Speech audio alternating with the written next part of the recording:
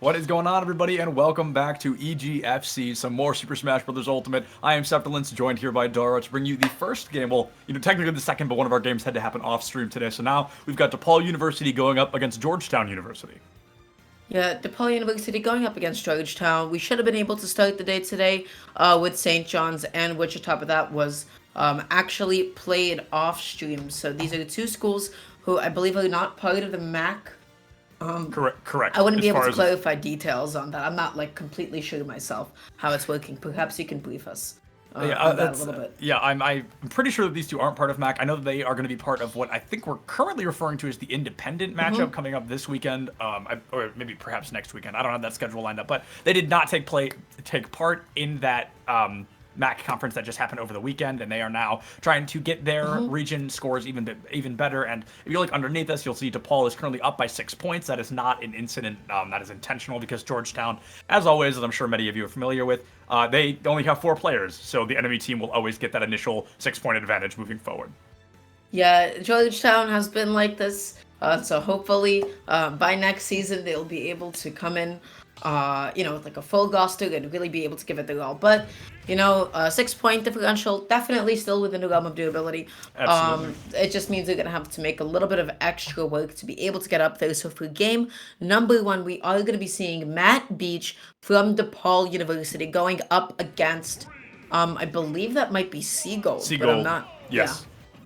Yeah, so Matt Beach and Seagold, that Bowser versus Mega Man matchup, and initially we're going to see Seagold take a very early 30%, and yeah, I think Matt Beach is going to get great utilization of these platforms as long as Seagold isn't just looking for those side Bs off platform. Wow, and yeah, Fire Breath going to be really punishing that neutral, get up at that sweet spot that can do up to 40% as well. So beautiful stuff from Seagold. Going to be finding their way back onto the stage. Parries that first hit in the back here, but you always got to be so sure with multi-hits, that you're holding down shield for the entirety of it, or you're trying to parry each one. And if you are, good luck, because that's, quite the challenge. Absolutely, and I think Matt Beach here should, realistically, really maybe be utilizing those projectiles just a little bit more, because Mega Man does utilize a lot of damage up close and personal, but he's got, an insane amount of projectiles on standby, and I think he could really farm up a lot of free damage onto Seagold, rather than relying on these rather cheeky forward airs. For sure, but what can make the matchup really difficult sometimes for Mega Man is that low percent actually, all uses of pellets don't really become that viable of an option. Right. Only because Bowser is able to go past it with Tough Guy, right? But right there, Matt Beach is just making so much use out of Metal Blade especially, and trying to catch a lot of Seagold's landings. When Seagold is in the air against Matt Beach, they just put on so much damage each time. Yeah, absolutely. And Seagold relying a lot on that down air coming forward, trying to kind of slam down into the stage and catch Matt Beach maybe a little bit off guard, but Matt Beach has already kind of adapted toward that and isn't really letting that work out. You see the lemon come out in the air, kind of to cover that recovery option. He's still got that Metal Blade as well, but chooses not to use it. Here comes another forward air, so just trying to utilize those a little bit more Wow, that consistently. little poke with the neutral air was so funny. Just one of those. Didn't even feel the need to throw out anymore. Going to be committing to the grab, goes for the F throw, not to stale the back throw, just in case Matt Beach does end up opting for it a little bit later down the road. So right now, Matt Beach going to be using side B as means of covering himself from getting back onto the stage. Up B not going to take that stock quite yet. Seagold just dashing back and forth, looking to catch a high recovery. Yeah, looking to find a high recovery here. And Matt Beach already up to 150 on that first stock, but Seagold 180 on the second. So Matt Beach now with a 2-stock advantage, but I think that will disappear pretty soon here, as Bowser could pretty much flick him in the stomach and he'd probably go flying into the blast zone. So I think Seagold may be able to pick up this first stock. Yeah, really, so as long as Seagold is able to find their way in, just about the next button should be able to take it. But right now, Matt Beach is just holding down the center stage so well. That is no double jump off stage for Seagold. Oh, no way! What a 3-stock. What a phenomenal turnaround there from Matt Beach. And like you said, that was it. Able to get him off stage just using that down air and sends him into oblivion. Just unfortunately, like you said, double jump eaten as well. And Matt Beach took absolute full advantage of that. Yeah, when your double jump is no longer available to you as an option, and you are a character like Bowser, somebody who has essentially no recovery mix, somebody who has to really commit to one direction when they do initiate it, it's so exploitable. And Matt Beach was able to snuff it out and just push their advantage as far as it went. Recognizing, hey, this is the time for me to just put on my momentum, just to go all the way with it, and was able to find that stock. Absolutely, and Matt Beach kind of loves to utilize that down air and that forward air off stage, and up against an opponent like Bowser, pretty easy to do. Bowser not only is a big guy, but also his recovery relatively predictable, can't really do things like to change it up, kind of the approach strategy, so Matt Beach really got to take full advantage of that opportunity and was able to read Seagold off stage quite a couple of times. Yeah, the biggest thing is like Seagold has to be so careful about baiting their double jump in any position where they're not the ones in a clear advantage, or maybe the percent is still a little bit safe enough to the point they don't really have to worry about getting edge guarded. But yeah, at that point you have only one way to recover, and that's just going up. Matt Beach was positioning themselves so well that game in order to be able to take it. So going into the next game from Seagold, just holding on to the jump a little bit more. And just being able to find more consistent ways to get in on Matt Beach. Yeah. A lot easier said than done, but that's what you got to do. Absolutely. You definitely want to be keeping an eye out for that. And yeah, like you said, easier said than done, but something you want to try and do there. And something that we should note that we didn't really get the chance at the beginning is DePaul is currently the #1 seed, I believe, for Smash. And then Georgetown is the second to last seed. So there is quite the differential here between these two teams, and that's going to be very unfortunate for Georgetown because not only is the seed differential as big as it is, but also they have 4 players, so they start with an immediate 6-point disadvantage. And now, I mean, Matt Beach has already made that 9 points. If he can find another 3 stock, this could be an insane. I mean, what would that be? 14 points online for for DePaul after 1 round. Yeah, and if anybody can do it, it's really going to be Matt Beach to put on those points for DePaul. Matt Beach has just been consistently doing so well every single time that we've had the pleasure to be able to talk about them. So for game number 2, we're going to be seeing them opt for Kalos. And this is a stage, like, again, once Mega Man can start juggling you, he can just keep you juggled for such a long amount of time. I just can't see Seagold finding safe ways to land. Yeah, Seagold's really going to have to get kind of a mid-stage presence and keep it. He needs to stop getting launched up by Matt Beach, like you said. But I'm curious if maybe Seagold chose this one because of the platforms off the side of stage. It's going to be a little bit harder for Mega Man to play that aggressive forward air, down air kind of gameplay we've seen already. And Seagold already able to make this one a bit closer, 71-71 for just a moment. Able to absorb the lemon with the shield as well. So things are being tossed back and forth a little bit more consistently. But Seagold keeps going for these aerial options. And you've said it already. That just really is not the call here. For sure. Gonna be picking up Metal Blade right now. That is so much pressure, especially out of the corner, because Mega Man can get so many follow-ups. Metal Blade into back here is maybe one of the most menacing confirms that he does have for himself. But right now, Seagold is doing an excellent job of just controlling center stage. Matt Beach, though, ends up fighting his way back on. Now gonna be sitting in center, gonna be trying to catch Seagold dashing in, but a beautiful back here to clean up that stock. A great back air there, and I was going to say that very same thing, is Matt Beach got to a much higher percent a lot faster this time, so the 3 stock was pretty much not possible. We're going to see that Metal Blade into the forward air. That Metal Blade's probably going to do it. I don't think, or the down air will, so Seagold going to be taken out there by another phenomenal down air coming out from Matt Beach. Things tied up, 2 stocks each, 0%. Matt Beach was just waiting for Seagold to, commit to a position, right? Going to be going at mid. Matt Beach was ready to back air, going to be going low, is going to be ready to down air, and that time finds a double down air. Matt Beach is going off right now, made short work out of that stock so quickly. Made very short work of that stock indeed. Matt Beach, for a brief moment, was kind of in that stock differential, in that percent differential, but now has taken an aggressive lead all over again, trying not to lose the second stock, because if they get down to that final stock, that's when Mega Man might have to be a little bit more worried, but Matt Beach just trying to farm as much damage as he can, and maybe trying to find Seagold's last stock. Who goes for the back throw for a little bit of stage controlling right now. Once again, just going to be dealing so much damage from Fire Breath. Matt Beach tries to... Oh my gosh. That's going to be it. Wow, yeah, that is... Talk about unfortunate. Seagold there just not able to make it back onto stage, and Matt Beach with some phenomenal late game per the usual. I don't think that's going to surprise anybody that Matt Beach, a player on that top-seeded team that we have right now, is going to be coming out as strong as they have here today, only losing a single stock across 2 games. There it is again. Yep. Yeah. Adios. Just look at that. When you're on a stage like Kalos, right, and you have flat edges, the reason why that kind of a down air is so menacing is because you don't actually have too many places to go to be able to avoid that. On a stage like Battlefield, on a stage like Smashville, you can still dip into the stage and sort of hug the sides, be able to go at a diagonal trajectory, and still be able to move past the down air as a result. But on this kind of a stage, you really are forced in some positions to be sliding up the wall. And once you are sliding up the wall like that, Matt Beach just kept their eyes on him. and was able to just track and get down it so easily as a result because, Seagull just didn't have too many places to keep themselves safe. Yeah, this is going to be rough for Georgetown, right? Because they already start off with that 6-point differential, that 6-point disadvantage, and now Matt Beach, hardly dropping a point. They're only losing a single stock between those two games, so that's going to be almost a perfect game coming out there. So it's going to be a phenomenal turnaround already for DePaul, and the deficit for Georgetown could hardly be bigger. Yeah, that's going to be 7 points in total from Matt Beach just for that one game, right? Just for winning that set, that's going to be 7 points plus, another 3 in the beginning. Right. Wait, my math is a little bit off. Goodness, 7 points in total that entire game. Matt Beach did an excellent job. They were able to find the edge guards. Their advantage state was so solid. They just really played to not only their own strengths, but a lot to Bowser's weaknesses, right? Yeah, absolutely. Grabbing him of a double jump, and then he's off stage. He's dead. He's gone.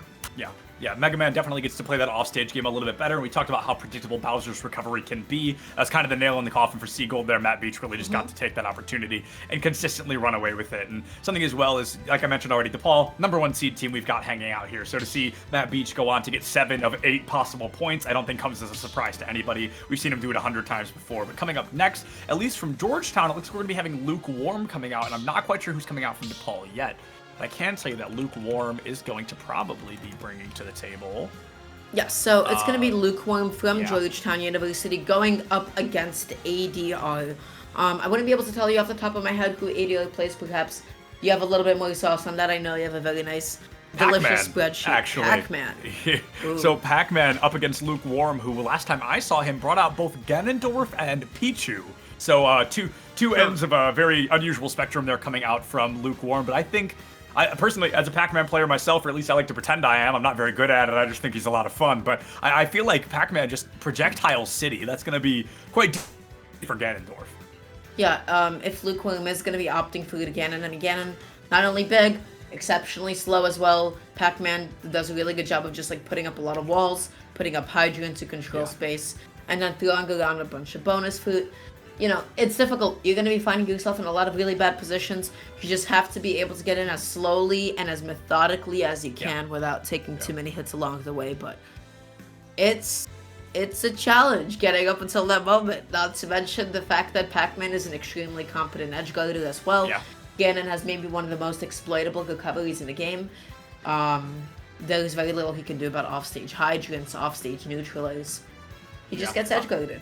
Yeah, other than King K. Rool, I feel like a lot of the heavies in this game kind of fall victim to that very predictable recovery. We see it in Bowser, we see it in Ganondorf, a little bit in Ridley as well. And then King K. Rool's is predictable, but it's a little more efficient because it's, it sends you way high up in the sky there. So it's it has a pretty generous hitbox above it that can definitely stop a lot of people from going for soft commitments. If you're trying to edge guard characters like those, you really have to go off stage all the way with it.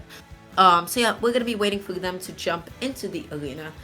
Once again, Georgetown gonna be missing a player, so gonna be giving DePaul 6 points by default. Hence why we're only gonna be seeing 4 matches between these two schools today. Yeah, and then Dara and I will be bringing you one more matchup immediately after this one. I believe it is. I can't remember the schools off the top of my head, but I know I have it. Canisius and Fairfield. Yes, Canisius and Fairfield. Thank you, Dara. So that is who you guys will be seeing coming up in a little bit. And something kind of unfortunate about Georgetown and kind of their seed placement, because we talked about that a lot, is they may have had to forfeit a lot due to only having 4 players kind of before coming in. So there are several games they could have won, but unfortunately weren't able to show up to. So that seed placement may not dictate kind of how effective and strong the team really can be.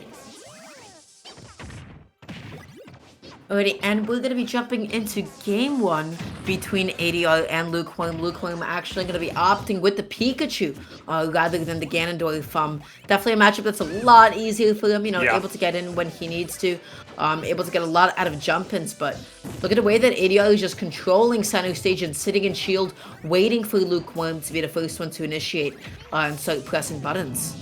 Yeah, a lot of patience coming through here from both these players. You have to wonder kind of, is that a respect for the matchup, or is that a respect for the opponent? Because right now they're playing very slow on both sides, and the Fire Hydrant going to be taken out by both there. It's not going to be flying into anybody's face, so that's not going to happen in favor of anybody quite yet. But ADR currently only sitting at 12%, and personally, just ADR, if you're listening, bring out the oven mitts next time. I want to see them. But anyway, Lukewarm going to be rocking that Pikachu, kind of getting caught and not able to get that mid-stage value. Yeah, right now what's really difficult for Luke William is that they're kind of like jumping in a lot of really predictable ways. They're always like full hopping in and then immediately pressing an aggressive option. ADR has just been consistently dashing back and whiff punishing multiple times. So Luke William just has to be careful about a lot of these whiff buttons. And especially mixing up rhythm. You know, mixing up rhythm, mixing up tempo is so important. If your opponent knows when you're going to throw out an attack, they can shield it every single time. Yeah, absolutely. And something of note is Pac-Man kind of struggles with a little bit that Soy and I were talking about over the weekend that Sonic has, where they don't really have consistent kill confirms other than maybe that forward smash. Pac-Man has that back air, and then he can also, you know, maybe get a hydrant kill here and there. But we might see, maybe not in this matchup, but we often see players of Pac-Man kind of struggle with that unless they're able to set up those insane combos. So if Lukewarm was kind of able to get in ADR's face and not give him room to breathe, he might be able to turn things around a little bit. Yep, and that's exactly what Luke William is trying to do, but the thing is they can't keep jumping in aggressively like this, so every single time that they jump, every single time that they short hop, you always see an aerial come out. ADR has adapted to it beautifully, has been shielding, has been waiting and dashing back and punishing every step of the way. Luke William is going to have to start making themselves more ambiguous, baiting it with some empty hops, because you keep pressing like this, you'll get punished. Absolutely, and he goes for that down air there, just trying to maybe poke through shield or get a little bit of value, but here comes that strawberry again. Great grab coming out from ADR. They're able to set it up with the help of that strawberry. Goes for a quick forward tilt, not able to find anything there. 104 to 83, but keep in mind, folks, ADR has an entire stock advantage right now. ADR has a stock advantage. ADR has a very solid read on the way that Luke William is going to be moving and throwing out attacks right now. Tries to go for the up thrown. I already forget which fruit that is. That's a really nice, clever little confirm, but unfortunately, ADR was not able to actually position themselves to be able to get it. Right now, going to be looking for the grab. Not able to find it. This is Luke Williams' edge guard. Yeah, this is going to be a Lukewarm edge guard here, but a great recovery from ADR, able to take Lukewarm offline. And if I'm not mistaken, Pac-Man has one of, if not the slowest grab in the game, so to see ADR kind of rely on it so consistently is kind of surprising here, because it takes quite a while to get off. It's an interesting grab. It's a little bit different in terms of like how you would normally use it, but it definitely has its uses. Right. So like especially if you can position yourself safely behind a hydrant, oh my gosh, you can make that grab so difficult to punish at times. But right now Luke William is just getting every bit of the movement read, all of the ledge options. That F smash is so active. Yeah, absolutely. That forward smash is going to be super active here indeed. And if you guys keep an eye on, I did mention just a moment ago, talked about how Pac-Man's going to be relying on that forward air. Keep an eye on how many times ADR goes for it when they're in the air, because it really, or excuse me, back air. That's not air. I'm going to say the back air, because that's really kind of Pac-Man's main kill confirm. We just saw that little bit of a change in play from Luke William. We saw them start to mix it up, but they're going to be jumping right into the F smash. ADR with another 3-stock for DePaul University. I have to say, towards the end, Luke William was definitely starting to get the right idea. We saw them start going for a lot more empty hops, and they were able to jump in and get a grab as a result, because they didn't keep on jumping and swinging. But that time, they did end up doing that once again. ADR just waited and was able to get the whiff punish as a result. Luke William is going to have to be a lot more meticulous and careful about some of these buttons that they end up pressing. Yeah, Lukewarm, you mentioned this already, but Lukewarm started to adapt just a little bit too late kind of in the matchup. We saw the adaptation coming out toward the end. A little bit more damage was able to be put out onto ADR, but unfortunately they were already so deep in that hole of a 2-stock disadvantage and, you know, already vibing around 150% that not much was able to be done. Yeah, when you're at such a huge deficit, the only thing that you can do is play, or at least try to get one stock off to be able to give your team a couple of points. So going into the next game... Yeah, no, Pac-Man's neutral air. That move is fast. It is active. Yeah, I can't believe it killed. It's really similar to Sonic's neutral air in a lot of its functionality. At 144% on Pikachu, it's more than enough to be able to kill. But also that DI, wild. Yeah, that DI might have been a little bit tighter as well. But you know what? Really good stuff to ADR. The biggest thing is Luke William has to make their approaches ambiguous. They have to understand exactly what they're conditioning from ADR.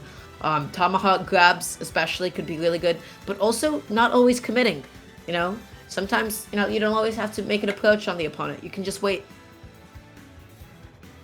Yeah, waiting is definitely not a bad thing, right? You've got 7 minutes on the clock, and that's you know, those 7 minutes are there to be used. So maybe not pushing in a little bit over aggressive, maybe pushing in only when you know you can get these confirms or these damage.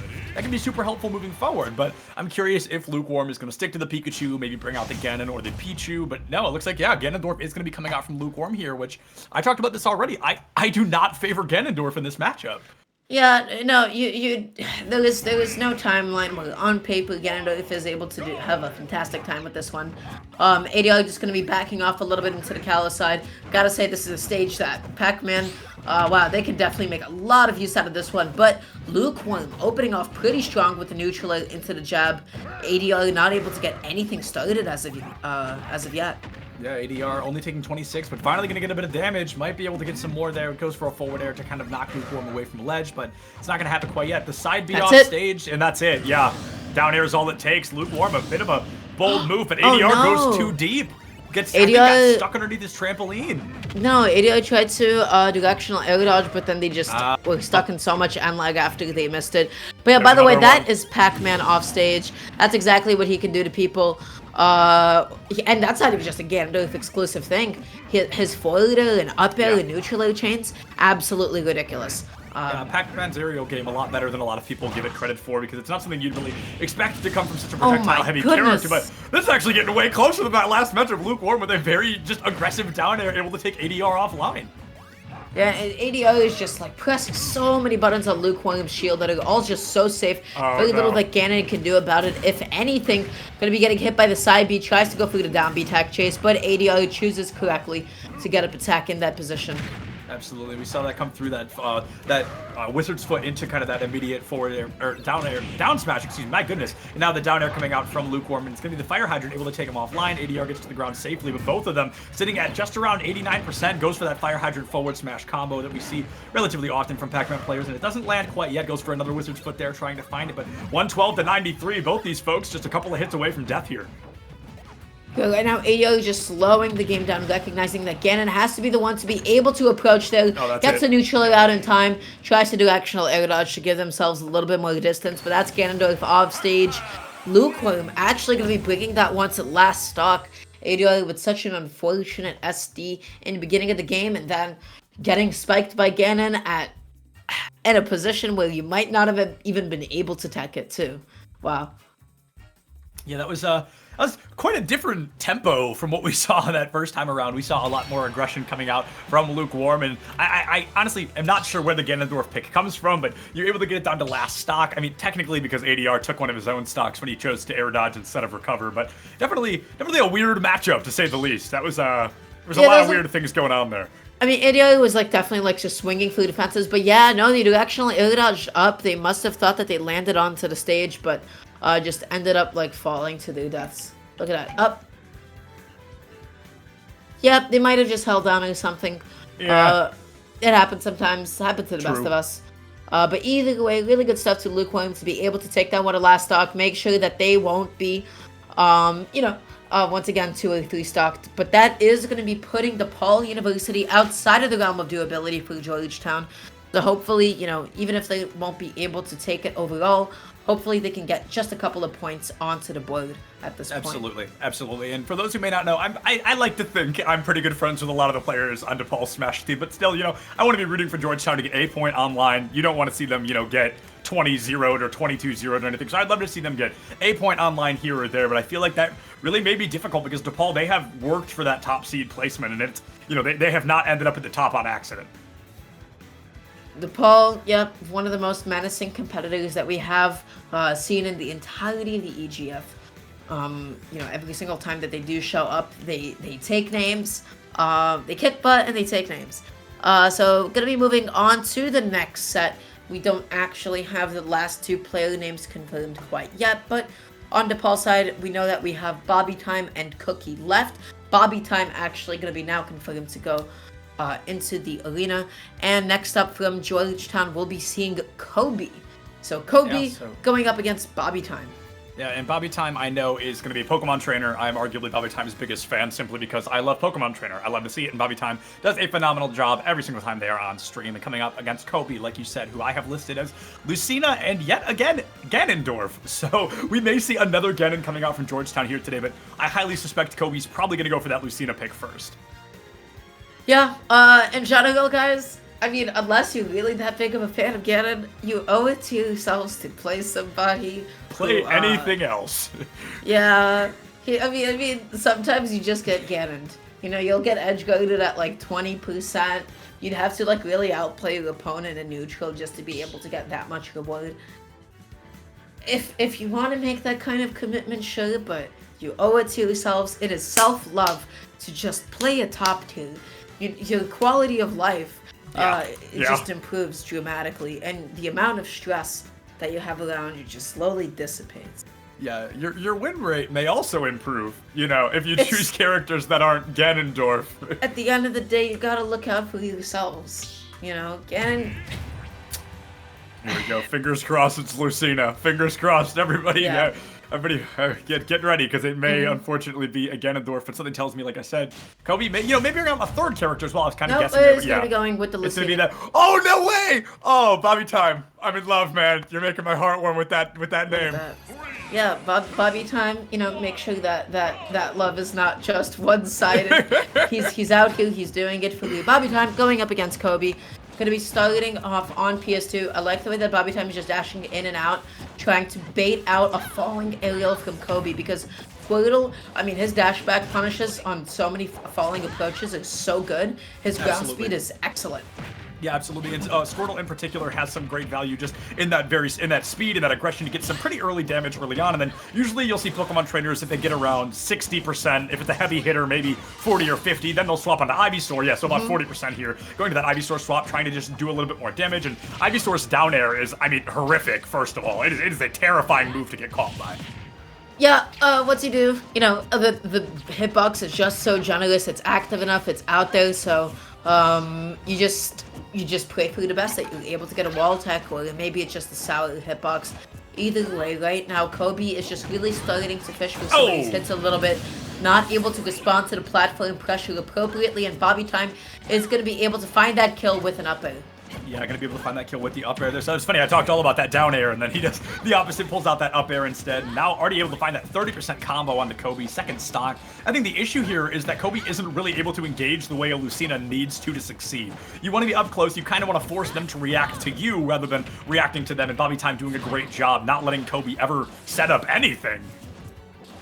Bobby playing back, always forcing Kobe to be the one approaching, but even then, Kobe keeps on initiating things from a full hop in, and Bobby Time has just been consistently waiting for the falling forward, and then just grabbing Kobe every single step of the way. But still gonna be holding on to the double jump. So important that you always do that. You hold on to that double jump, you'll be able to always get back onto the stage.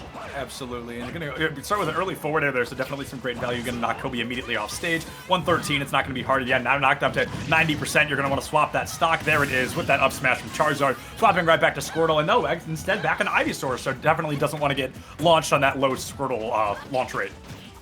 Yeah, that could definitely help a little bit. You know, having a little bit of extra weight means your survivability is going to be all that much better. Gets a down throw into this 2 up airs consecutively, putting on so much damage onto Kobe. Excellent back air there, just sort of stopping that laser leaf halfway. And this is looking like Bobby Time's stock right now. Oh, that was unfortunate. That hurts, but Bobby Time with another 3 stock here for Depulso. You mentioned this already, but out of the realm of possibility here by quite a long shot. Now they are, what is that, 22 points online, so Bobby Time, a phenomenal performance as always. Got to do it one more time here. Yeah, the biggest thing about that is just like always making sure you're in the right position to be able to up be on a stage like PS2. Fading back a little bit. Yeah, has like a nice big lip under it. So many characters can just fall victim to it. Pineapple there at any given moment. So really, really important. At some angles, you might want to be going for reverse up B. Trying to, just change up your trajectory a little bit, because Lucina's doesn't go directly up. It goes diagonal in. So fading back a little bit is important. And also maybe sometimes reverse up being. So Kobe has to be a little bit more careful next time they try to get back onto the stage. Yeah, no doubt on that. Like you said, you got to be a little bit more careful. And I think we saw, I believe that was a side B from the Ivysaur coming out from Bobby Time, which kind of forced Lucina into that, not parry, but into that block thing. And then I think that's what prevented her to grab ledge. So she just kind of fell past. Kobe was holding left to grab ledge, and then didn't grab and just kept gliding left, got stuck underneath the stage. So that was an unfortunate. Okay, so yeah, goes for the forward air there, and then doesn't grab ledge because of it, because they hit that side B and just got stuck underneath the stage. Like you said, got pineappled there. So definitely unfortunate. Going into the next game, the biggest thing is like Kobe, you have to be able to play a lot more grounded. You know, if you keep jumping in like that, Bobby Time was waiting every step of the way, just sitting there with Squirtle patiently, found the grab, was able to deal low % damage, and then get stage control as a result consistently, time and time again. So, I'll be interested. They're going to be opting to go for Lilat. Interesting choice. Yeah, Lilat, definitely an interesting choice here. I'm not going to disagree with that. And fun fact for anybody curious, during the entirety of the MAC over the last weekend, we did not see Lilat a single time. So that was quite interesting. But now we're going to see Lilat here. Bobby Time already able to find 33%. And I honestly think this is Kobe's choice to go Lilat, because I think Kobe is the only time I see Lilat. I don't think I've seen anybody else pick it, but this Lucina seems to always end up on Lilat one way or another. Listen, one of the most controversial stage choices. It's been like this for years. This is definitely not a new issue at all, but Kobe probably just feels some amount of comfort on it. Was trying to maybe, not really sure what they were looking for with that neutral B there. It seems like they didn't have the right read on Bobby Time's positioning in that moment. Right now, Bobby Time once again just dashing back and forth, finds the whiffed aerial once again and gets the punish. Oh, that's all Bobby Time's been doing, dashing back, waiting, and getting a hit. Yeah, playing that patient game, and already, I mean, an entire stock in the lead. Had only taken 33% when I started talking, but now up to 62%, swapping out of that Charizard, going to air dodge and find a lot of damage already onto Kobe. Charizard, a heavy hitter with the best of them, 54% already. I think that's the stock. Oh, yeah. That very edge unfortunate. Was phenomenal. That was brutal.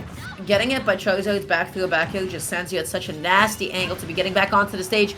Bobby Time waited, but unfortunately did not. They had the right idea, but they just slightly dropped the timing of the punish. Went in a little bit too early. Right now, Bobby Time with that's Lucina with no double jump, but still finds the way back onto the stage. Yeah, Bobby Time looking for the double 3 stock here, able to put 8 points in total online, the most a player is able to net. And that would be huge if they were able to find it. I think ADR may have also found the double 3 stock, but Bobby Time is actually not going to. Maybe going to find that JV3 perhaps. Looks like, oh, not quite out of that top blast zone, but just waiting for the opportunity. Come on, Bobby Time. Give me that JV3. Do it for Septilence. I would love to see it happen here, but misses that forward smash instead. So Kobe does get an opportunity to punish here. Yeah, Kobe has not been able to find many punishes on Bobby Time, just like whiffing, hitting Kobe's shield for these smash attacks. You're probably going for a lot of really fast options. Bobby Time has been making so much use out of spot dodge, especially. Kobe needs to adjust their timing ASAP. Absolutely. Kobe definitely wants to make something happen. And I mean, as many stocks as you can take, right? You want to take as many points as possible there. You want to try to take every stock. And we've seen a couple of times where there's like 2 or 3 seconds where they don't hit each other. But now Kobe with the shield break, that could be a bit of a disaster. But Charizard very heavy. He's going to be able to survive that at a very low %. Yeah, but that whiffed up smash, not even going to be hitting shield, which means Kobe is just going to be stuck in all that end lag. Gives Bobby Time the window to drop down there and hit him with a back air. With those kinds of smash attacks especially, you have to be sure that you're hitting your opponent's shield so that they're stuck in a little bit of shield stun as well. Otherwise, Bobby Time just was able to see it, saw it happen, and get down there quickly enough. Yeah, that was just tough. Got to be careful about whiffing those kinds of buttons. Absolutely. Bobby Time that game, they played second beat. All they did was they waited, right? So they're dashing back, they're waiting for Kobe to commit. As soon as Kobe committed, Bobby Time got a punish. Yeah, absolutely. And that was definitely not great for Kobe there at the end. They're able to bring it around. They find that stock, they find that shield break, and unfortunately they just can't find the follow-up afterward necessary. But DePaul, definitely a phenomenal job so far. You can see that by the score. And coming up next, at least from Georgetown, is going to be Georgie, who I believe plays Kirby, if I'm not mistaken. And then it looks like it may be Skull Kid, who plays Ness. So going to be a Ness versus Kirby matchup here, if I've got my facts straight. Yeah, if that is what we are going to be seeing, well, that is quite the difficult time for Kirby. Ness has a lot of disjoints that make it really difficult for Kirby to initiate with. Also, Kirby is exceptionally slow. Like, he does not get from A to B fast at all. And wow, does he get edge guarded really, really easily by a lot of the cast as well. So, Ness is going to prove to be really challenging for Georgie. It'll be curious to see how they'll have to get like a little bit creative with a lot of their approach options. But once Kirby is able to get in on Ness, we have seen Kirby's time and time again. Down tilts, up tilts, drag down forwarders, and then, exceptional edge guarding as well. So as long as Georgie is able to set those up, that's where the win condition is, you know. Absolutely. And I'm going to take a look here. If I'm not mistaken, last time at least I saw Georgetown, I want to see if I can find. Yeah, so Georgie was only one of 2 players in their last matchup.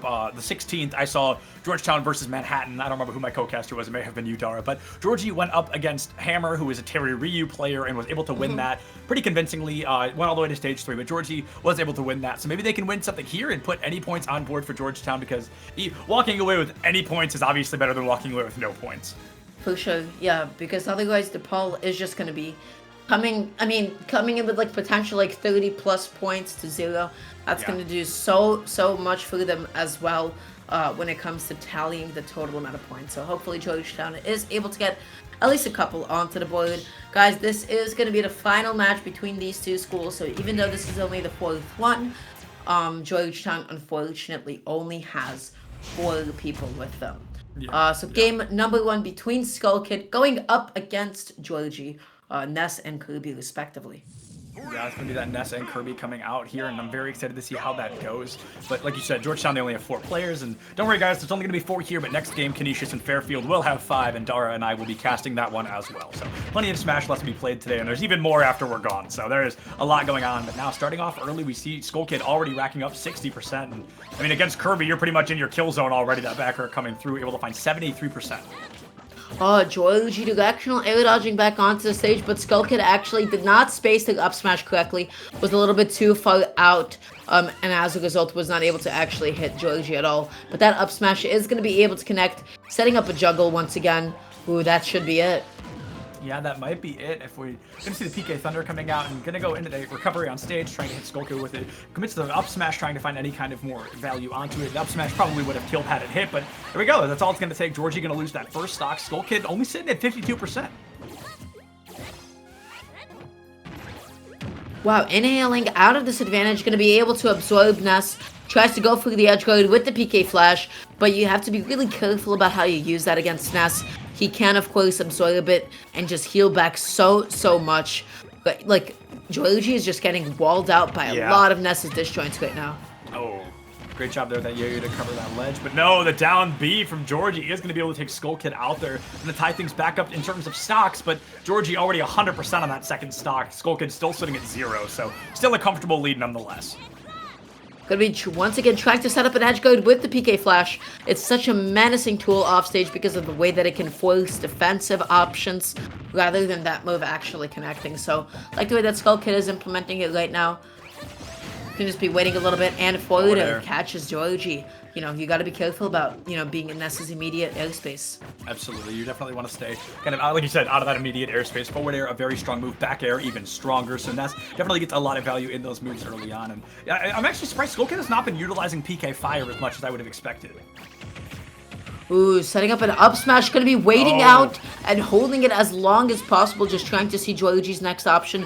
Georgie had to have pressed an up air, you know, if they want to be able to get out of it. And wow, no more jumps left.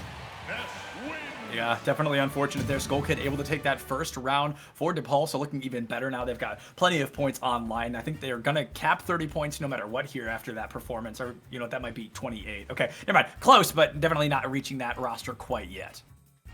Yeah, Georgie was only able to get in like about once that entire game, and they were able to close out that stock off of one good jump read from Skull Kid, but I have to say, it just seemed like they got walled out for most of that.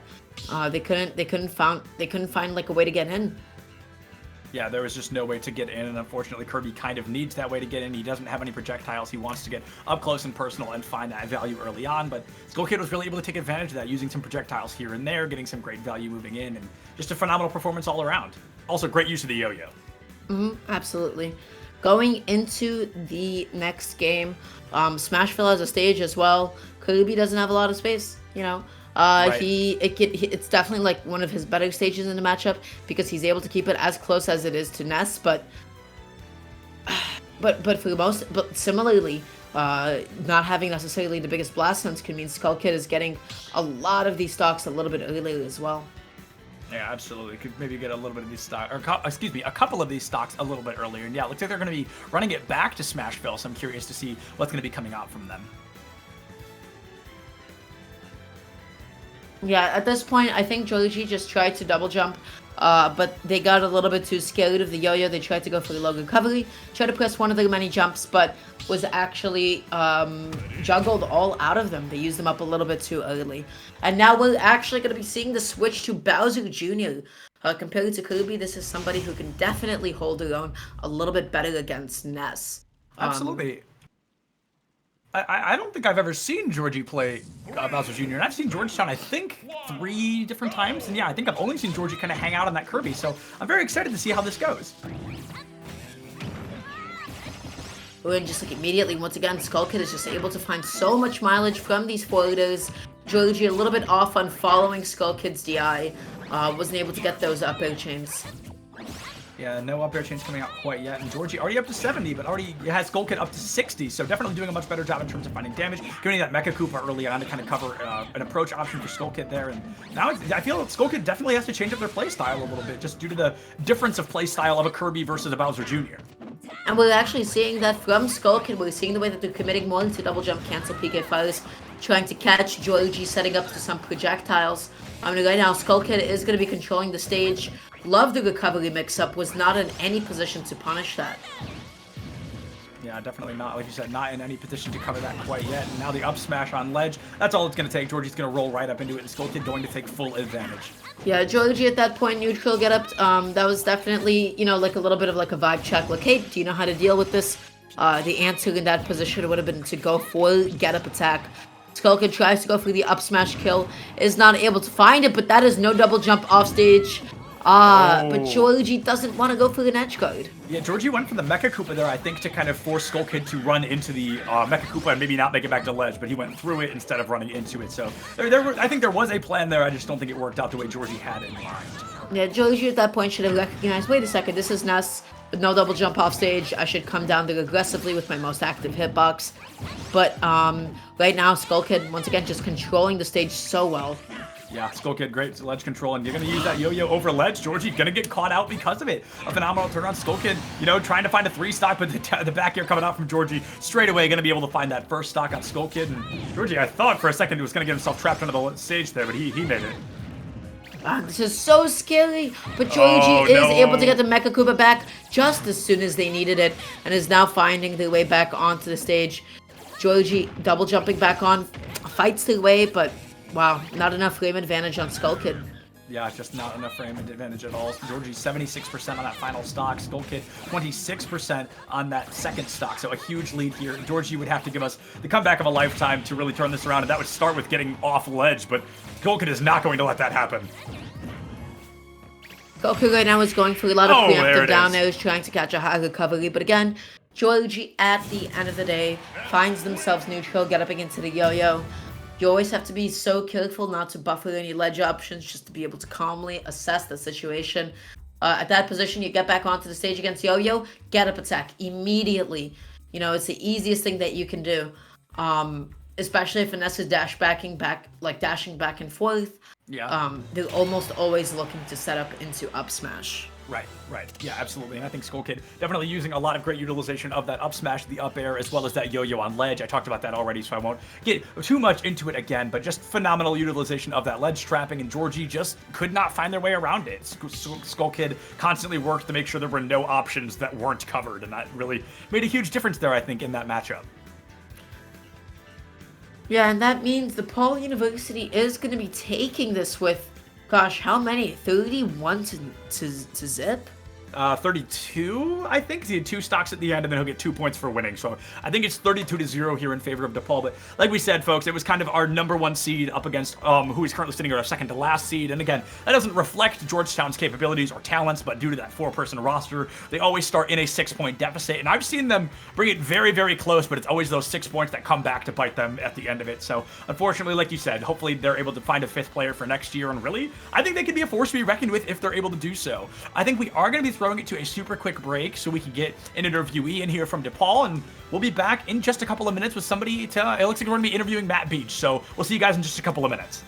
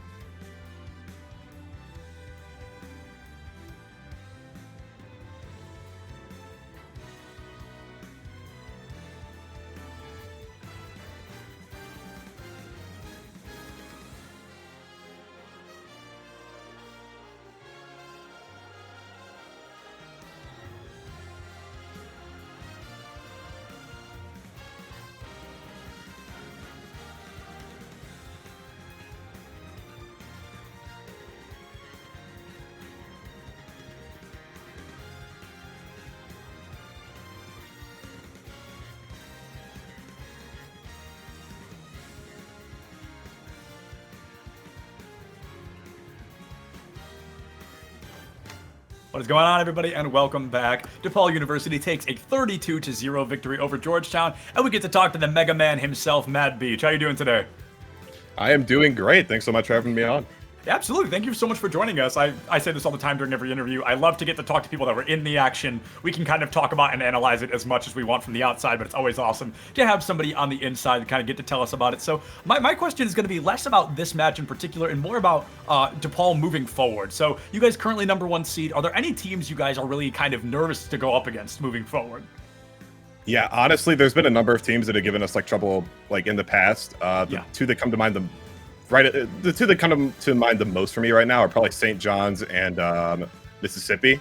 Yeah, Mississippi. I know that they weren't using like one or two of their best players the last time that they played us in a match, so we got a little bit luckier with there. And against St. John's, we've actually lost them before during the Vincentian Cup tournament. Yes. In one of the matches during that tournament, we dropped to St. John's. They have a lot of really, really strong players. So I think those are the two that are on their mind the most right now. There's obviously plenty of like really, really strong teams in EGF. So absolutely, you never sleep on anybody, but those are the two that I think are keeping us on our toes the most. Yeah, no doubt. So correct me if I'm wrong, but you guys have one loss this season so far? Yes, that's true. We have another loss against University of Colorado. And that is definitely another team that we're super keeping our eyes on. Yeah, absolutely. We know that they're obviously capable of doing a lot, and they've beaten us before. So, yeah, that's definitely a matchup to prepare for as well. Yeah, no doubt. And then Dara, if you have any questions. Yeah, I was going to ask, is there anything that you guys do to prepare for your matches beforehand? Like, do you guys normally practice with one another, or is there something else going on? Yeah, there's a couple of things. So the first thing is that, like, you know, at the end of the day, like, we just try to keep each other motivated in the game. Yeah. Because, you know, if it's just like all of us like against like, you know, the world and like different like Wi-Fi tournaments across the country, it can feel like a little bit just like, all right, well, I'm just playing for myself. I'm just getting tilted by like lag. What's the point? But like if we're all playing for a team and we're all like, you know, rooting for each other whenever we're entering in brackets or playing in like these team tournaments, it kind of keeps like the hype feel like it's shared. It's like when you do get like start to do really well in a tournament match or in a match for EGF, now not only do you have like yourself to celebrate with, but you have the rest of the team to celebrate with as well. So that's one of the big things. The other thing is that we just practice with each other a lot. Like we have a Discord server for just like the entire DePaul Smash Brothers community, and we just have a friendlies channel there. There's always people popping off in there, like either people on our main team, people on our junior varsity team, or just people that are a part of the community and just like to participate with us and you know, get some practice in. So you know, it's all about just like sharing that, you know, exciting mentality with one another, getting that practice in regularly, just to make sure that we're as prepared as possible for any matchups that we end up fighting. Yeah, so to kind of immediately piggyback off that question, kind of into this next one, is there anybody you want to give a shout out to? Is there anything you want to plug right now, either for your school, like you said, you've got that local, you know, DePaul channel? Is there anything you want to get, you know, bring recognition to while you've got the time? Yeah, just really quickly, a big shout out to our coach, to our coach Wumbo. He does a lot for us in terms of you know, like kind of bringing us together, making sure that like we're all kind of kicking off that whole thing of like making sure that we're all like excited for each other's matches, making sure that we're like hyping each other up properly. He kind of like is the glue that brings us all together in a lot of these situations. Absolutely. And you know, he's still a coach, so he actually gives us a lot of really good advice from time to time as well. Yeah, absolutely. That's awesome. You know, we never really get to hear about the coaches or really talk to them. We kind of get to hang out and talk to the players a bit more. So it's awesome to hear that, you know, you give him the recognition that he deserves. And Wumbo, I mean, whatever you're doing, it's working, right? You've got the #1 seed team right now, so a great job. But Matt Beach, we've got to get back on schedule. We got to go to this next game. But thank you so much for joining us, my friend. Yeah. It is a Yeah, absolutely. Thanks again for having me on. It's a pleasure to watch you both commentate. So awesome. Thank you, man. Awesome. Have a great night and tell your team. Congratulations, guys. Great win tonight. Thank you so much. Looking forward to watching the rest of the league play out. Awesome. We'll see you soon, my friend. All right. Bye. Bye-bye. And with that, folks, we are going to be throwing it, I think, to another very small break. But we've got coming up next is going to be Fairfield versus... Fairfield versus Canisius. Canisius and Fairfield are going to be coming up next in just a minute. Don't go far, guys. We'll see you in a minute.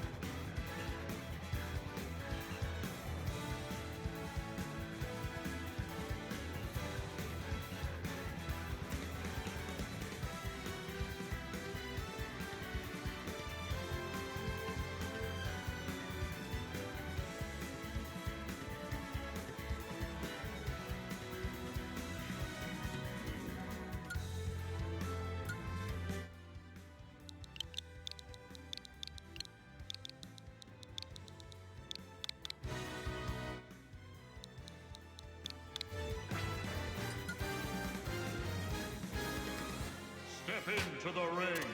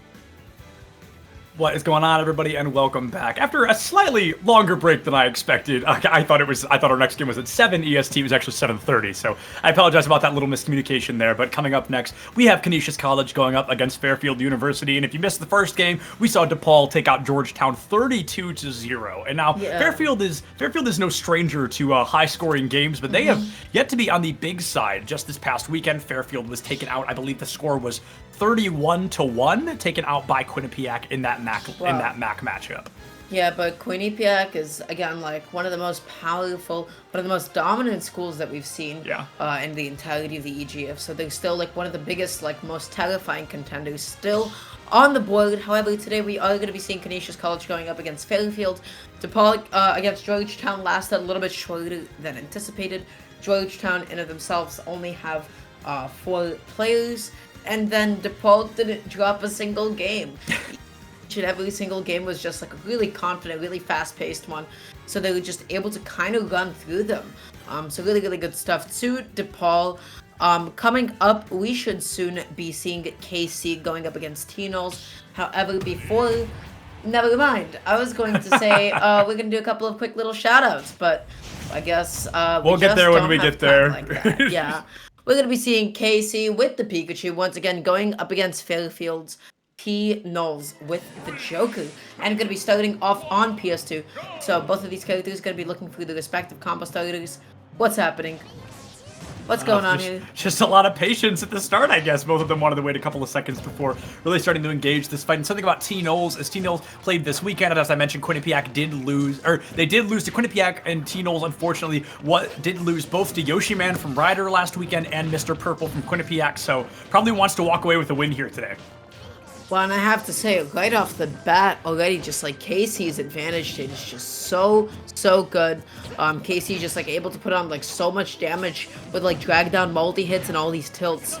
Right now, T-Nols is just struggling to find their way back onto the stage. Absolutely, T-Nols is definitely struggling here, and don't get confused by the names at the bottom, folks. We're going to get those swapped in just a sec. Casey is the Pikachu, and T-Nols is the Joker, so we'll get that fixed for you in just a moment here. But now, like you said, Casey with just a very dominant lead so far, able to get some great value moving forward, and now tries to go for that spike off the bottom of the stage, but unfortunately just not able to find it. Yeah, Casey started like throwing out a bunch of aerials out there. Didn't really like time them while he was like too cognizant of all of Joker's recovery timings.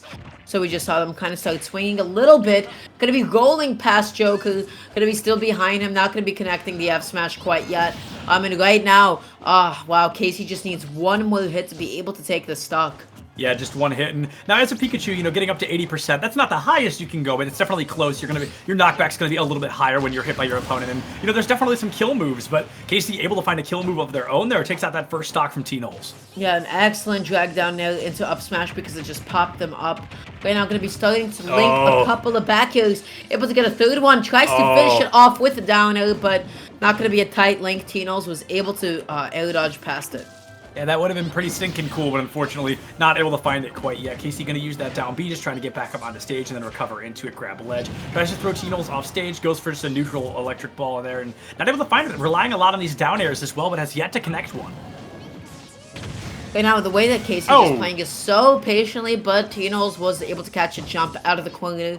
You have to be careful when you don't have stage like that against Arsene. Man, those buttons are big and they're fast and they'll kill you at 80% and above. So always got to be mindful of those. Going to be whipping the up tilt.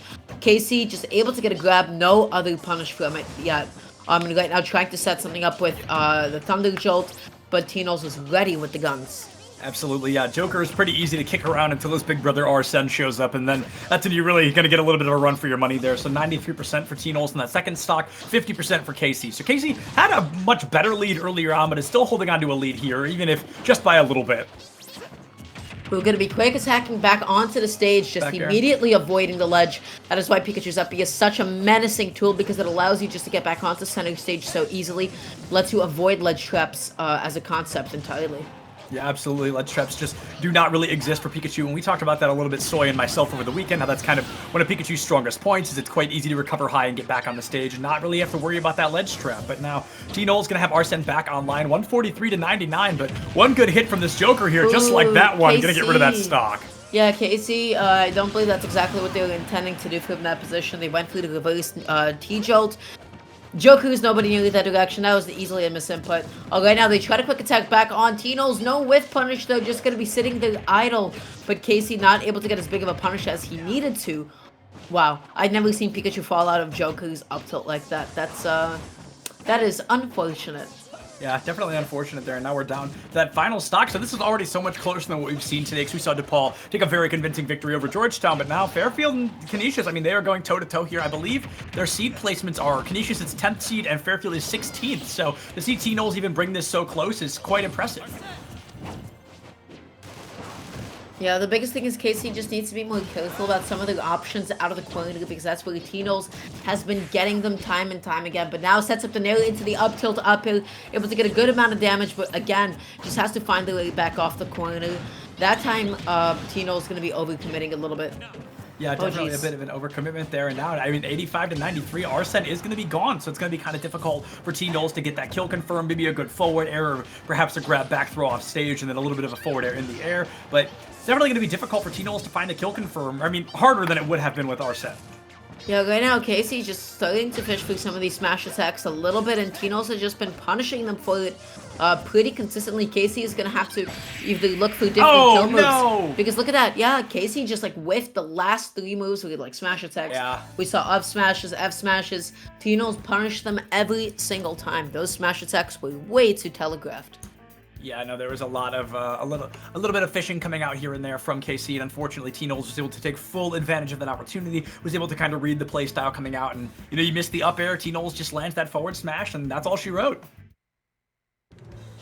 Yeah, going into the second game, the biggest thing is like KC, towards the end especially, they got to be a little bit more careful about the options that they're picking out of the corner. T-Knowles was able to get there and get a stock like that every single time. And then the second thing is whenever KC does want to kill, either they're gonna have to find more edge guards somehow, or just they have to stop fishing for it, because right there they're able to find the kill confirms with much less committal moves, like falling neutral air, and then they're able to get the pop up into the up smash. But then we saw KC, the way that they lost their last stock, they just kept going for raw smash attacks. Yeah, we saw a lot of smash attacks coming out. They're just trying to find any kind of value with that, and unfortunately, it just has not been able to work out quite yet in favor of KC. But T-Knowles, relying a little bit, able to farm some damage without Joker, which is obviously a harder thing to do, as Joker is, stronger with Arsene online. Everything he does is stronger. That was a great forward air there to take that second stock on KC, but definitely a lot closer than I initially expected. Yeah, T-Knowles was able to keep it really, really close, and Canisius is definitely one of the most, is one of the biggest contenders that we still have left in the EGF. So really good stuff to them. They're able to put on the damage when they needed it. I especially like the way that T-Knowles was treating a lot of defensive, options. They spot dodged in all the right places. They jumped in. Look at the way that they baited out this up smash, because they knew for the fact that KC wanted that up smash, so they landed just outside of it, went for the spot dodge as insurance, and was able to find that kill. So yep. KC got to be a little bit less, got to be a little bit more hesitant before they pull that trigger. Absolutely. And again, Pikachu here with that home field advantage, going to be going to Kalos, which is going to not really change things up a little bit. The platforms are pushed a little bit further out than they are on Pokemon Stadium 2, so perhaps KC gets actually less value in the air, and T-Knowles may be able to utilize that a little bit more and rely on those platforms. Who sets up into the up tilt, tries to go through the juggle, tries to maybe get a grounded spike with the down air, was not able to get it right then and there. Right now, T-Knowles with the percent lead, controlling the stage. Excellent call out on that quick attack trajectory as well. Yeah, absolutely. And KC already with that percent disadvantage, but able to turn it around, take a very small lead. But here comes Arsene from T-Knowles, going to be able to probably tie things up or take an advantage here, because I can't stress this enough. Joker hits so much harder when Arsene is online. And so far, actually not able to land any hit. A great back air coming out from KC, going to force T-Knowles off stage and going to miss that spike once again. Ooh, that time setting up the T-Jolt and uses that as coverage to be able to quick attack back onto the stage. Once again, T-Knowles controlling the ledge, tries to go through the 2-frame, but KC avoids that interaction altogether. Pikachu, I believe, actually armoring through the reflected hit. Yeah, that was quite the interaction there from KC, but able to survive. And now the forward smash might be able to do it. Not going to do it quite yet. T-Knowles up to 128%. Both these players just fishing for a kill. Excellent. It looks like KC attack with the dash attack there. Yeah, dash attack is one of Pikachu's most reliable ways of getting kills. So excellent choice there. Gonna be trying to set some stuff up with back air.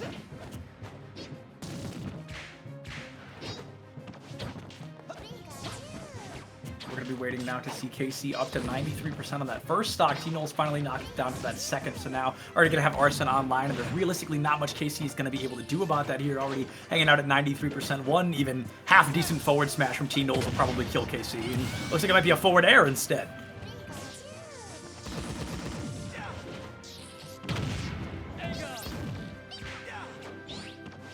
Looks like things are working out pretty aggressively here. So now we see moving forward that T-Knowles and KC are going to be going toe-to-toe. KC did end up losing that first stock, and T-Knowles here is trying to find even more capitalization off of that, currently hanging out around 85%. Arsene nowhere in sight, and T-Knowles definitely trying to find any kind of value that they can. Already almost 2 minutes, over 2 minutes off the clock, and KC, I feel playing a little bit too slow. Needs to be utilizing that neutral B a little bit more, relying a lot on that back air, which does some damage when you can chain them together, but there's definitely stronger moves Pikachu has. The forward air being a great example. There's a team coming out, and almost as if KC can hear me, we hear 3 neutral Bs in a row coming out, and all of a sudden trying to find this value, and you need to get rid of T-Knowles before another Arsene. Rely on that up smash, rely on that grab back throw near ledge, rely on just any kind of move, maybe even use a side B, right? Try to really catch them off guard. You don't see players use side B in that competitive Pikachu situation, and personally, I would love to see it. You guys know I love the weird, I love the unusual value coming out through, and it's going to be something that would be high value as well. KC is able to find that second stock on the T-Knowles and take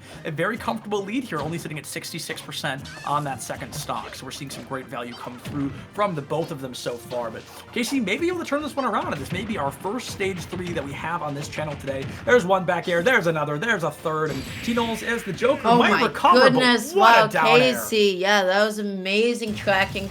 They waited for it, they waited for T-Knowles just to position themselves right there, and they were able to get that spike. Now, even with the tech, I don't even think that T-Knowles would have been able to make it back. They must have been so low to the blast zone.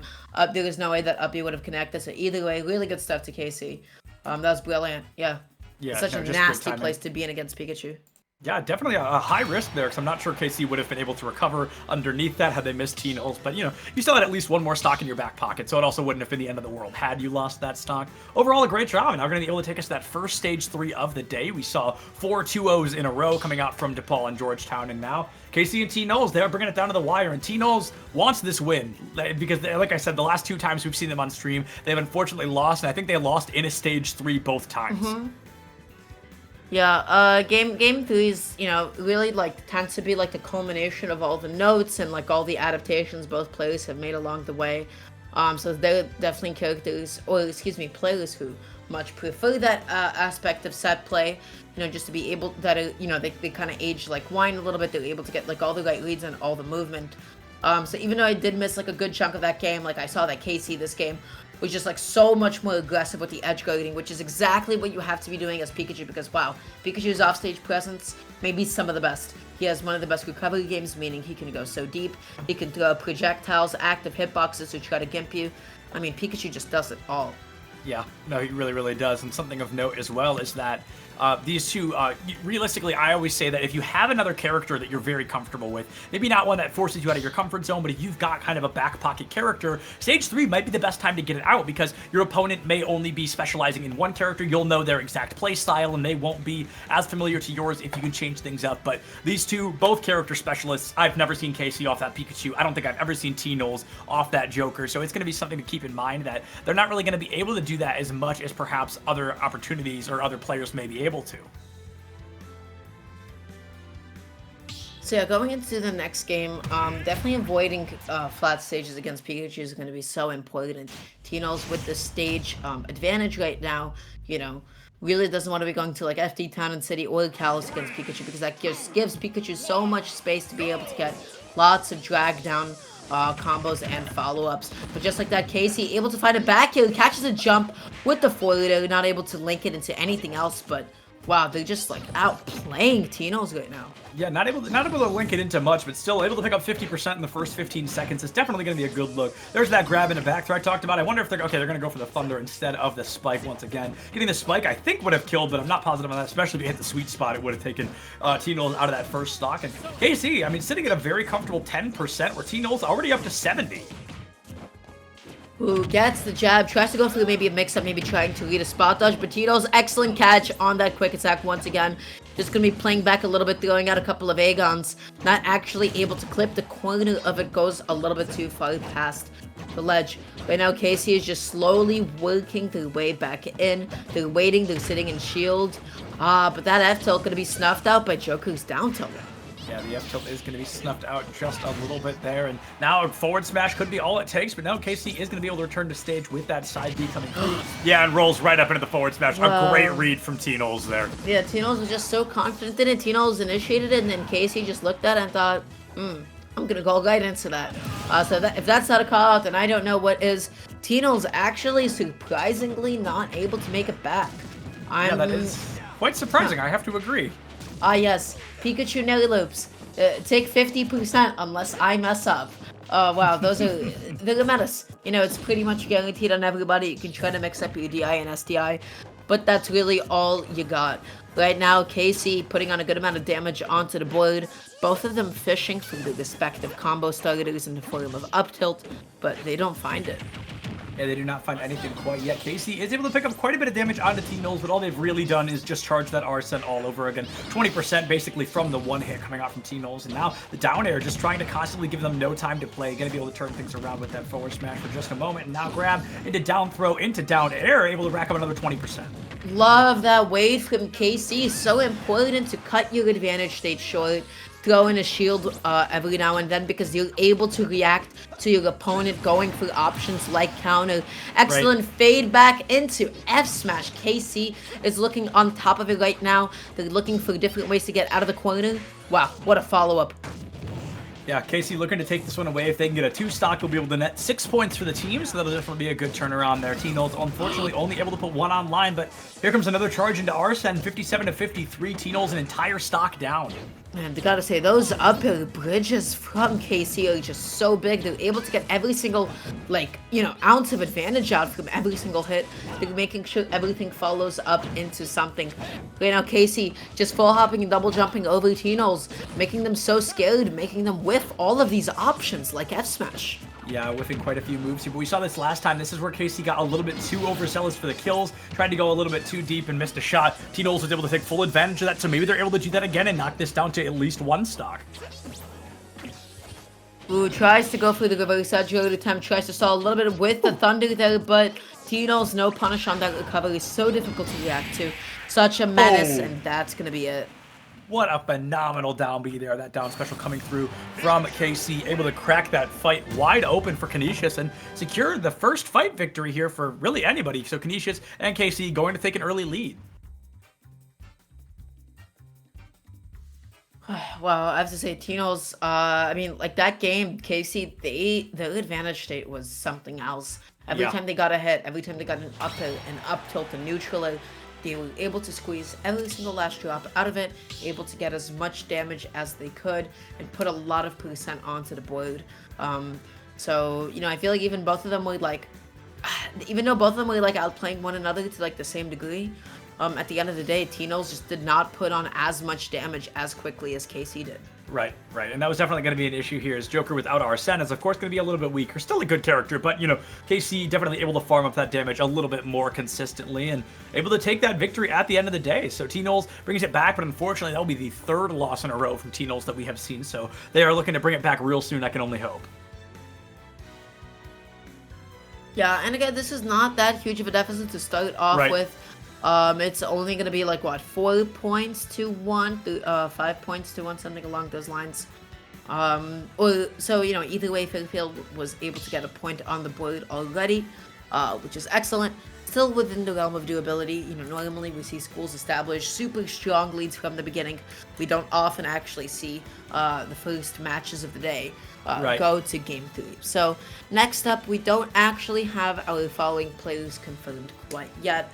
But the roster for Canisius today is looking like it's going to be Flapjack, MKL, Jarbin, and A-Fly. So they've got a bunch of hitters today. Fairfield University, Riku Please, Thunder 64 Train, and IV as well. And I'm excited to see Jarvan making a comeback because I personally, at least, I can't speak for everybody that's seen Canisius, but I'm stoked that I haven't seen Jarvan in a long time. Jarvan plays Robin, and we usually see, I think, E-Dog in place of where Jarvan is today. So I'm just very excited to see them back on the roster. Jarvan, if you're watching, hello, welcome to have you. I know that you and I have not crossed paths in quite a while, so very excited to see you. And now Fairfield is going to be bringing out Train, an Ike player, I believe, and it looks like possibly A-Fly going to be coming out from Canisius. So A-Fly is going to be known, at least by me, for that Game & Watch. And like I said, Train plays Ike, so that's quite the matchup. Yeah, Game & Watch Ike is a little bit interesting. I think Game & Watch does an excellent job of calling out people, not pressing buttons safely on his shield. So we're gonna need to see really careful, not only spacing and timing, landing onto a flash. Oh no, I'm shield sorry. on Train is the Palutena player. I'm sorry, I misspoke. Thunder. Yes. Thunder is the we Ike have player. now gone to Game & Watch's worst matchup, or perhaps one of them. It's not easy for him. He doesn't have a good time with it. Palutena does an excellent job camping him out, keeping him away, keeping him at bay, and especially edge guarding. Down tilt, back ill. Classic, does it all the time. So gonna be interesting to see how this game goes. Absolutely, yeah. Sorry, folks. I got Thunder and Train mixed up a little bit. Both their names begin with T. They're on the same team, but no. Train plays Palutena, so definitely something to keep an eye out. We saw Train last weekend as well, going up against, I believe, Quinnipiac, and yeah, Train ended up Riley, the Mario player, so that's something to keep in mind. And I believe we also saw Train. No, never mind. Train did not play up against Ryder. They had King of Spills in instead. But so last time we saw Train, they did end up losing to Riley, the Mario player. So now they're trying to come back from a loss as well. Alrighty, so game one between A-Fly with the Game & Watch going up against Train, the Palutena. They're going to be starting off on Town and City. Palutena, obviously, she's not able to get too much with auto reticle, an explosive flame at long distances because Game & Watch can react to those. So as long as Train is using them in unreactable distances and places, and wow, what a catch on that downer already. That is such a... Oh my goodness, the full bucket.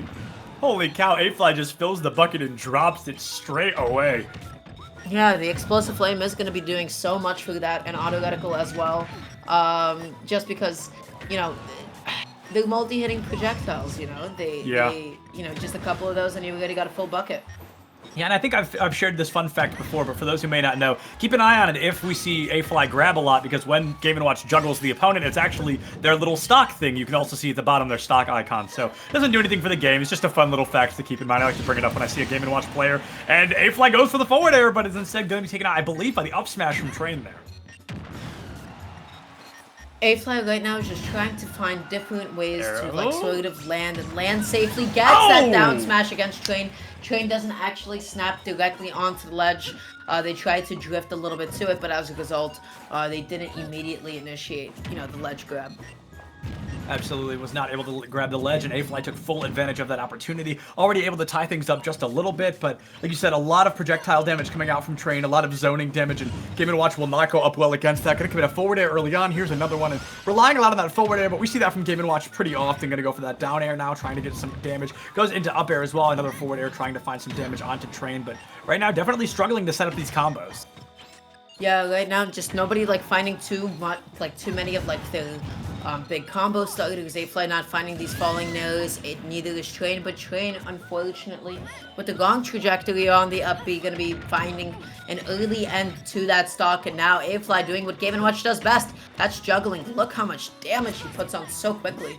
Yeah, somebody called the circus because Game & Watch is an expert in juggling here in A-Fly. Definitely trying to find some opportunity off the back of that, and with a one-stock advantage, so even if this one goes poorly, they've got that entire extra stock in their back pocket. Worst case scenario, you've got 90% extra credit. Best case scenario, you land a sick forward air and you try to get rid of this Palutena. Goes for the down smash, comes out a little bit early, Train's able to grab ledge, but another forward air is all it's going to take. It may be a bad matchup for Game & Watch, but it is a great matchup for A-Fly. He's able to take that first win. They were able to really hone in on what Game & Watch does best. They were able to really force a lot of the game plan, especially in the juggle and catching Palutena getting back onto the stage. The biggest thing is you have to remember things like teleporter timing is extremely predictable. We saw him get a bunch of down smashes out before. Wow. Damn. That was such a good jump backwards as well from A-Fly. Forward in that position is scary. If you shield it, it might be plus enough on shield that you can actually slow run up and grab Palutena. Not a pleasant position to be in the slightest. So really good stuff too. A-Fly being able to close out that first game. Going into the second one, Train just has to be a little bit more careful about those upbees. And, they can definitely play a little bit more of like a wall. Absolute. Try to just space out back airs, and just like really play back outside of Game & Watch's boost range. You can make it so difficult for him to do anything. Yeah, absolutely. I think that's a great observation. You want to make it difficult for Game & Watch to get his combos, because as soon as he does, you're going to blink and you'll be dead. So that's definitely something you're going to want to work on and make sure is not going to happen to you to line things up there. But I think Train really made a couple of opportunities, and I think A-Fly, just the constant use of that forward air to zone out Train and force a couple of interactions was exactly what needed to be done. I mean, like we saw, they took the one stock on the Palutena there, so that was definitely some great value, and it was definitely going to be a good call to keep ledge guarding with that down smash as well. Yeah, it's active, it's quick, it hits all sides just in case somebody opts to try to go grab onto the ledge, goes up above it. It's big. It does everything for the Game & Watch. Why does he have buttons like that? The world may never know. I don't know who really sat there at the design table and really looked at Game & Watch and was like, yeah, he needs smashes that are that fast and with that little lag that cover that much space. Excellent idea. Yeah, there are a couple of moves in this game that kind of make me think that same thing. Like who sat down and was like, yeah, no, that makes sense. It's a great idea. Let's give him, one of the fastest moves in the game. But it's an unusual turnaround, to say the very least. And I'm very excited to see. I assume we're going to see that Palutena. I assume we're going to see that Game & Watch, because again, similar to what I said last matchup, I don't think I've ever seen these two bring out anything else. So I can only assume we're going to be seeing a very similar, if not the same matchup. So yeah, right now they are simply deciding onto the stage. They have opted to go for Final Destination, it seems. KC gonna be... Wait a second. Excuse me. Not KC. A-Fly? A-Fly. Yeah, A-Fly gonna be banning Lilac, Yoshi's, and Kalos. All interesting choices. Probably stages where it might be a little bit difficult to juggle sometimes. That time, Train did find a full hit of that neutral, but didn't find themselves in a position where they could follow up off of it quite yet. Doing what they do best, just controlling the stage with all of these forwarders, all of this impenetrable space. Yeah, just doing some great damage so far, and A-Fly already able to get Train up to 75%, make it nearly 100. You're gonna go for that Chef early on, try to cover ledge, goes for the down smash, but just can't find it. Would have been a phenomenal combo had they been able to land, but now that down air coming out as well. Just farming damage out of this Palutena. Train can simply not find their footing, and A-Fly taking full advantage of that. Ooh, I like the fact that Train respected that down smash and didn't immediately opt for a get up attack, because A-Fly was exactly looking for that, just holding onto the up smash. But a beautiful catch on a high recovery, using up P. A-Fly gonna be the first one to take this stock. Train just, again, they're just not finding these ends that they need. A-Fly keeps getting, the big combo starters.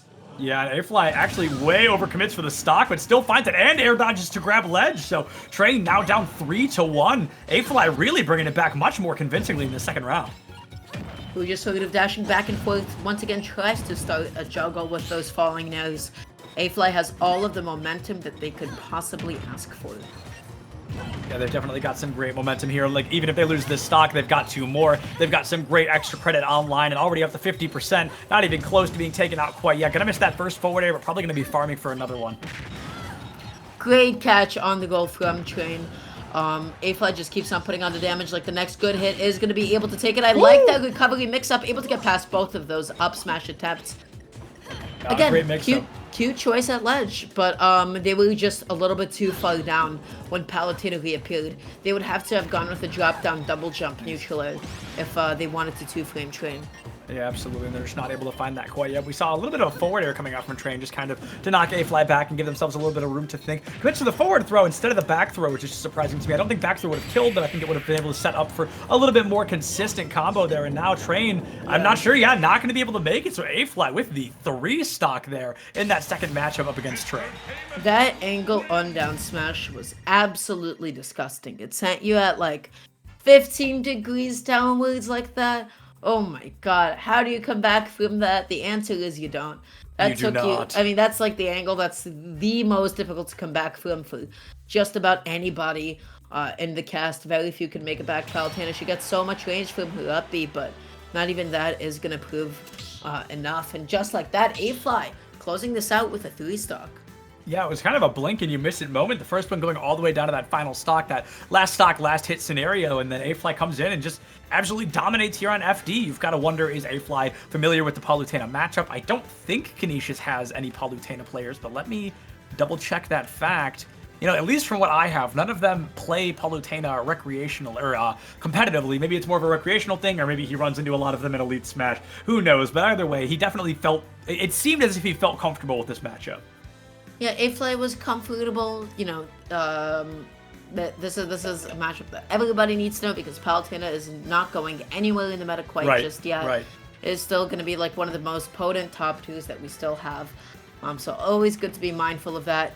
A-Fly was just able to perpetuate a lot of juggles and they were able to catch teleports and find a lot of edge guards and ledge traps. You know, they did exactly what Game & Watch is supposed to do.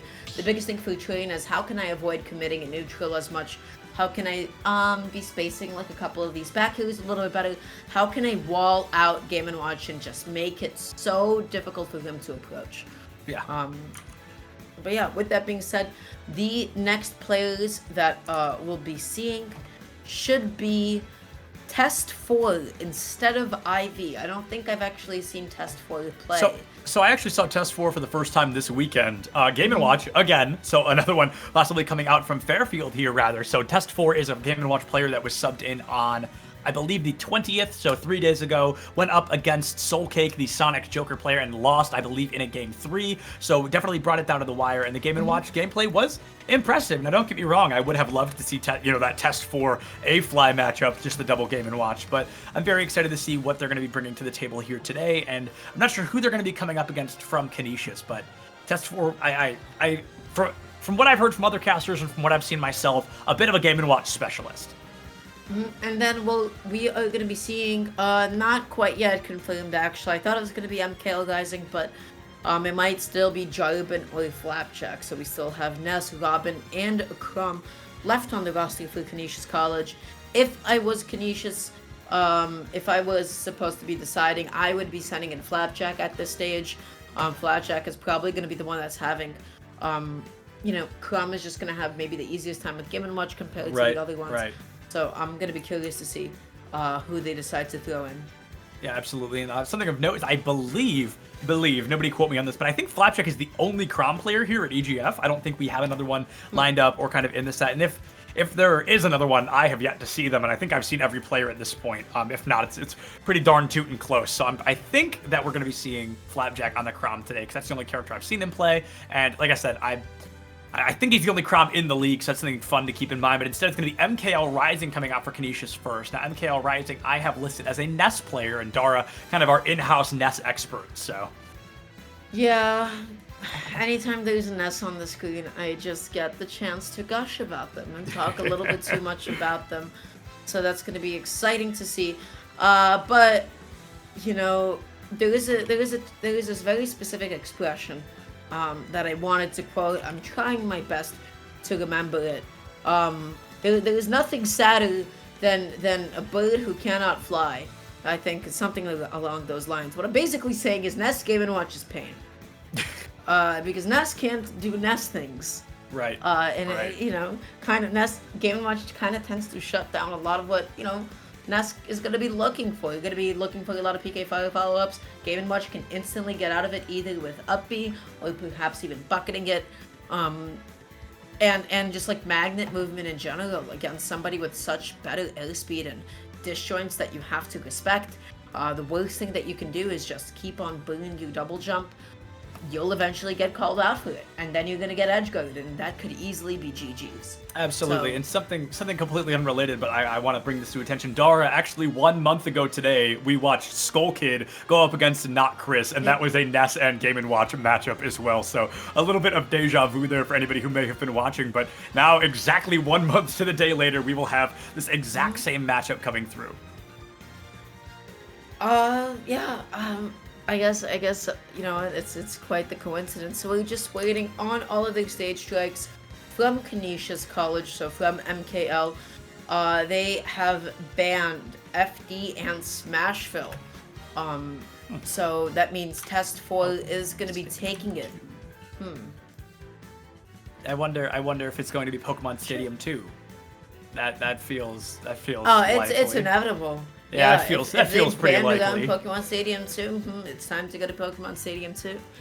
Nobody else. Nope, I guess not. They're going to be going for Town and City. All right, So, respect. Yeah, this is stage where Game & Watch.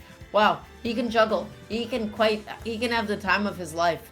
Absolutely. Really, so it's just going to be up to MKL to hold on to that double jump as long as possible, try to reset the situation, and just minimize how many up-airs they have to eat.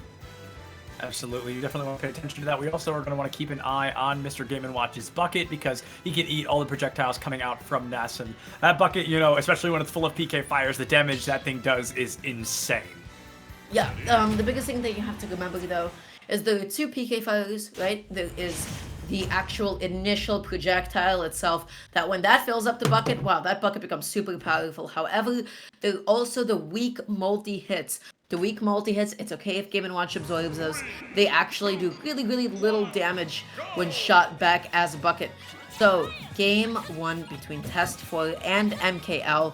Dash attack is such an important tool to make use of in this matchup. Because, wow, you can cross up Game & Watch's shield safely, and you can pressure him from a distance. Right now, Test 4 controlling the stage with his own dash attacks right now, just catching some landings on MKL. Ooh, tries to scoop up a jump, perhaps with a neutral. And again, you just see how difficult it is for MKL to actually interact against Game & Watch. Test 4 that time, overcommits to the jab. Ah, geez, what a punish. Down at after it? Man. Up throw for the juggle immediately, forces out the double jump from Test 4, but gonna be immediately backing off and giving up stage, actually. MKL could have maybe followed him a little bit further. It looks like we're going to be seeing a little bit of damage here as well coming through, and it's going to be, of course, Test 4 and MKL rising on that Ness Game & Watch. Super uncomfortable matchup for Ness, but so far it looks like they're going to be able to keep things at least close. It's going to be 79-76, and already a minute off the clock. There it is. Test 4 is shoulder hopping in MKL's immediate mid-range, and then waiting for the PK fire, and they're starting to get those punishes on them. But I don't actually see Test 4 going for up B or down B out of PK fire, actually. So I'm curious as to why, but that time they did space the up B beautifully. They kept themselves nice and safe with the hitbox and was able to hit Ness out of that yo-yo. Yeah, able to get Ness out of the yo-yo is probably the most important part to keep yourself alive when you're caught off stage there. And personally, we're talking up B, down B. I want to see some side Bs from our Game & Watches. I've seen so many Game & Watches recently, and nobody likes to utilize that side B. I would love to see a great clip come through. It's hilarious. I don't want somebody it's a hilarious it's not move, funny. Dara. It's not so funny. It's so funny it's because not, the odds of it being it's not successful a are good so joke. low. You don't joke about things like that. I think that's the best punchline, personally. You don't joke about killing somebody at 20%. This is no laughing matter. Right now, MKL just dashing back and forth, keeping themselves really, really safe. Test 4, all they need is one good hit at this point, and they'll be able to take the stock. Absolutely, just need one good hit to take this stock. We've seen this quite a few times today where players get all the way up to this and then they don't die, but apparently we're not going to be seeing one of those because MKL will lose that first stock. Only a 40% differential. Test 4 really needs to do some damage to just tie things up here and bring it back a little bit. That's a good start. Nope, just good damage. MKL, I don't believe they held out on that multi-jab, so they took 22 for it. They tried to go for the PK Thunder Game through, but Test 4 spaced that up B really nicely, immediately going through the ledge instead of above the stage. And Test 4 relying quite a bit on that down smash. I think we've seen them land it twice and neither of them killed. It was just kind of to get a little bit of extra damage in there, but they've gone for it probably upwards of 5 or 6 times at this point. The back air coming through now from Test 4, trying to get Ness off stage. Gonna choose to let him recover and just send him into another back air. Instead, gonna not rely on that down smash, just as I was saying they were. Ooh, runs right into that up smash. MKL has to be careful about how they're committing to dashes out of the corner. Ooh. This is going to be the edge guard right now. They try to go for the PK Thunder, but once again, Test 4 spacing it so well and timing it too. They're able to use the hitbox and claim past the PK Thunder. Back throw should be able to do it. Game & Watch is so light. Ness's back throw, the strongest in the game. anything above 90% of that position would be an easy stock.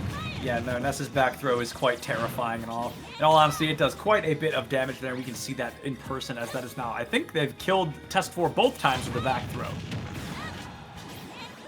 Test 4 actually not going to be finding any ways to approach Oh. MKL, and Uphill is going to be able to do it. Oh, geez. I want to replay on that ASAP because I have got to look at that DI. Because I'm gonna be honest with you, I looked at those percents. How did Test 4 lose the stock? So they ran right into the PK Fire, 8 and up smash. Yeah, PK Fire into up 87, smash, so 87 into 104. And they DI'd out though. Yeah, no, that is that is Damn. something. That's Ness Uphill, baby. Oh man, that killed a lot earlier than I thought it would too. That looked like the right DI. DI'd out, did exactly what they needed to. Yeah, did what they were supposed to, and it unfortunately just did not work out for Test 4 there. And definitely a good placement there from MKL Rising to choose that up air attack and able to take Test 4's third stock out. I think MKL won with 2 stocks online, so that should be an additional 2 points for Canisius. Yeah, right now this is looking so good for Canisius. Fairfield is going to have to get some points onto the board if they want to at least make this possible. This is game 3. This is where, you make or break victories.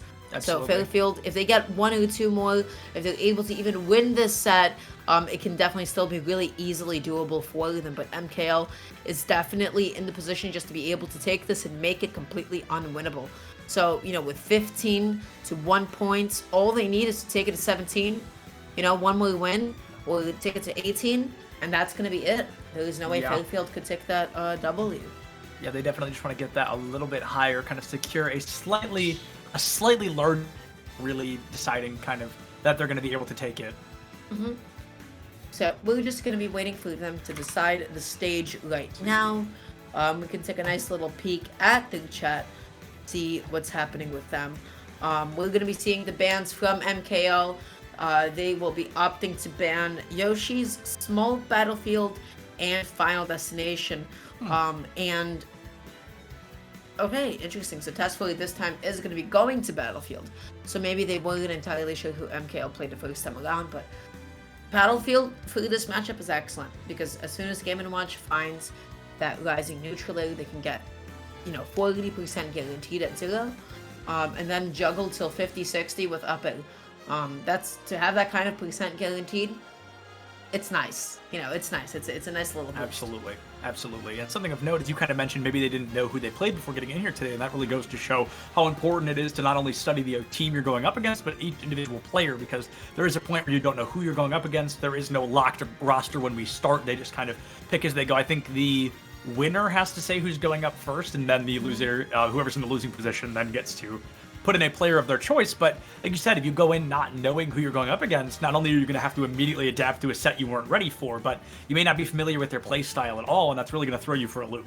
Yeah, the only reason why I'm mentioning that is because I don't normally actually see the ban from Game & Watches to ban Battlefield Game 1. Yeah. So don't really understand the reasoning behind that choice. In general, I'd be curious to hear a little bit more about it.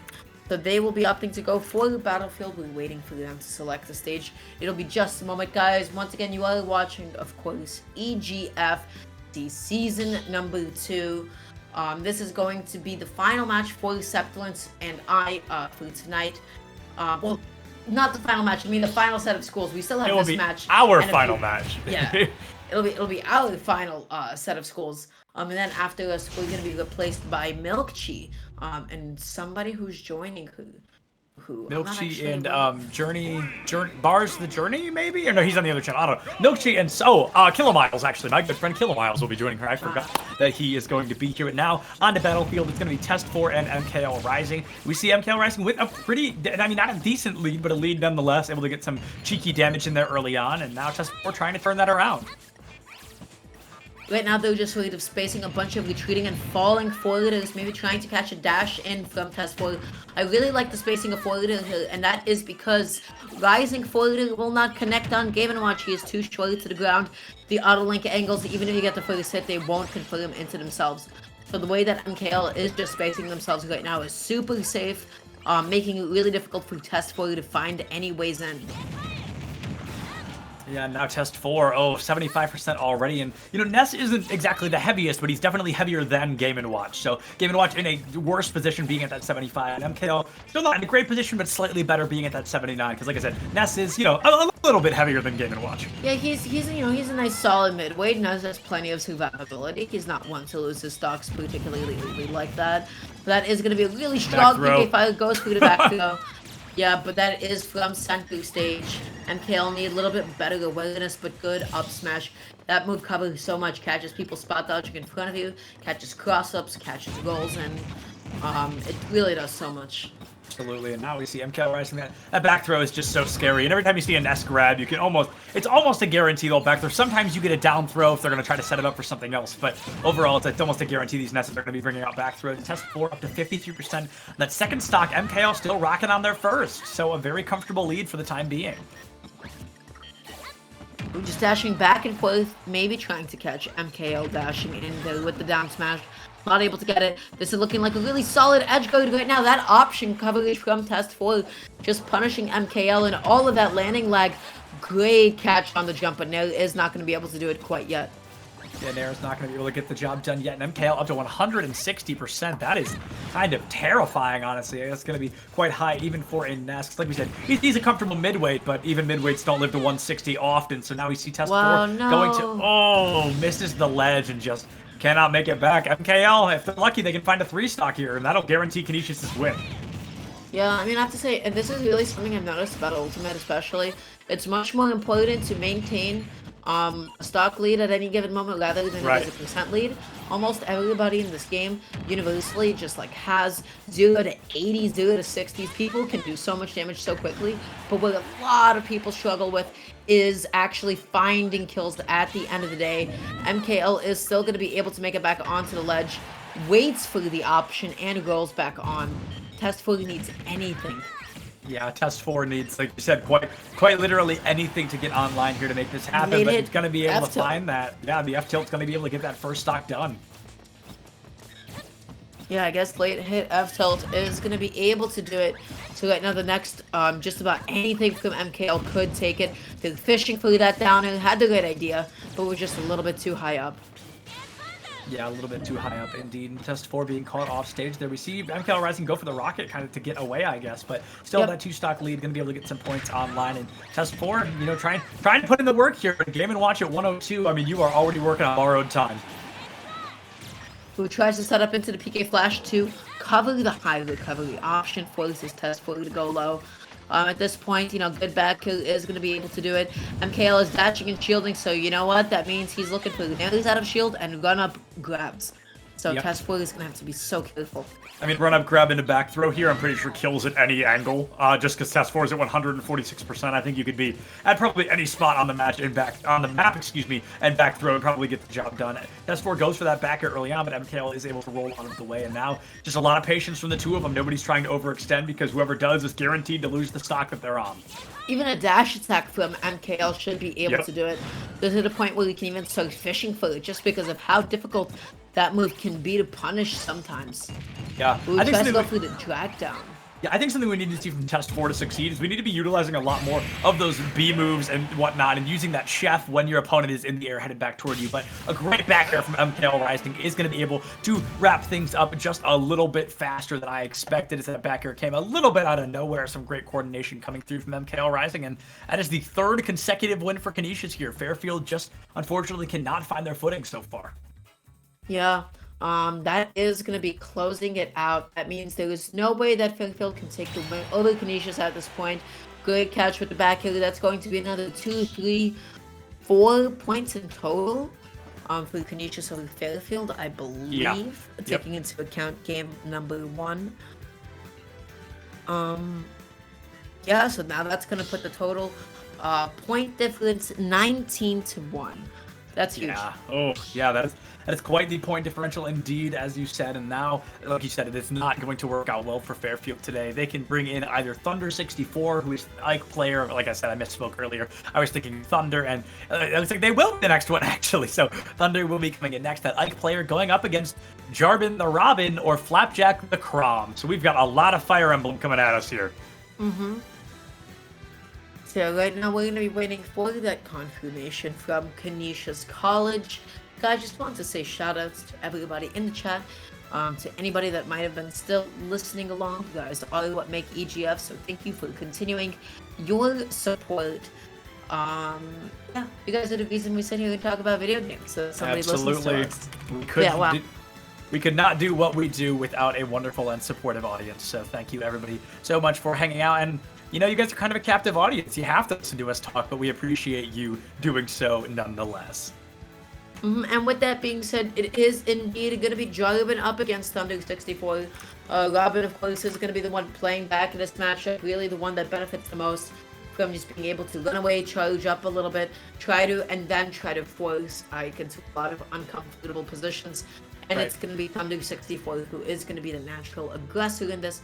Going to have to be walking, going to have to be jumping in and continuously getting closer and closer until they can play the game. Right, and Jarvan is going to be one of 3 kind of EGF Robin players. There's also Outer Rim from William and Mary, and then there's also somebody from St. Peter's, Ramen. I got it right here. Yeah, Ramen from St. Peter's is also going to be playing Robin. So there's only a couple of Robins here and there. So perhaps, you know, Thunder might not be super familiar with the matchup, and maybe that'll give Jarvan a leg up. But Thunder also got, I think when Fairfield went up against Rider University, if I'm not mistaken, Thunder got 2-3 stocks in a row. So it was quite the performance from that Ike player. Yeah, Robin is a character that we've actually seen quite a bit in EGF, but in general, it's something that it's one of those that can definitely matchup check you super hard, especially if you don't know, hey, which options do I need to respect if I'm trying to go out and edge guard them? Or if I'm the one being edge guarded by Robin, how do I actually move around arc fire? If you don't know how to properly respond to arc fire, you're basically giving Robin the game, because wow, that is free stocks at the ledge. Yeah, no doubt it is free stocks, and hopefully Thunder is able to kind of work around it, because Ike's recovery is great in a vertical sense, horrible in a horizontal sense, but of course he has that side B to make up for that horizontal weakness as well. So if he can kind of if he gets launched into the air, if he can stay above the stage, he's got a pretty good chance of returning to it. But if we see Jarvan play that kind of slower, more patient game and force him below the stage, I think Jarvan could really take this series and run with it, but only time will tell. So we're just going to be waiting for everybody to jump into the game. We're waiting for them to figure out their bans. Actually, from, I guess for the first game, we are going to be seeing them go to Pokemon Stadium, to the classic, the reliable. A stage that, you know, both of them are able to do both of their respective things on. Robin has enough space to run away. Ike does get a lot off of the Pokemon Stadium 2 platforms as well. He's able to, you know, really convert a lot and extend a lot of combos that he normally wouldn't be able to. Yeah, absolutely. He wants to find those combos as quickly as he can, and hopefully we're going to be able to see something come through. But yeah, okay, so all of that conversation was not wasted. It is going to be that Ike versus Robin. Yeah, that Ike versus the Robin. Game 1 on PS2. Once again, at this point, Fairfield is just going to be playing 3 points. So it is all up to Thunder 64 to make sure that the win that Canisius is taking is not going to be so brutal as 19-1. And immediately, again, Jarvan is just controlling the stage. Thunder 64, though, they're taking the time, they're waiting, and trying to call out some of these specials. Yeah, absolutely. And something, you know, this might be another back-to-back hyper-aggressive win coming through. We saw DePaul take that 32-0, and now it looks like Canisius is going to take quite the stock as well. Thunder it's thundered off stage there by Jarvan, and first stock already gone. If Thunder tried to charge that side B any longer, they would have been intercepted by that L Thunder, so they were forced to release it in that one moment. Excellent stuff to Jarvan, but now it is Jarvan who has to find a way to get back onto the stage, using Arc Fire to give themselves a little bit of coverage and to scare Thunder. Oh boy. Oh geez, that could be it. Oh no, that's it. Wow. Okay, Wow. Jarvan coming in with a 1 very minute dominant in. performance. Yeah, Jarvan, we're a minute in and already 2 stocks are off of Thunder. This is, like I said, if Jarvan can come in and kind of play this matchup well, they can really run away with it, and that's exactly what is happening. Now, Thunder But might be able to find covers. this stock. Nope, with a high recovery, gonna fix it. Oh, there it is. All right, dash attack gonna get the job done. Yeah, dash attack at the ledge especially can just cover so much. That hitbox is absolutely massive. Just throwing out a couple of Thunders, making it really difficult for Thunder 64 to get in. Damn, sometimes it really be low, huh? Like, you know, Thunder against Thunder, unbelievable. Yeah, what's that saying? They trust nobody, not even yourself kind of thing. Thunder was taken out pretty aggressively by that Thunder early on. And Jarvan seems to really like that move, so I think Thunder may want to keep It's an eye quick out for that. and it's safe and it's so difficult to react to on time unless you got a long distance. So you just have to be able to soak up some of those hits and try to be able to not let yourself get interrupted too much. But wow, Jarvan is making that so difficult for Thunder 64. Yeah, absolutely. Jarvan is making that quite difficult indeed. And Thunder 64, to be fair, making quite the comeback. Already able to find that first stock, getting quite close to finding this second as well. So if they're even able to take the second stock, that'll only net 1 point for Canisius. And you know, you want to not let them get as many points as possible. Who tries to intercept? Yeah, had the right idea. And now Thunder controlling the stage could be so scary, but Fire into 4-liter, excellent DI out. Come across the stage, not going to be able to do it. Over commits to charging that down smash, so Thunder is able to get in there on time and jump in. But speaking of jumps, Jarvan calling it out and finds that stock. Yeah, it took quite a few hits, but they were finally able to find the stock that they needed. A great turnaround from Jarvan. Things got a little bit rough there. Thunder was able to get them down to that final stock, but Jarvan at the end of the day was able to prevail. Yeah, the biggest thing that Jarvan did was challenge Ike in all of these uncomfortable places that you don't normally see Ike being challenged in. Do you see that? Wow, like Jarvan had hops there too. The way that they just really made it's so difficult. That's not Jarvan Thunder 64. The way that they made it so difficult for Thunder 64 to really press any buttons without and getting away with it. Yeah. Control space with Arcfire, approach, and Robin. Like your options are becoming limited. Oh. And Thunder, the Thunder from Jarvan caused Thunder to get nervous and not let go of his side B in time, and then he doesn't make ledge because of it. So you can see that he waits 1 second too long. I don't know if we can go back to that replay, but if we can, you can see that he waits literally like maybe less than a second too long, and it ends up costing him the stock. Because the Thunder from Jarvan kind of forces him back again. It's going to be this next one here. So he holds the side B just a second later to get under the Thunder, and I think that's the reason he doesn't grab ledge. Yeah, actually, I don't know. If he held it just a little bit longer, he would have been in the position to get hit by L Thunder. The issue there, like, he didn't have enough distance. If he released it sooner, I still doubt he would have been able to grab onto the ledge. Yeah, he definitely did not have a lot of charge time out of the belt. You can kind of see that when he goes flying towards stage. He's not moving at that full side B potential, but I definitely think, you know, maybe getting a little bit extra nervous because of that Thunder coming out from Jarvan. So for game number 2, they're going to be opting to go to small battlefield. In the first game, we saw the band immediately after Jarvan did not want to go to Yoshi's battlefield or Town and City. Interesting choices. Really going to be able to tell you why or why not. Again, these are not characters that I play, so they must have the reasoning.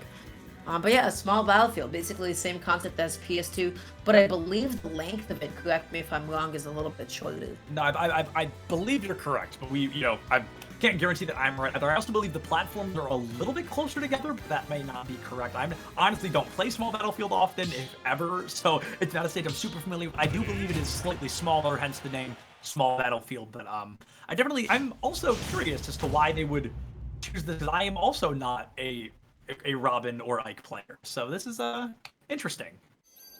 Yeah, so game number 2 between these two, Jarvan with a pretty convincing game number 1. So the biggest thing is Thunder 64 is going to have to mix up the way that they're getting back onto the stage. Jarvan tries to go through the conversion, but wow, look at all of this damage. It just keeps coming.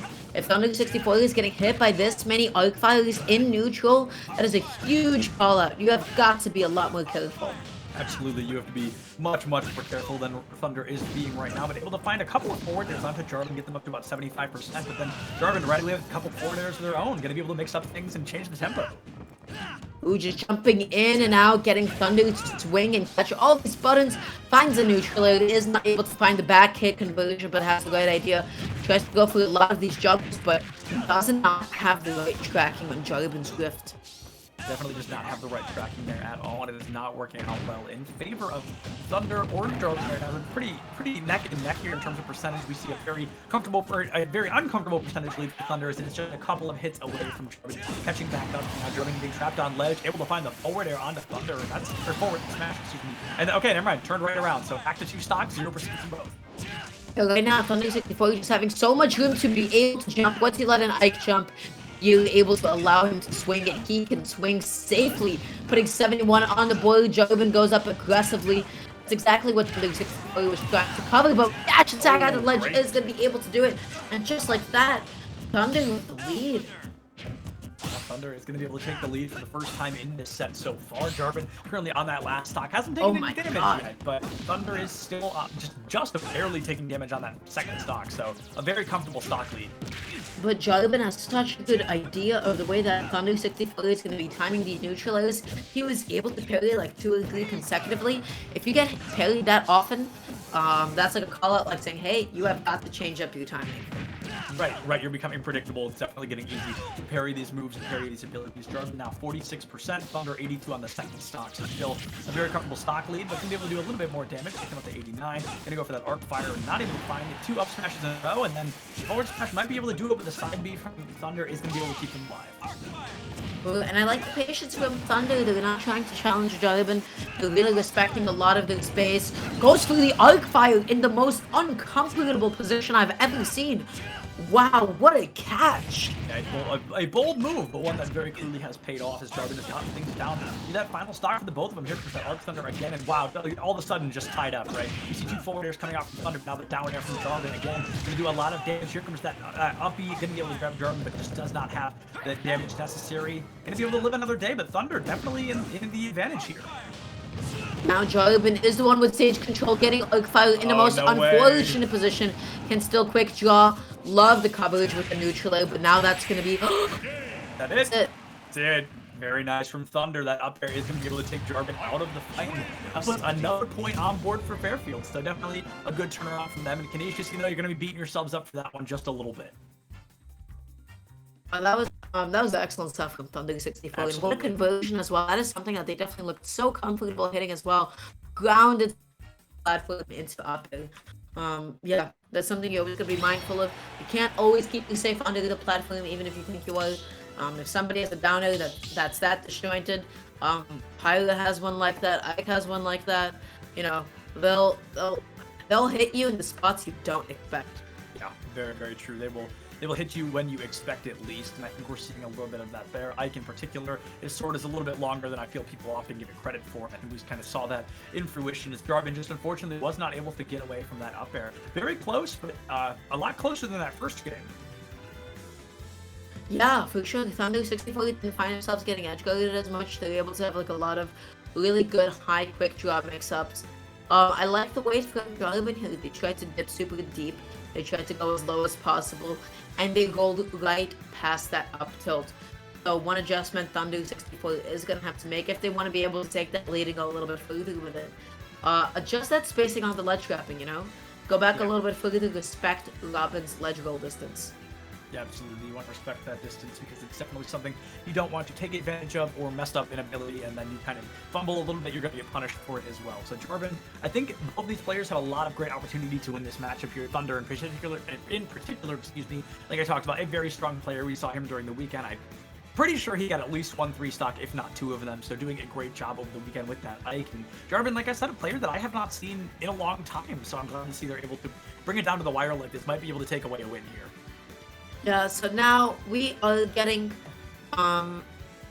we are going to be seeing, in terms of the stage, we are currently waiting on the bans. So from Thunder 64, we see the bans, no Town, no FD, and no Kalos. It seems like they're really pushing to go through these biplat stages. So probably not in, gosh, all these tags are just like flying by me. Jarvan, probably not in their best interest to opt for the biplat at this point. They banned all the flat stages, so that's going to make it a little bit difficult. Absolutely, and actually something of note is I believe this is our third map of these matchups here from Canisius and Fairfield. I think, unless I've just been forgetting to write them down. But no, I'm pretty sure these have been Oh, yeah. You know what? No, I'm sorry. So there was another one. I just didn't write it down. T-Knowles did take it to stage 3. Thank you, Gil, our producer, for letting me know that, because I must have missed a stage that I did not write down. But anyway, so this will be the second one, but still, we have not seen very many today at all, considering DePaul and Georgetown did not go to a single stage 3, and it looks like we will have at least 2 coming out from this, but after this matchup between Jarvan and Thunder, there will be one more. Yeah, there will be a final one of Flapjack going up against Riku Plays, and that's actually going to be concluding the regular season, I believe. Is this the last week? Or is there going to be one more after this? There may be one more after this. I'm actually not sure either. I'm sure someone has that information. It's just not either of us. So we will definitely get you guys figured out on that before the night ends. And if I figure out the answer, I will drop it in chat with you once I'm off stream, or I'll ask Kilamiles and Milkshake to let you guys know. But we will get it figured out. Anyway, let's focus now back up on Thunder and Jarvan taking it all the way to stage 3. It looks like they're just going to be vibing all over again in Smashville. Ooh, right now, Thunder 64 really looking for those down airs on the platform. Gotta say, I really like that option. It's really safe, and it just challenges a lot of space that most people are used to covering, almost getting Thunder 64 on that spot dodge there, but Jarvan, once again, a little bit too slow with pressing the button, or rather letting go of. Absolutely, and now it's going to be 67 to 72, so this is already so much closer than we saw earlier. Again, right down after Thunder, going to be able to open that up, but no follow-up from it. Instead, 2 arc fires in a row coming out from Jarvan. Going to be able to take the percent lead, but just barely. Now Thunder getting up to 117. Jarvan looking for the kill. There it is. Yeah, that's going to be the up smash, catching the attempt to go high. And right now, Jarvan is just going to be sort of playing back a little bit. Thunder 64, gotta say, they are fishing for that down into the upper once again. They're just standing on that center platform, doing anything that's going to get it. But as a result, they're just losing a lot of valuable stage. Yeah, absolutely losing with a lot of valuable stage indeed. Going to be able to find that up smash onto Jarvan, but no kill quite yet. Can use that neutral B ability, trying to open up a little bit of space, but the dash attack from Thunder is going to be able to take Jarvan's first stock. Only a 40%. Ooh, finds the back hit. Neutral is not able to convert it into the up tilt. I believe they up tilted into the wrong direction. Perhaps they just simply did not have enough frame advantage to be able to do it.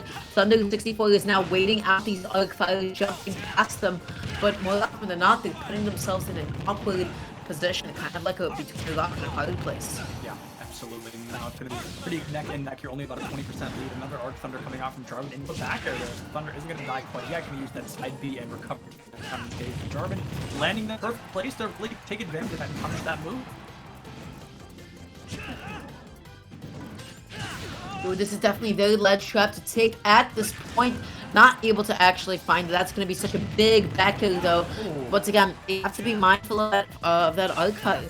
I'd like to see them like try to hit it, but that it doesn't actually, you know, so that it doesn't actually come out. Yeah, and Thunder getting a little bit greedy there, trying to pick on Jarvan, but going to be able to just with the simple up smash instead. Jarvan going to turn things right back around. It is one stock left online for both players. Everybody's at 0.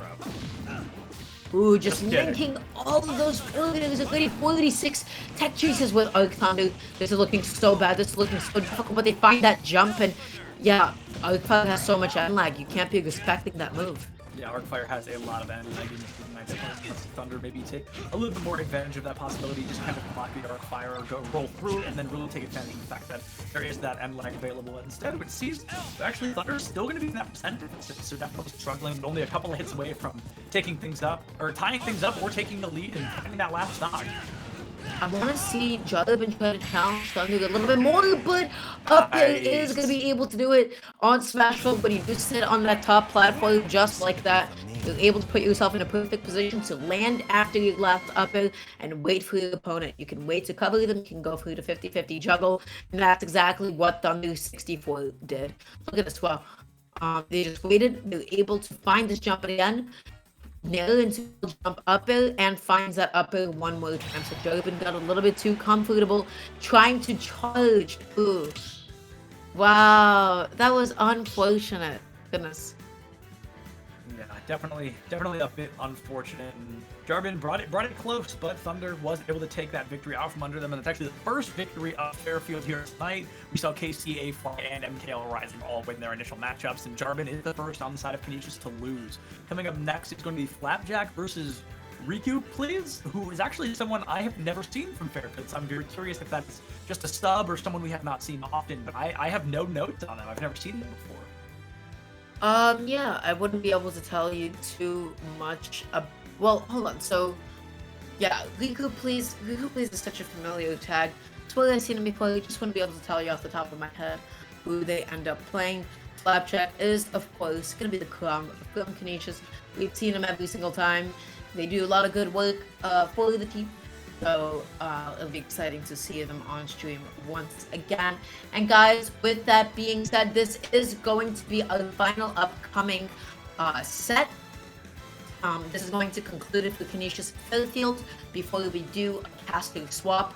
Ahead of us today, we have Manhattan College going up against the University of Colorado still, and then Randall University up against the University of Hawaii. So those two schools are still, those two school matchups are still going to be coming. So stay tuned for those. Don't go anywhere quite yet. We still got a nice match ahead of us. They're going to be figuring out their bands. So I took a look in the chat just now. They have opted to gentlemen to warrior way. What No are way. they doing? Is that allowed? Wait, no. No, they're gonna be gentlemen Say into so. Great Cave Offensive, maybe. No way. I hope Say it's a joke. psych. They better be a joke. There's no way.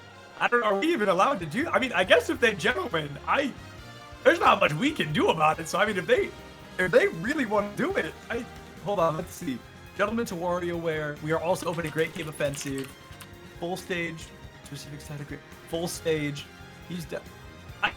We're gonna have to find out if that's legal. As entertaining as that can be, I don't know if it's allowed, because this is technically, we are still looking for those competitive seed placements. We want these players, but to be realistic, Canisius has taken the win no matter what. So maybe that's why they want to meme it a little bit. I'm very curious to see where this goes. Yeah. So, here's the thing. Gentlemen's are almost always considered pretty good to do. Like, you can say, hey, I want a gentleman to this, right? Let's say this is a stage list that doesn't have a pretty conventional stage, like PS2, right? Or perhaps it has DSR and bans certain stages from being played chronologically. You can still have both players deciding to gentlemen. There are also pre-game gentleman agreements with both players saying, hey, we're going to be making sure in Melee, both players agree no chic chain grabs, or perhaps in the beginning saying, let's do every single game at PS2. Yeah. Those are all valid to do. Now, if you want a gentleman to Great Cave Offensive,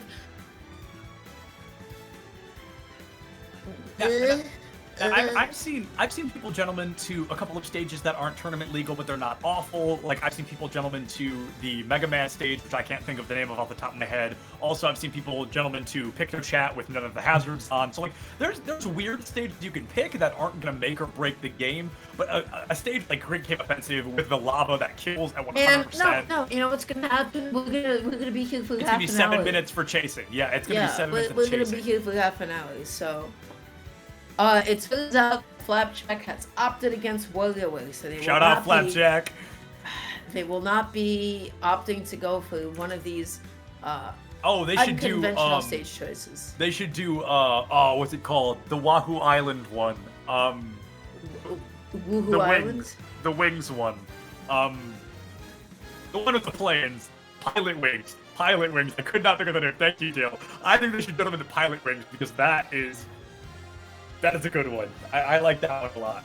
Oh, actually, our boss just gave permission to do Great Cave Offensive. So, as soon as the match starts, I'm getting some water because that's... GCO it is, my friends. We are if this actually leads into Great Cave Offensive, I'm actually gonna lose my mind. I mean, it is. It's No, Wolf it and, is it's Great Wolf Cave and Offensive. Crom, but Wow. are they?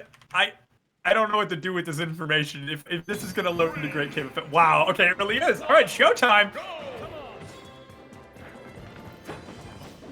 I hope they're having fun. I hope that...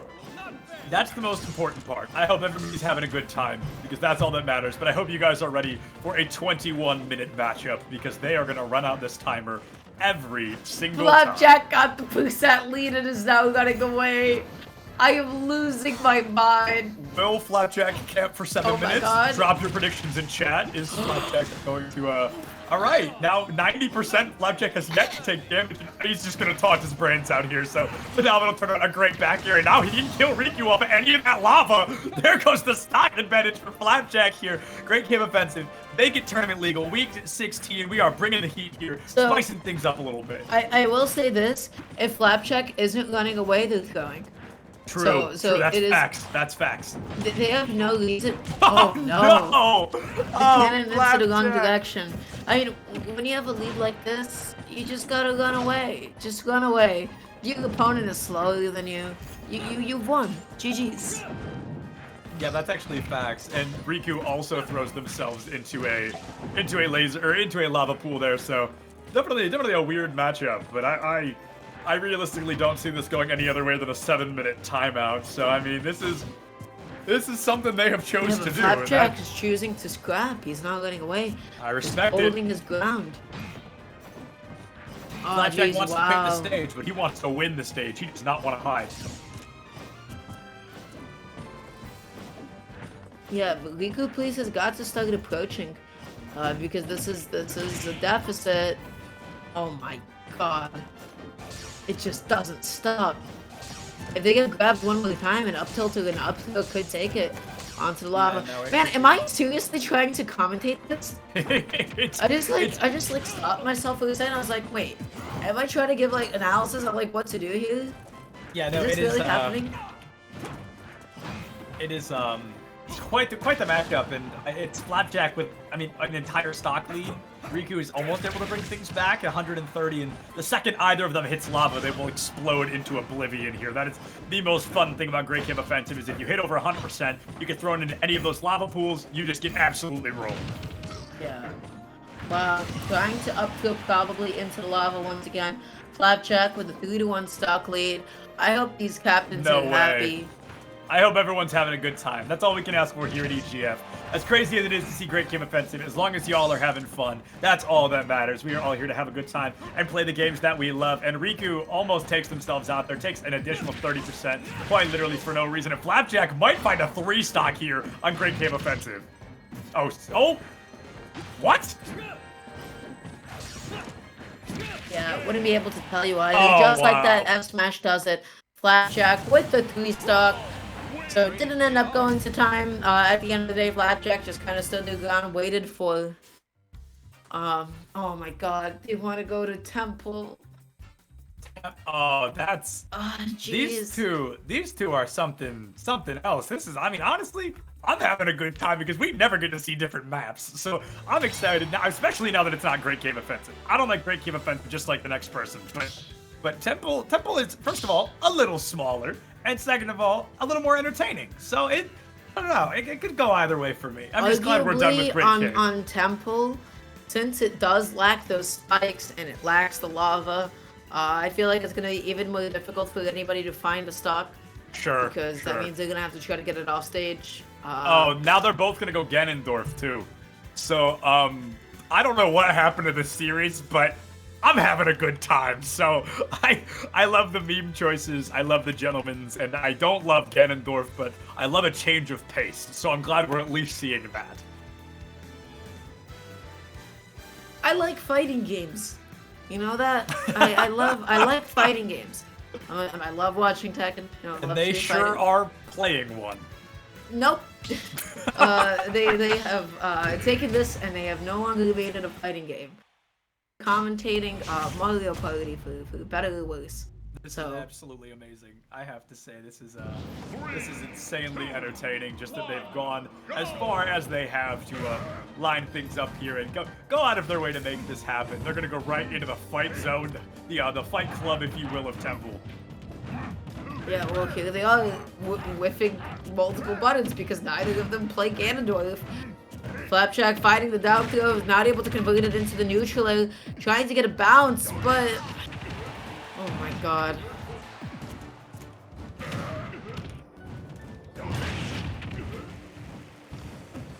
This is probably the best set that we're going to be seeing all day, so I hope everybody enjoys it. We've got the Ganondorf, the Ganon Ditto on the Wow. on the Temple Gentlemen. So these two have they're having a good time and immediately going to end in favor of Canisius here as they get that first stock already. It's not like they need these points, right? So at this point, it is just Flapjack having an absolute ball. But this is, I don't even know what to call this at this point. Yeah, neither do I. They're both just kind of swinging at one another and bouncing off the walls and trying to get hits on one another. Finds that tech. That 4-liter, oh man, just not sending in the direction that they would actually need it to. Yeah. You know, what you really need is to be able to send people off stage, but off stage is exactly what Flapjack got there. That F smash gonna stage spike beautifully. Yeah, absolutely. And this is something that I hope we have a little bit more fun with here at EGF in the off season. I want to do a bunch of weird, useless tournaments where people just play stupid maps and stupid characters and just having a good time because I love having fun and I think this is goofy. I love goofy things. So right now, this is a lot of fun. Flapjack looking for another 3-stock at 200%, only a couple of hits away from finding it. But no, the Ganon punch! Oh, mad respect for the Ganon punch there. Tries to go for the side B there, but this should be it. Not quite yet. Wow, I gotta say, Flapjack is just holding on to the stock for the longest time. This is the beauty of Temple, is Ganondorf living to 250%. Jeez. Like, that is, even for Ganondorf, that is nuts. And it's just the single boot from Fairfield here that is able to take out that first stock from Flapjack. So, no Runs right double into free an up stock smash. here. Flapjack looking to end this one. Honestly, mad respect from both teams. Everybody knew Canisius already won. It was impossible for Fairfield to come back, so I love the sportsmanship. I love that everybody's having a good time. Absolutely fantastic. I love it so much. And now it looks like we are just going to see a little bit of running away here. I mean, yeah, no, Flapjack though just keeps on coming back, and that F-Go beautiful stage spike is no longer going to be able to recover. Now the next good hit from Flapjack should do it, so we're going to be looking for an F smash, a back throw, but oh boy, oh this is No way scary. we go to stage 3. No way we go to another one. This has got to be it. Flapjack, If you've got to win this one. if we go to map 3, I'll be extremely disappointed. F throw that time not actually going to be stage spiking the way that Flapjack.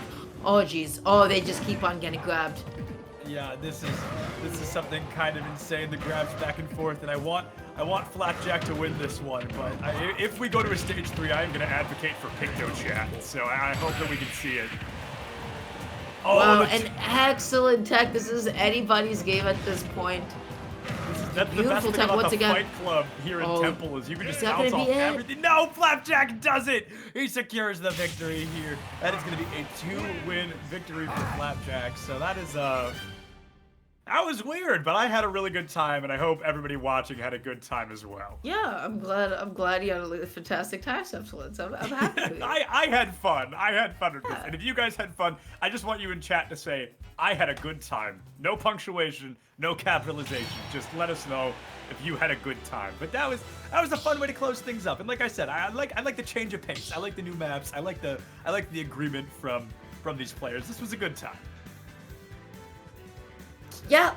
That I'm very happy for you. So I'm sorry you didn't have a good time, it's Nara. okay. It's fine. I'm sorry. It's fine. It's okay. It's fine. Do we do an interview after following that up? I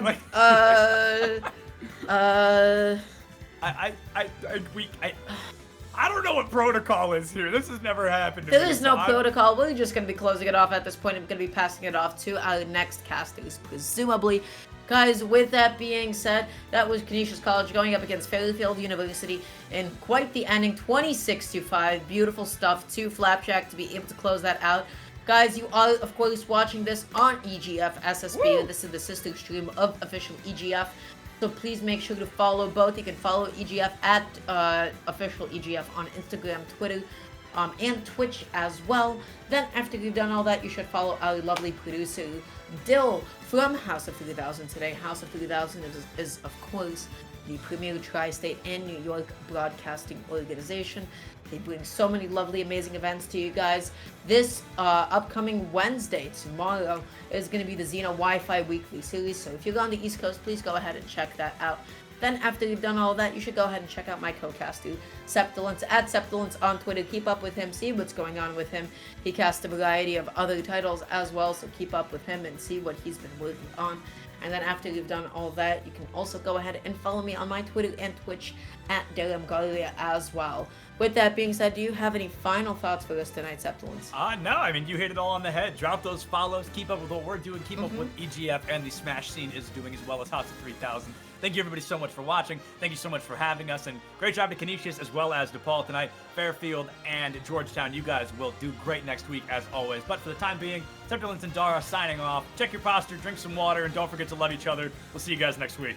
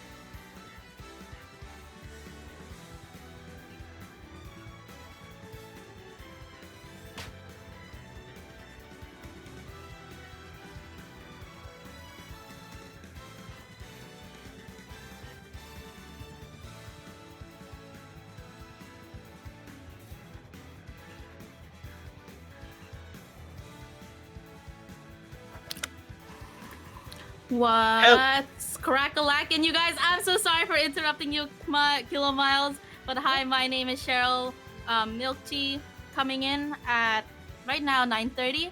Thank you so much to the two who were before us. My lovely caster, Kilo Miles.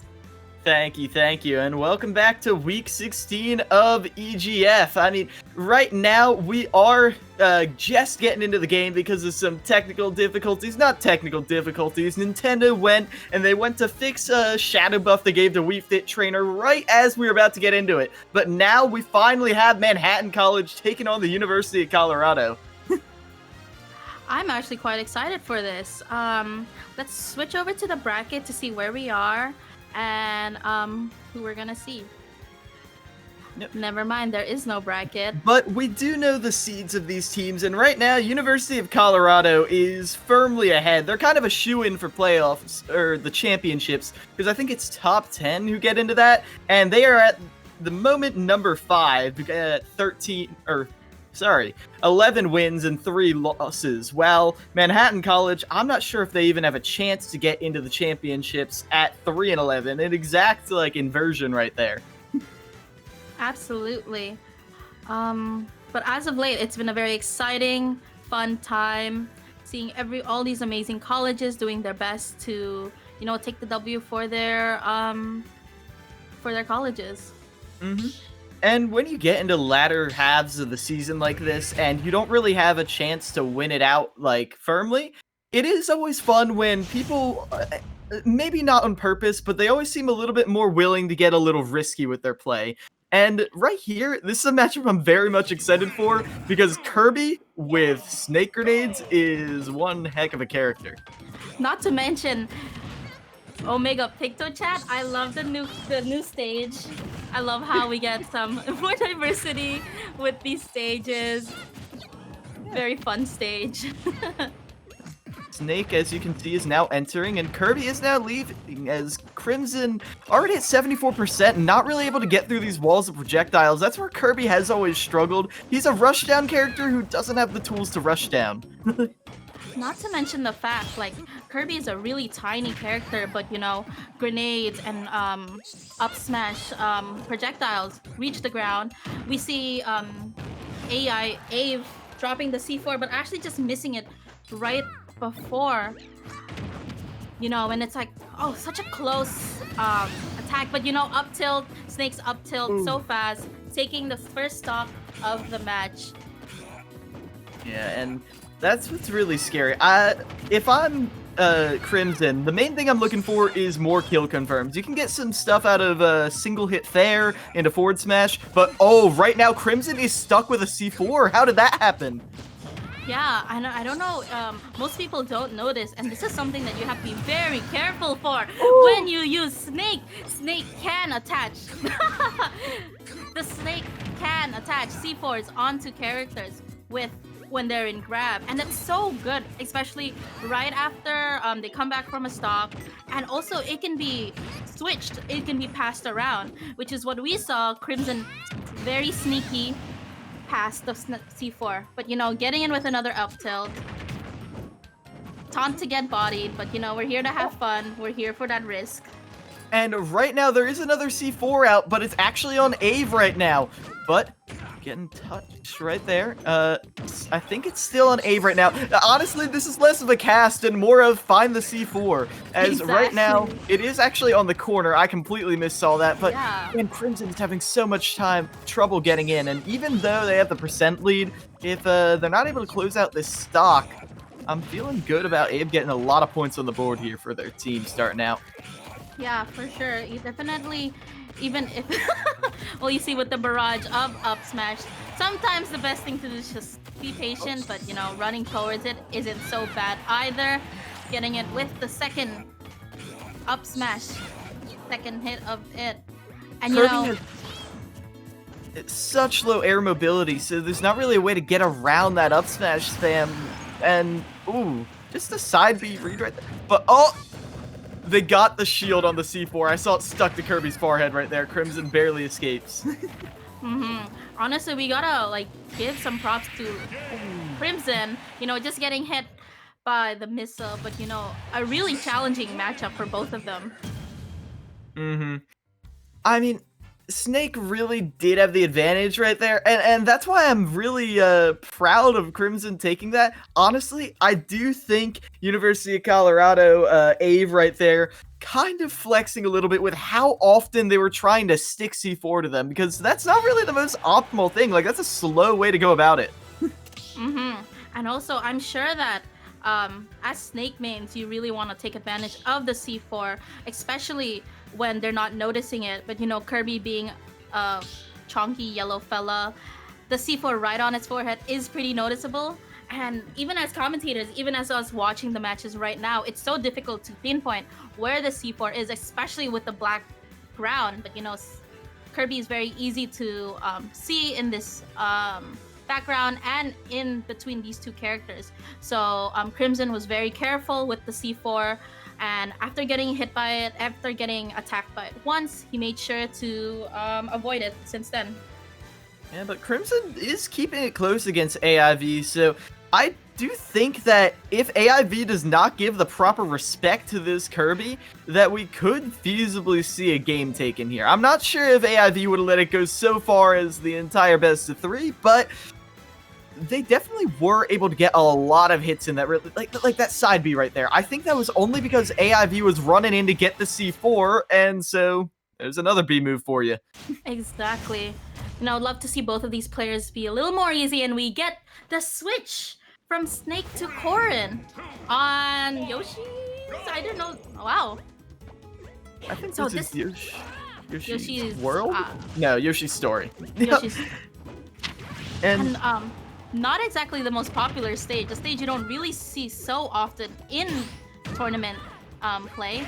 But starting at strong, both of them really getting neck to neck with these percentages, trying to keep their distance with one another, but at the same time trying to find a good opening. Yeah. Using that side B to approach, it's kind of like a waiting game, a game of chicken, because you want to approach, but if you do it a little too slow, which Kirby often does do, then you're just going to eat the side B, and almost getting the follow-up on the Paralyzer right there. Yeah, and we saw AIV in the beginning really using the needle to keep their distance, not do anything, try to do it again, only to get an S-smash right into the face by Kirby's feet. Yeah, and right now, AIV playing it smart, going for a ledge trap right here, and Kirby, you did see, had some trouble getting off stage against Snake, but now a bit fewer options for AIV. They got a lot of big hitboxes, but they're slow, and that was way too low, yeah. Gonna be an unfortunate SD right there, and Kirby just doing a happy little separatory strut. Really so well at avoiding the kill with the up B. Up B is a move that kills that, honestly, I forget all the time. And let's not forget, Kirby and Crimson's down air is poke shield from above, getting a nice hit from that. And that hit not really doing enough, though, to reset neutral. Crimson is living forever as Kirby, a character you're really not supposed to do that with, and that really does say to me that AIV might be a little nervous going onto stage after an optimistic up B. Wow, such an excellent up B onto stage, having the cutter attack Corrin right before. They're not enough to take the stock just yet. I know that Crimson really finished the stock with a strong 3 stock, an absolute destruction in this stage. Maybe it's against the Corrin itself, but giving AIV a strong lead of 3 points now, right? Well, Yeah. since Crimson got the 3 stock, I think we're going to our 3rd map right now, because if I remember correctly, it was AIV on the Snake before. Yeah, and yeah. that means right here, it is a very crucial set, because, well, crucial stage, because you really don't want to be letting Crimson get those points on the board after they just got that 3 stock. Like, that's going to be a big lead for, who is it? Manhattan College going into this. Absolutely. We might actually see the change back into Snake. We definitely saw AIV doing better as Snake, or Crimson, I guess, not understanding the Snake matchup as well, but they're both doing so well at this. It's going back to back. And yeah, this is actually such a good, strong match between both of them. And I really would like the Snake coming back, because it seemed like the thing AIV was having to struggle with is killing. And a character who likes to approach from the air like Kirby, what you really want is the best anti-air in the game in the form of that up tilt. It's frame 5, and it kills at 90. It's everything you could want in a move. But, okay. AIV going a third character. We love to see the character switch. Now we're in Hand and Bow. Okay. And the players are playing. I see that Crimson right here is counterpick to the green Kirby. Harder to see right here. A very smart counterpick indeed. And Dr. Mario really doesn't have a green skin you can fall back on like that. Yeah, definitely an interesting, stage choice. Cheryl, you were not here for the end of Septilence's match, but they did counterpick to Great Cave Offensive and Temple. Oh And- man, I can't believe I missed that. Great Cave Offensive is my favorite stage. It's so funny, and you know what? The fact that they're able to go into Hand and Bow right now is the best. You know what? I'm with you right there. It's happy to see these players having fun, but I love to see that Crimson's still taking this very seriously. This is the most optimal Kirby play I've ever seen, down to the color counterpick, and especially with how much respect they're giving, because they know Dr. Mario can get some strings going if you let him, so instead they're actually playing this like really good neutral on a stage where you would think you would just mash. Right, and honestly, there's not much I can say about stage choice because I mean, both of us know, I don't think we're both too familiar with Hand and Bow. But honestly, this is we see Crimson in a huge lead with so much space and so much platforms around them. It's so easy for them to just run away, avoid everything. But you know what? Up Smash is gonna take it. And This is so funny. that's almost 2 minutes off the clock already, and that's only one stock taken. And if that's indicative on how this is going to be, I'm not sure about it. But Kirby does have a lot of Gimp potential. Dr. Mario very susceptible to being gimped, and then Dr. Mario is a heavy. He's more or less a heavy with how hard he hits, so it might be some quick stocks. There are tools to take stocks, that's what I'm trying to say. It's all up to these players to actually brawl it out and take them. Yeah, and I'm noticing that Hand and Bow has relatively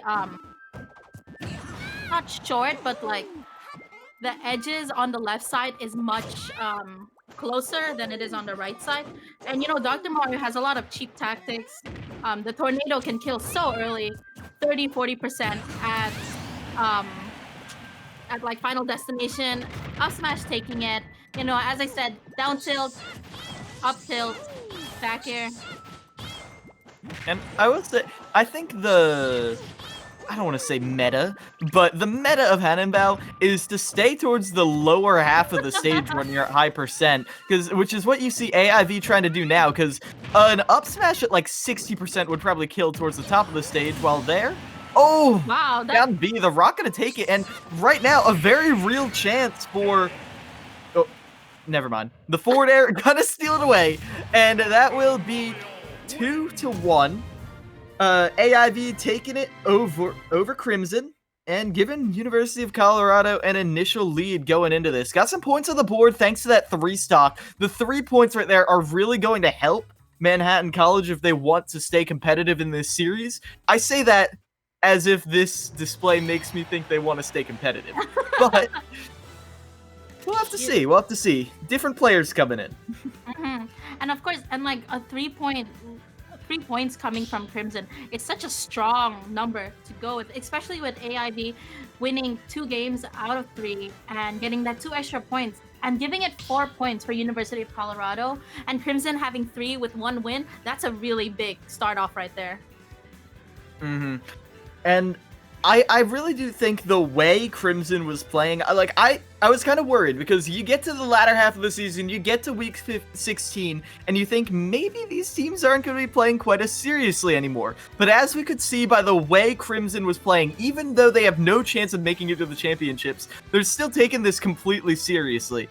The issue is, AIV, I'm not sure they were playing completely seriously the entire time, and they still won that. You know what?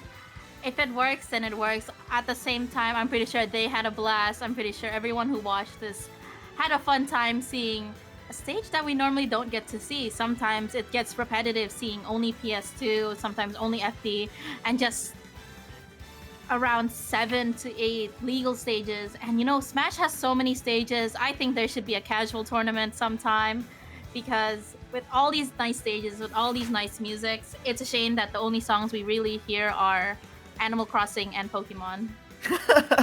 You're not wrong there. Hey, the off season's coming up for these teams. We can see more casual play like this because it seems they're in the mood for it. It definitely does. But right now coming in, we do have a decent selection of players coming in. It's going to be Sam and Katsuji coming in. And I actually got some notes from our previous friend Septilence before this match started.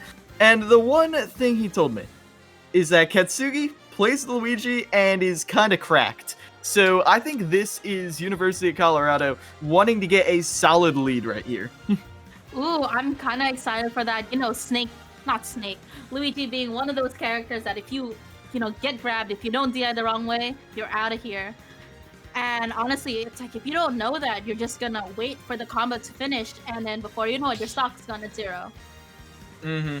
I was watching a crew battle on Monday. I saw Luigi take 9 stocks in a row off of the craziest shenanigans you've ever seen. Like, using the win box to pull people off the stage, getting the 0 to deaths. This is the kind of stuff Luigi is capable of. And if Katsugi is as good as Septilence says there, well, I think we're in for a show. You know... I got nothing. Oh, such a good stage! You know, the fact that Fountain of Dreams is no longer legal is really sad. I do understand why, but it's been one of my favorite stages, and I'm so hyped that it's back in Smash, and I'm so hyped that we get to see it today. I think this is just Battlefield FOD, which I think is perfectly fine, and that's actually going to be Sam getting the needles right here, as it's actually going to be Manhattan College repping another Kirby player. I'm not really sure why, but using the copy a lot more this time. We didn't really see the copy coming out from Crimson, and I'm happy to see Kirby getting some new abilities. And with 2 characters that use their feet for most of their attacks, Sheik isn't a character that deals a lot of damage as opposed to Kirby's moveset.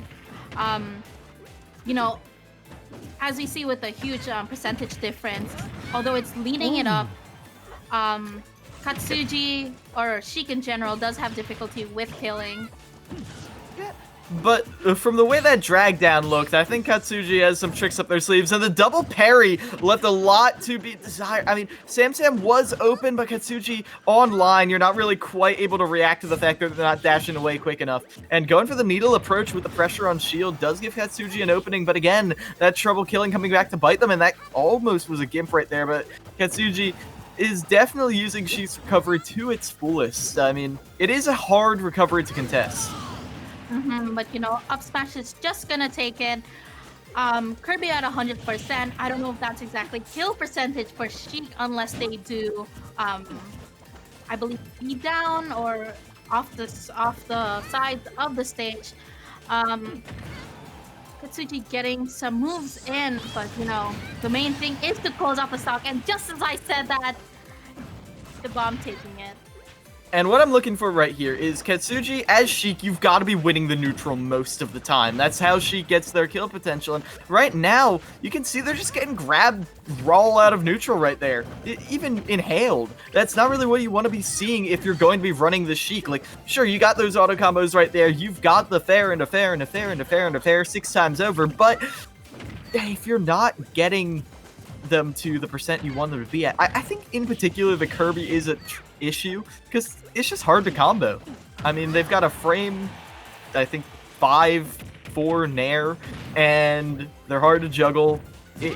There's a lot that she can get out there. Just going for the damage right there for the punish on the down B. The block, you still can take damage in it, and Katsugi exploiting that, as they are getting Sam high up in percent and off stage. And we see Sam really trying to be careful not to get hit by the same thing that killed him in the first stock. Just zipping away, floating away. F smash not yet taking it because, you know, Sheik be like that. But, you know, Sheik does have its fair share of things. So close into getting the bomb and not exactly taking it. And, you know, the F smash gonna take it. point Kirby we F need- smash. Yeah, you know, Kirby F smash. It's so good. You just It go is. launching across the stage. One of the better, like, just raw F smashes in the game. Especially if you're getting these reads, because it doesn't have that much ending lag, so if you hit someone with it, you're usually safe, even at lower percents. And honestly, you could just run around, walk across the stage using just F smash, and it'll hit somewhere, sometime. But you know, Katsuji, Sheik in general does have trouble, but I believe that was near off the stage at 150%. So at least both of them are at one stock. So the most points the person is gonna take is 1 point. And I gotta say, Sam's getting me really impressed right here with how they are consistently winning neutral against a character who has so many better tools than them. Getting these raw fairs and raw F smashes. That is the second raw F smash kill we've seen, as Sam does in fact go up 1-0 over Katsugi. Honestly, Kirby F Smash is something to honestly be scared of. You gotta look out for that because it's so fast, as you said, and then you could just pull it out of nowhere. Like as we've seen on all these kills, they just come out of nowhere. And Sam really did a good job of using the needles to great effectiveness. I think they went for the gimp right there, but a lot of the times when Katsugi was trying to jump back to stage, they would force them to recover low and take like a good 13% from the needles while doing it. Right, exactly. And you know, the platforms a very similar stage to Battlefield with just a few differences. They both worked out so well. I mean, I don't even know if they practice on Fountain of Dreams. I don't know if like these characters have some combos or movesets that can combo into one another with platform stages with a triplat like Fountain of Dreams. But either way, they both did so well at this at a stage that I'm pretty sure they don't play in as much as the normal competitive stages.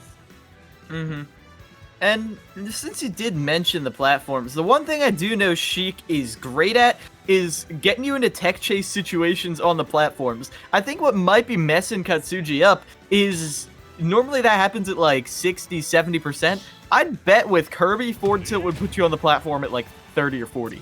Absolutely. Well, you know, getting into game 2, Sheik and Kirby once again. We see small battlefield. Cute. Yeah, coming out here. More of a standard stage, maybe a bit less lag if Wario's bike isn't there, but right away, I do see Katsugi, didn't think I would have to say this, respecting the Kirby more. Because that is what you gotta do. You can't just keep running into their forward airs. You can't just keep running into their inhales. You have to be using the tools that Sheik has. And what she has is a fair that you can use twice in a short hop. Right, exactly. And we see Sam trying to find a good way to approach safely, but not too aggressively. But you know, every single time they've tried to approach, it just didn't do any damage. It just didn't connect to anything. And Katsuji's doing so well at reading air dodges, doing so well, just keeping their distance, trying to stay away. And you know, now we see a minute in, 118% taking the stock with no damage. And this to me is showing that Katsugi got a slap in the face from the last game, and they're like, okay, it's my turn. But Sam's not out of it yet, getting some nice up airs. But again, you really just can't. Sheik, there are so many options for Sheik when she's on the ground. Well, Kirby really has 2 or 3, which is short hop fair or run and grab. Like that's what you're gonna be seeing. You know, as of late, as of now, they're just trying to stay away from another. As you said, Katsuji's really respecting Kirby, not running into it as often they did the previous match, only when there is an opportunity and a time available for them.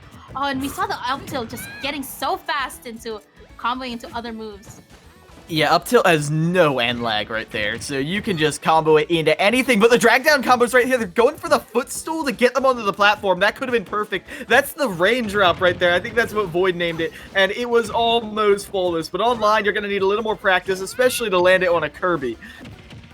And did we just see how Katsuji was so patient at that moment, just staying away, not getting closer, And you know, Katsuji, as you said, was like, yeah, this is my turn. Not playing around with Sheik anymore.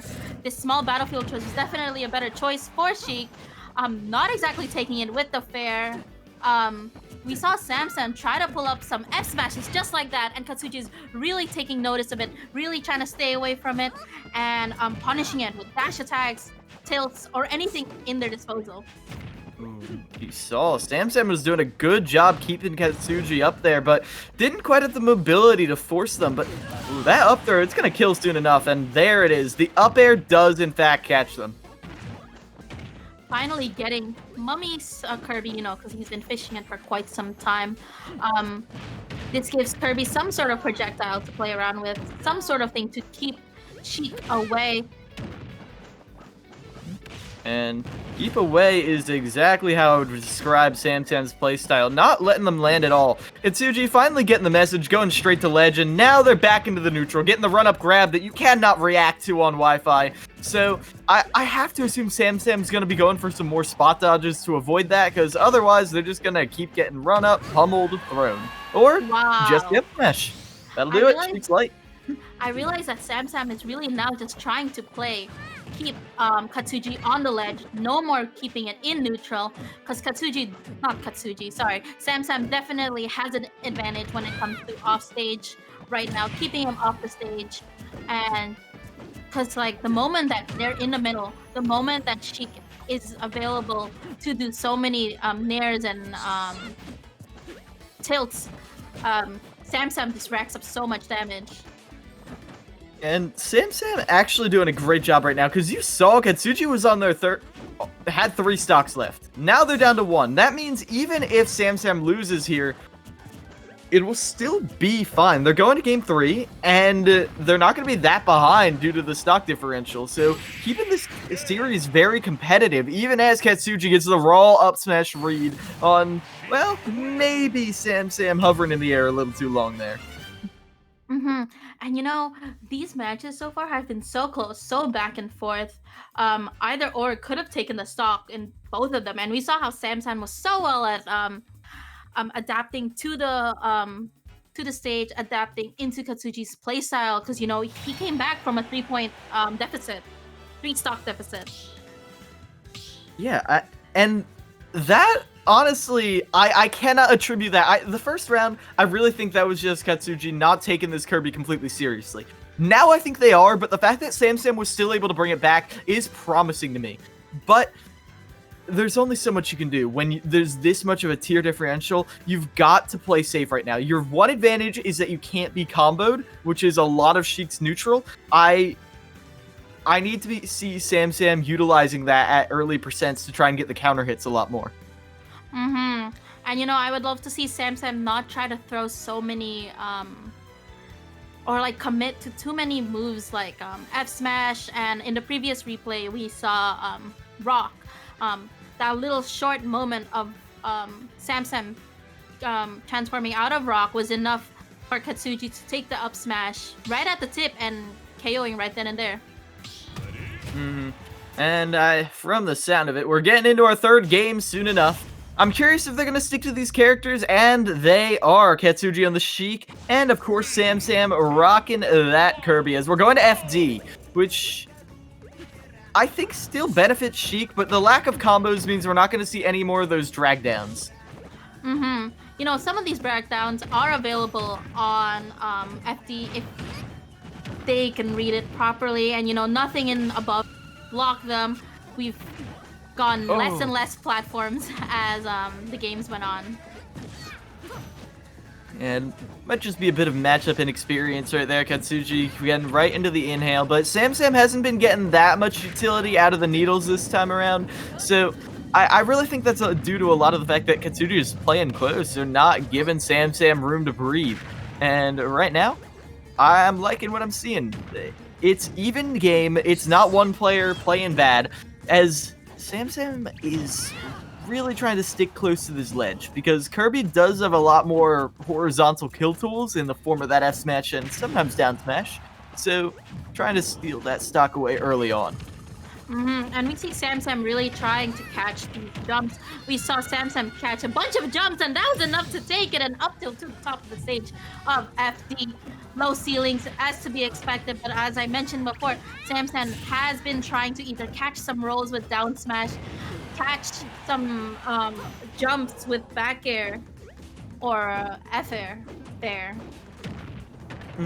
And that is what I like to see. Oh, there's those drag downs you talk about. More of a combo extension than a kill confirm on this stage. But again, the raw up smash, the raw smash attacks in general have shown me that Sam does have a good grasp of neutral. They just don't get the option every single time. Didn't get the regrab on that forward air combo though. So that means they're in a world of hurt now that they missed that. Do they get it this time? No, instead they try and go for the dash attack for the combo extension, which did have its ending lag lowered, I believe. So it is technically a combo tool if you get the very, very late hit. And let me just mention how much I absolutely love dash attack. It deals a decent amount of damage. It lasts so long, and you just kind of don't expect it. And I believe it kills at certain percentages as well. And Sam is utilizing that aspect of dash attack so well. Getting browsed.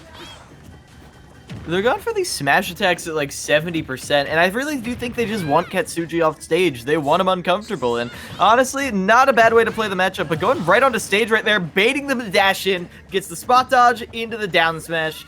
Perfect read right there. Option coverage, and now Sam is a stock up over Katsuji, who, again, got hyped up to me. And, yeah, the thing you mentioned about baiting out dash attack was so true, because we saw Katsuji trying to kind of dash attack, Sam catching it with an inhale and getting cheek Kirby, but you know, like the first stock, up air in the top of FD is enough to take it.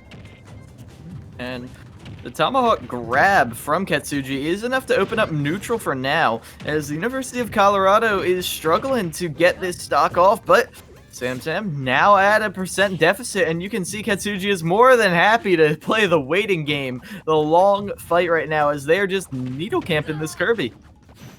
Exactly. And you know, Sam's really like stepping up his game, really trying their best to stay away. Currently only at 61%, but you know, Kirby has the ability to kill a lot much earlier than Sheik. And seeing a lot of these options that Katsuji is going for, like the forward smash out of shield, it really does reek of desperation right here. You really want Sam off stage, because that's where you know you can get the side Bs off the ledge, you know you can get the kill confirms, but you're not really getting them. The up smash out of shield is going to be good enough, but now you're being ledge trapped by a Kirby. The down B, though, a little bit too optimistic of an option right there for Sam. Not going to cut it for them. As Katsuji now, the bouncing fish sends him off stage, and you're in the same situation. Sam again going for a lot of smash attacks. Yeah, like a lot of smash attacks that Katsuji can punish, but you know, sometimes Sam's influx of smash attacks is enough for to take it. Yeah, both these characters really in kill range. The up throw not going to do it. I do believe Katsugi, though, if they get a grab, they can do a down throw into the up air. Then we've seen that take the stock 2 times in a row now. But Kirby getting higher and higher means that confirmed not looking quite as true as it once was, but being pulled by the win box into that side B is going to take it, as Katsuji keeps University of Colorado ahead by getting that win over Sam. Wow, that was a really close match, especially from a Sheik and a Kirby. An unexpectedly fast-paced match where they're both the tension was high, the pressure was there. They know that they're so close to getting the stock from one another. That they were, and right now I do have to wonder, because the notes I got do not mention more than one Kirby on the side of Manhattan College. We have seen 2 so far. Cheryl, do you think there's a chance that we're going to be seeing an all Kirby team? Honestly, I would love to see an all Kirby team. Let's play some Kirby music along with that. I'm a big fan of Kirby. Have you played a Kirby game? I played that old DS one. I've played a couple miscellaneous ones. That old DS one is my main experience, though, I'll be honest. Superstar Ultra? I think so. I don't know. I don't remember any. Canvas Curse. I got nothing for you. I think it was Superstar Ultra, but it did give me a pretty good knowledge of Kirby's main thing is to just inhale people and have some fun with their abilities, and that is what I was really happy to see Sam do more often, because Kirby is one of my favorite characters in the game just because literally every matchup is different. And you can say that about any character, but for Kirby it's true. Mm-hmm. You know, I love Kirby as a character. I personally don't like going against Kirby, but some of Kirby's moves, some of Kirby's grabs are so strong. Kirby's F smash, as we mentioned before, is so fast. But like moves like Rock can really has a lot of ending lag that can really be punished easily, which we've seen quite often. Both Katsuji and Crimson has done. Mm-hmm. And now, here's the final test, because from the side of Manhattan College, we got Hammer coming in, who is a Terry and Ryu player. Two of the characters, I have to say, are most different from Kirby. So if they're going Kirby here, then we know exactly what the Manhattan College game plan is. Meanwhile, University of Colorado sending in Ice, who has been playing some Dark Pit in the past, but again, no one has been playing their mains this entire game. So honestly, we don't know what's going to happen until it pops up in front of us, which, from that ready, I think it's about to. And we get another Kirby! Oh my gosh. Yeah, they're going and Manhattan we're College. at PS1. Amazing. Blue Kirby coming out now. Water type. A bit of a, not really a type advantage over, I'd have to assume Bayonetta would be a dark type, but oh, still getting these combos on such a small target. I'm impressed, Ice. Really hitting that down and getting that down smash. Kirby not going to be able to go to any recovery except as instant snap to ledge. And you know, Kirby, although he's kind of chunky, he is still a relatively small character, and some combos can fall out unless Hammer can properly hammer their way out of it by DI or kind of change the direction of where they air dodge. Once again, here we go. Let's start the cutscene up as Ice is taking Hammer on a tour all the way to the top of the stage. But once again, they're respecting the down B. They understand Hammer wants to go for that, and they're ready for the hard smash attack read, because that's how Bayonetta has to kill. Hard reads. And with these massive hitboxes online, Ice is doing a good job at making that happen.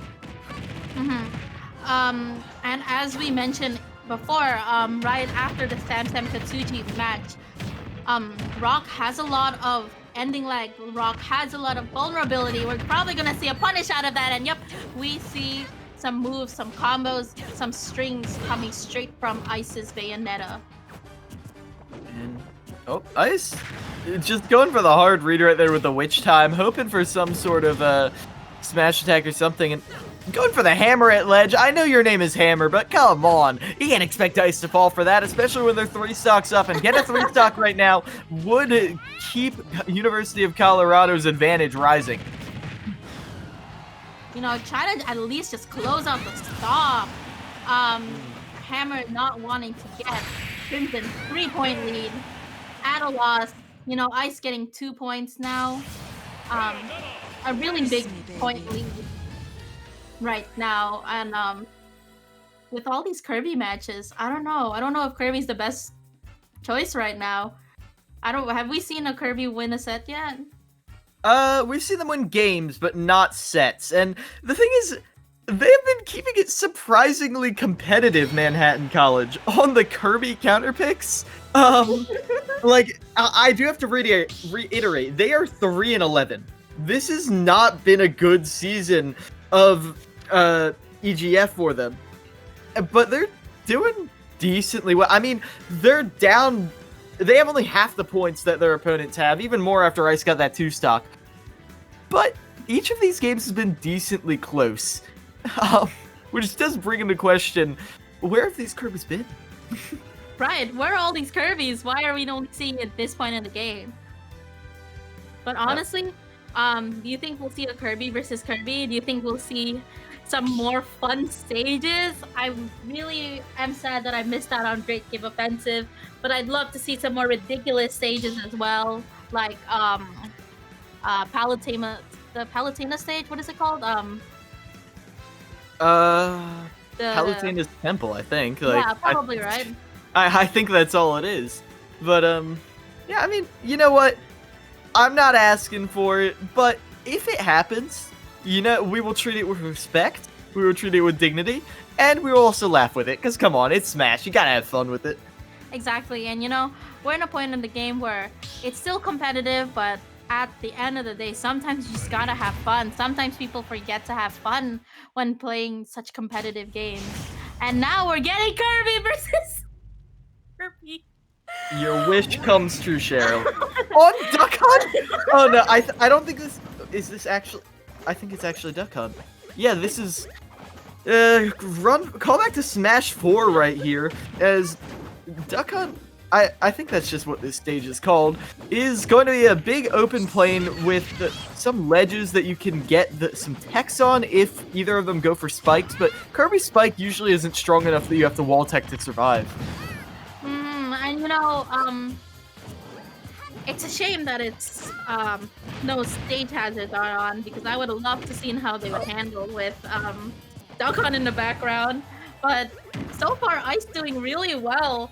Bayonetta shifting into Kirby, same color scheme and everything. Yeah, a very dark Kirby, and once again the color counter pick with Jasper's having the blue background when they're floating up there. Gonna be hard to see exactly what they're doing. As it is more or less an even game right now, as Hammer is only 10% behind, which doesn't matter too much for Kirby, as Ice eats the late hit of that dash attack. Now they're off stage, but Ice has too many jumps for you to just be charging that down smash. It's not going to work out for you, as I feel like both of these players keep forgetting that there's a platform in that tree. Right.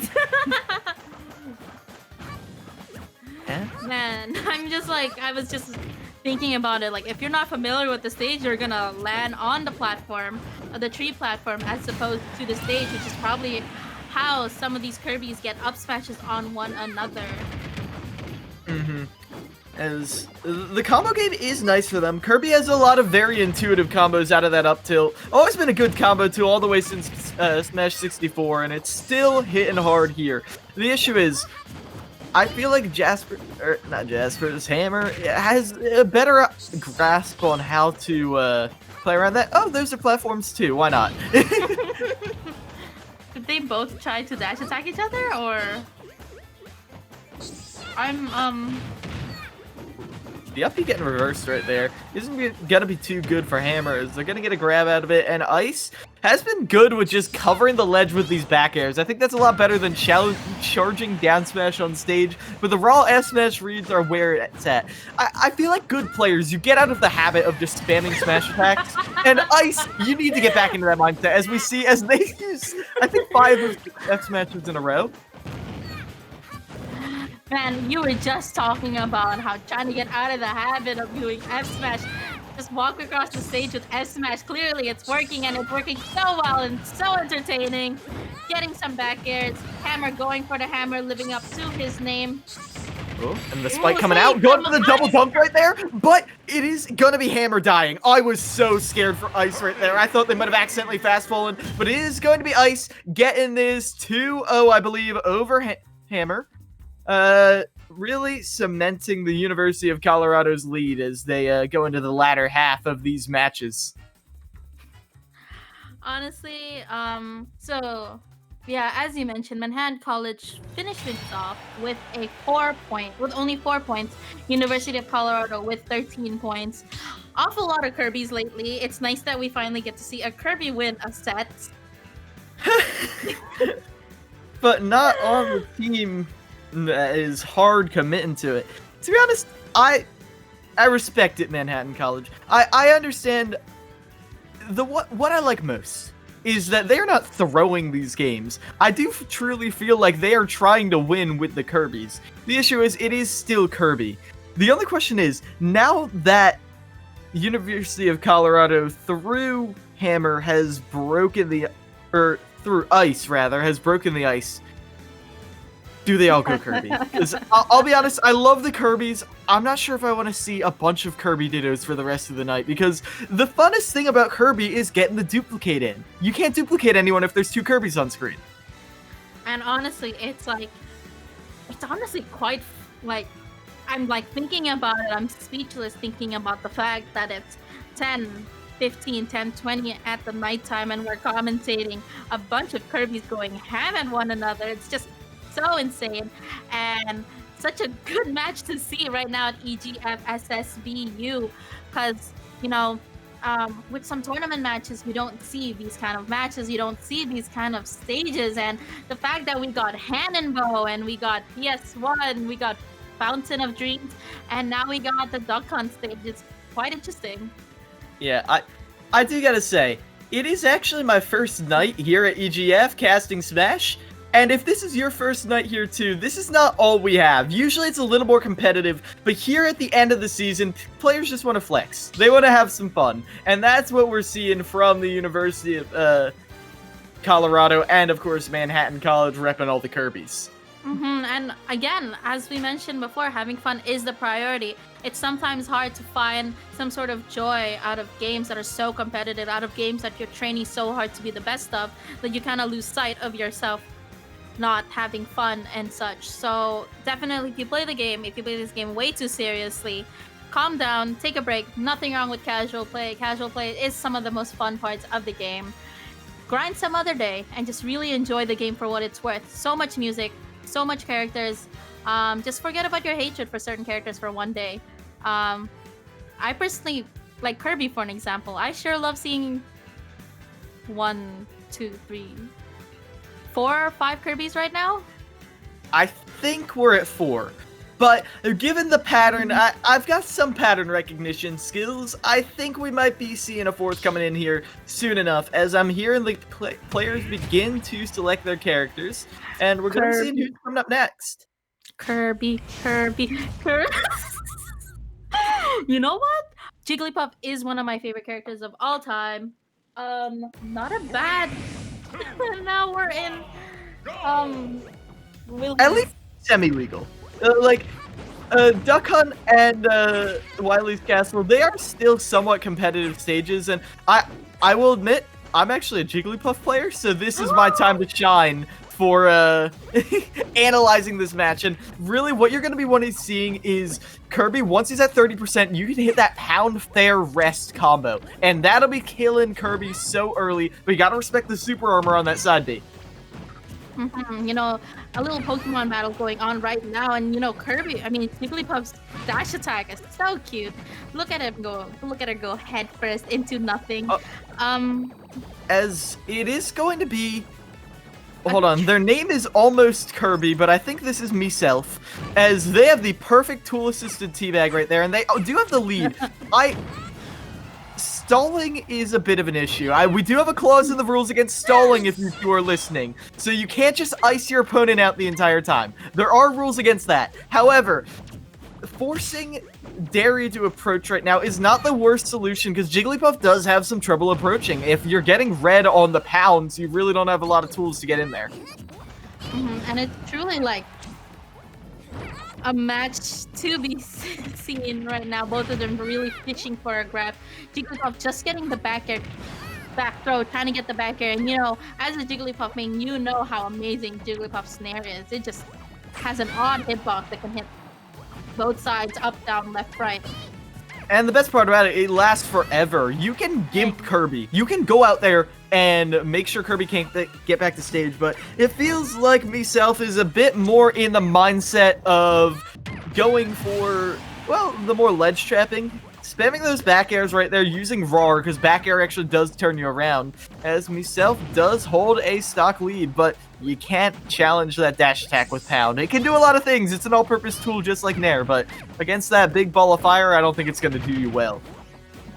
Oh, I know that down there combos to rest at certain angles, and we see myself going for the Pound, not exactly taking it.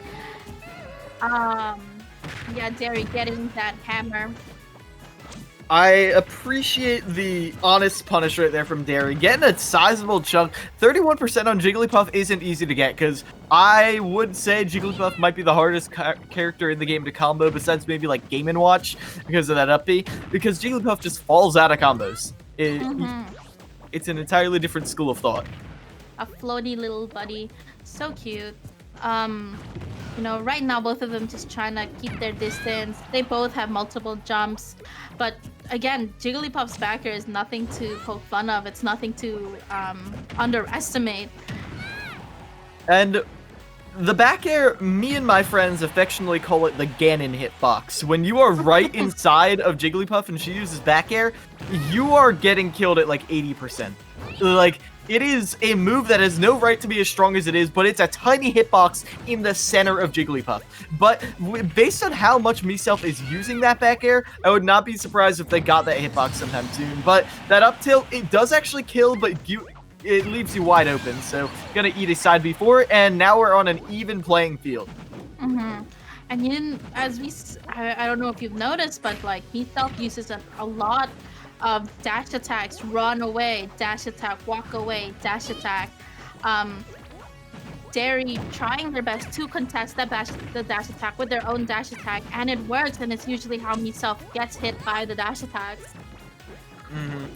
As Myself is kind of just, again, icing out their opponent. Derry now choosing to go along with it. I again remind the players, if you're listening, we do have rules against stalling. So as long as you are fighting, I will allow any kind of shenanigans. But I'm going to tell Dad on you if you get a little too boring. Getting so really competitive. You know, they just needed that little break, that little recharge with the downs. Getting for the hammer, not exactly taking it, got the grab alongside with it, gotta dash around, gotta hop around, gotta float around, gotta be a little Jigglypuff. And the thing about Jigglypuff right here is they have the second highest aerial mobility in the game and the highest aerial acceleration. Kirby has awful aerial acceleration, so they can't really fight Myself in the air, so they're trying to stay grounded, which is a good idea in theory, but that means that Myself can safely jump away anytime Derry wants to attack them, and if Derry tries to attack them, then Myself is just going to hit them back, because they're better in the air. See Myself really taking advantage of the stuff, and then we got almost Kirby. Was that a 40% that happened? We're gonna need a replay on that deal, because that's what you get for camping. If your opponent gets a read on what you're doing, because that's what it is. You get so many times to test what your opponent is gonna do. You run in, and you get that hammer at 50% and kill Jigglypuff. It's Jigglypuff. I would expect it to kill, but you know, getting the hammer, getting yourself to get hit by that hammer so at the end of the stage that, you know, it's, and I think we've seen Myself getting killed by hammer 3 times actually, or most of the time. The one move I did not see Myself use though, that I am kind of curious, because it's a scary move to know if you don't know how to use it. Where are the rests at? Where are the rests? It's Jigglypuff's, like, it's the only reason she's not a bottom tier. And, like, we see Myself hitting some of the sort of lead-ups into rest. You see him hitting the down air, you see him hitting the falling up air once or twice, but they're never actually going for that finishing blow, because it requires a lot of confidence. And if this is off counter pick, I'm not sure if they have that. And there we go. So Kirby has transformed into Kirby in a beautiful stage. Here we are, Dreamland 64 or Wispy Wood. Here we are at Kirby again. Yeah, and I was actually kind of excited to see Jigglypuff. I really wanted to at least have in this long Kirby bracket a rest combo. But you know what? Kirby's are good too. While we're on the topic, Jigglypuff, if Kirby actually inhales Jigglypuff, you get Rollout, a very useless move. You can actually instant shield break from the damage boost Kirby gets from Rollout, and since Jigglypuff dies when you break her shield, it actually is a major advantage. But right now, the major advantage is going to Myself, who just, no offense to Darius, seems to be a bit of the better player since they went to the Kirby and they're instantly picking up the slack. But I feel like Darius is better at covering the ledge than myself is, as we saw from that recovery. And in the first stock, Derry went for the dash attack, not the dash attack, went for the F smash, only for myself to really look into it, run back and counterattack with the F smash. Which honestly, is he running out of jumps? Is he running out of jumps? And is that gonna drag it down? Not enough to take it. What a shame. Had the right idea, not the right execution.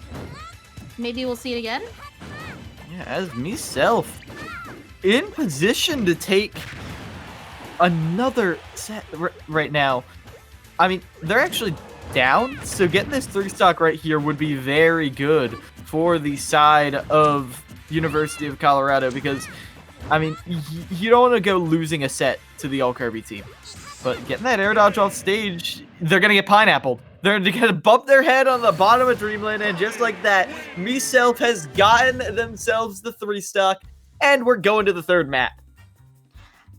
So that automatically jumps University of Colorado's points from 13 to 16, and I don't know if they have a chance to win right now, Manhattan College. Maybe by like a scratch they possibly can, because if the maximum amount of points someone can get is 6, I believe, and 6, 6, 12, there is still a possibility if we see more 3-stocks on both of them. But the one thing that University of Colorado have in their back pocket is a player who supposedly likes to play Pyramithra. So if they do take this seriously, if they are down some stocks and they send in the Pyramithra against the Kirby team, I do have a good feeling going up into this as is once again going to be myself repping the Kirby onto Dreamland. with a good song. Can't go wrong with Gourmet Race 64. Very hype classic song right now. Myself really bringing in these Kirby strings, and you know Kirby's grab can combo into so many moves. But combos don't matter if you're just gonna jump right into a fully charged up smash. I get the mentality that you want to challenge it, you want to punish them for daring to challenge that up all the way. Myself, they have charged up 2 smash attacks fully, and now Derry is at a kill percent because they keep jumping into them. It is the kind of thing, I was saying it in our first match, you gotta give respect to Kirby, and that's not what we're seeing a lot of the time. I remember in the previous match, you've mentioned that you thought Derry was better at edge guarding, but honestly, in this match in particular, I think myself is doing so well at edge guarding, so close into missing the ledge, but actually just taking it by a split. And I think that was an attack cancel back air right there on the Kirby. Just showing off your tech right there, even though you're going for the, you're just gonna jump right into a partially charged up smash. Yourself still holding the lead right now, especially as they get the missed tech on the platform. Derry trying to recover. Yeah, getting the down air into the F smash, an amazing string of combos, and we see myself doing so well trying to get back airs on the top of the ledge whenever Derry decides to recover higher. Like we see right there, going a little deeper, kind of scaring him, getting the down here, almost there to take it, and takes it not with a downer, but just not having enough leverage to recover. And it was the first down air that really did him in, and right there, I'm liking the guaranteed damage, going for the F smash instead of going for some sort of re-grab combo. Already you're lapping Derry in percents, but dash attack is going to send Derry off stage, but there's the spike, and I feel like myself is more than willing to go for the trades. A 1, 2, 3, 4, 5! And there's no coming back from that, as myself maintains the University of Colorado's lead. Wow. Out of all of the Kirby matches we had, I think this one was so interesting to watch. I think it was just interesting to see how myself can really push the limits of how Kirby can go. We see all those down airs. 4 down airs on a Kirby. I think that's a Kirby thing. Wow, great job. And that is what you have to be seeing, because Kirby, even though you think of him as someone who recovers from very low, you've got to use those jumps to recover. It's a finite resource, and if you keep burning it, you can't just keep up being like other characters. I know that as a Jigglypuff player. You will run out of jumps if you're not careful. Yeah, I was just about to mention that. I was just seeing that we saw Derry really overestimating Kirby's jumps to the point where he just lost his recovery. And I think this was especially seen in, I believe, the first match. Not the first match. Yeah, the second game. Or not. Or the first stock, I believe, where Derry just keeps getting hit by the back air and eventually losing his jumps and not being able to recover. And once again, that it's really a shame to see because Kirby is not a character that just drifts down like others. It's a plummet. You're going down when you use that up B and you're not getting the ledge. You're just gone. And I think the reason Derry kept going for that up B is they were hoping to catch himself with it and get the trade. Because even getting that one stock off would have meant it was a less of a kill confirm right there. You know, I'm a big fan of Jigglypuff. Oh. I need to go get my hat, but You have one? Of course. Come on, you can't represent me without getting a hat. Okay, if we go to a break, you have to put it on. And we'll be okay. Jigglypuff co-casters, because I love Jigglypuff. It's my favorite Pokemon, actually. So gotta rep with the hat. I'm a Robin main though, but I would be a Jigglypuff co-main if I had some time to. I mean, from what these players are showing, if you got the skill, you could just pick up any character, and I'm sure you could too, because everyone is going to the Kirbys, and Kirby might be a pretty simple character, but you know what? We're seeing a lot of innovations coming out. I would love to see, again, this is a plea going out to the side of the University of Colorado. Pick a different character so we can see some duplicates come out. I would love to see it. Or so again, it's just kind of so funny to think about us right now, and it's your first night here at EGF Kilomiles, and you're just commentating a bunch of Kirbys, and I am gonna say that is the best thing to commentate. These fun, casual matches where people are just having fun are, I think, the best ones. You get to really see the players' personalities shine through with their fun playstyle, and you know the chemistry between Derry and myself in the first game, where they're just that teabagging trading each back other. and forth. Oh yeah. It was just so fun. Like, I'm pretty sure if this was like in person, they would have been friends. And that's the kind of thing that gets lost in online events like this, because when you're at a local and you see that happening, you see both the players sitting there laughing at each other, and it's fun, and you sort of forget that they're still doing that online. We just can't see it, so we're laughing for them and keeping the spirit of Smash alive right now, even when we can't be there in person. But honestly, coming into our last match of between Manhattan College and University of Colorado is Probs going Kirby, and Xanda Panda probably also going Kirby. Do you have any notes on which characters these usually play? I do not actually. These are not who played last time, I believe, so we're going in blind. Completely blind right now. Probs did play Snake, and there it is, the Marth. And I do love this because Kirby, when they inhale the Shield Breaker, it gets so much more powerful, so much more adept at... We're in Mario Maker. Of course we're in Mario Maker. Honestly, I was really excited to see a match. I feel like I'm on the Eric Andre show right now. Like... with the stuff that has been coming out right now. Dancing Blade is nice. Marth, to be honest, is one of my favorite characters. Even though some top players say he's low tier, there's just so much potential for cool stuff, especially in that Dancing Blade, which is one of the most powerful kill tools in the game, but you would never think it looking at it. Exactly. Like, look at that. Get that tip once, and then Marth deals so much damage. I do believe that Marth has a disadvantage with a Swordy, with a disjoint against Kirby, but you know, Prob's doing a really great job at just keeping the percentages really close. But you know, Xanda Panda really trying their best to separate it. as they run in and just get the running up tilt right now. Kirby historically does struggle with swords quite a bit. So Zandapanda, I think this is more or less just trying to get the flex in the score lineup. Also just looking cool. But it is actually going to be Probs taking the early lead, as it's going to be Zandapanda actually struggling to not get rushed down by Kirby. It's hard to react to them rushing in and grabbing you right there, as you get Marth off stage now. But not going to bump their head on that little mushroom right there. And instead, going to actually get comboed by the Kirby up B, as Probs is building up their lead slowly but surely.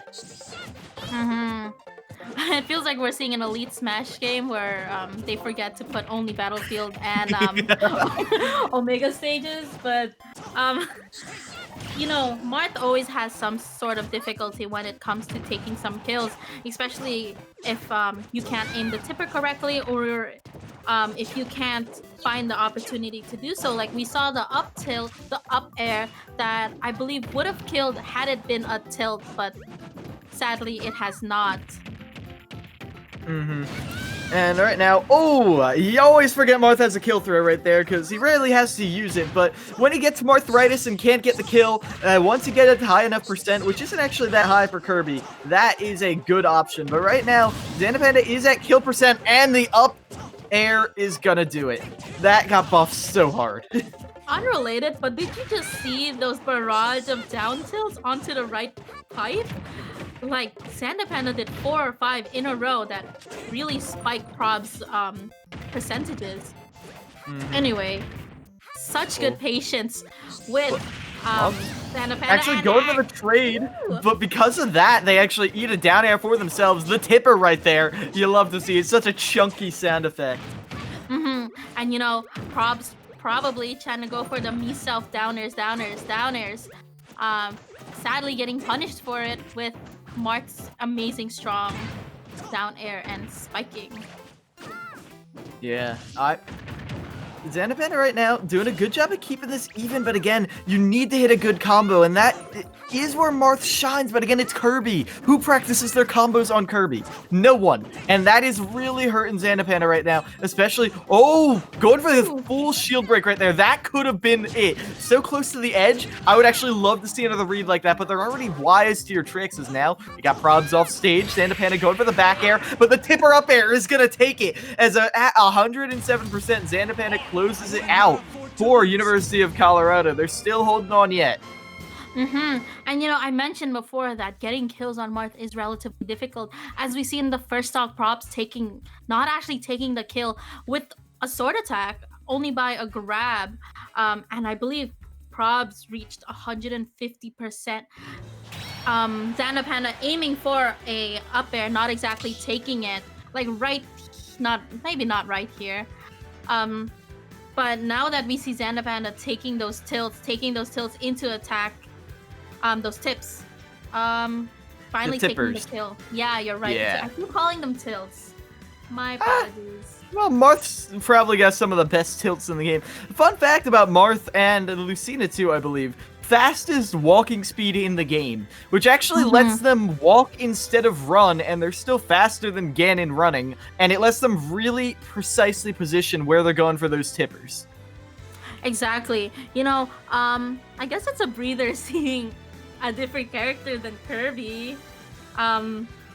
We didn't see a Kirby win the game, so win this game, maybe we will see 2 more Kirbys. Will we see a Game 3 Kirby?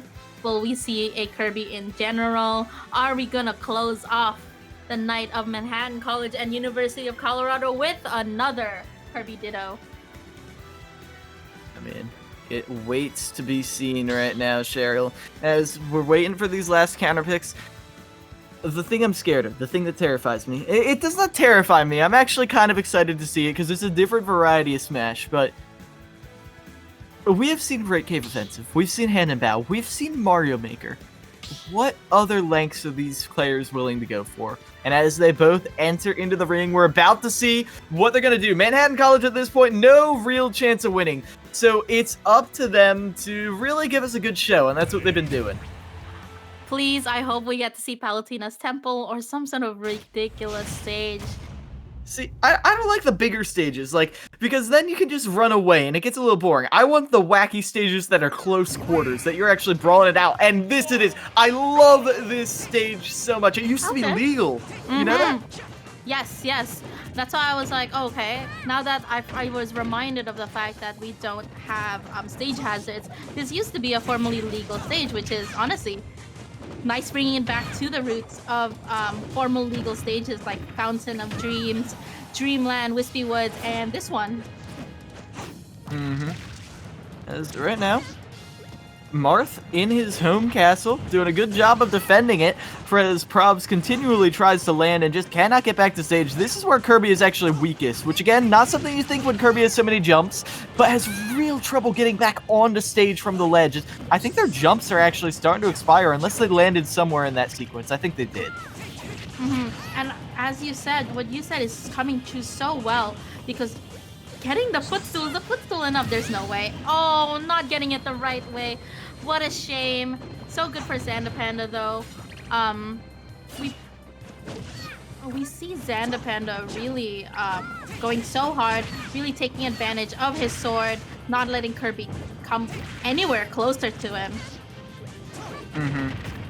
As right now, ooh, getting them off the stage. Oh, and the parry onto the up, you had a big opportunity for punish, and there's the shield breaker. How are you gonna hit the tipper though? Oh, it's just gonna be up smash right off the top of the stage, popping that balloon and giving Xanda Panda a 3-stock lead over Probs on what is looking to be the last game of this matchup between Manhattan College and the University of Colorado.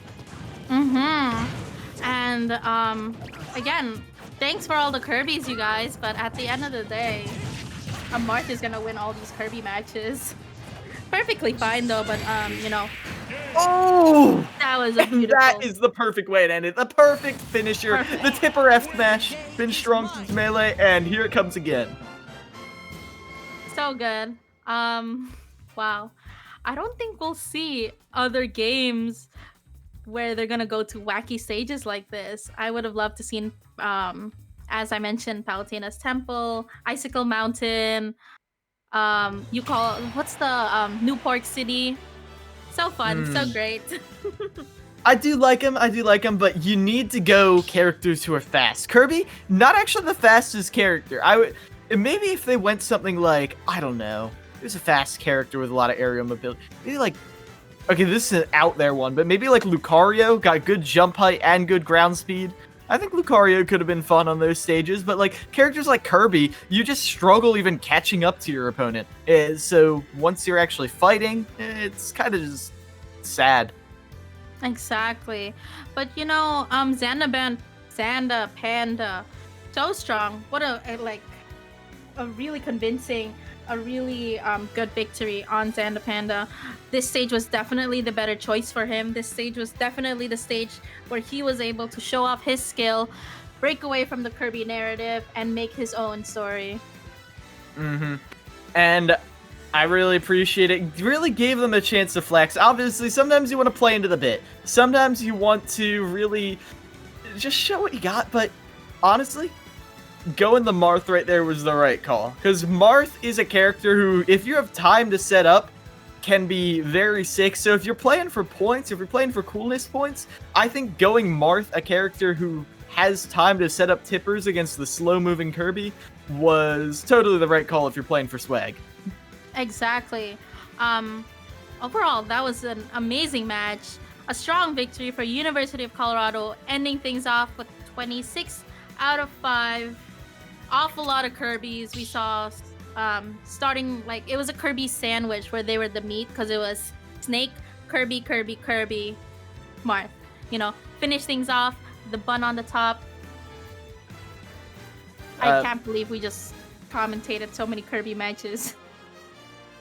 When you get into the latter half of these seasons, this is really weird. A team that plays all Kirby, one of the lowest tier characters in the game, is not what you would usually see. But they tried to keep it close. Even if the score does not reflect it, a lot of those matches did go to very, very close games. But ultimately, I feel like the clutch factor was always with the University of Colorado. When time came, when push came to shove, they were always ready to show their stuff, and that is why they took this over Manhattan College 26-5. But for now, we're going to go to a quick break. When we return, Rider College will be taking on the University of Hawaii, so don't go anywhere.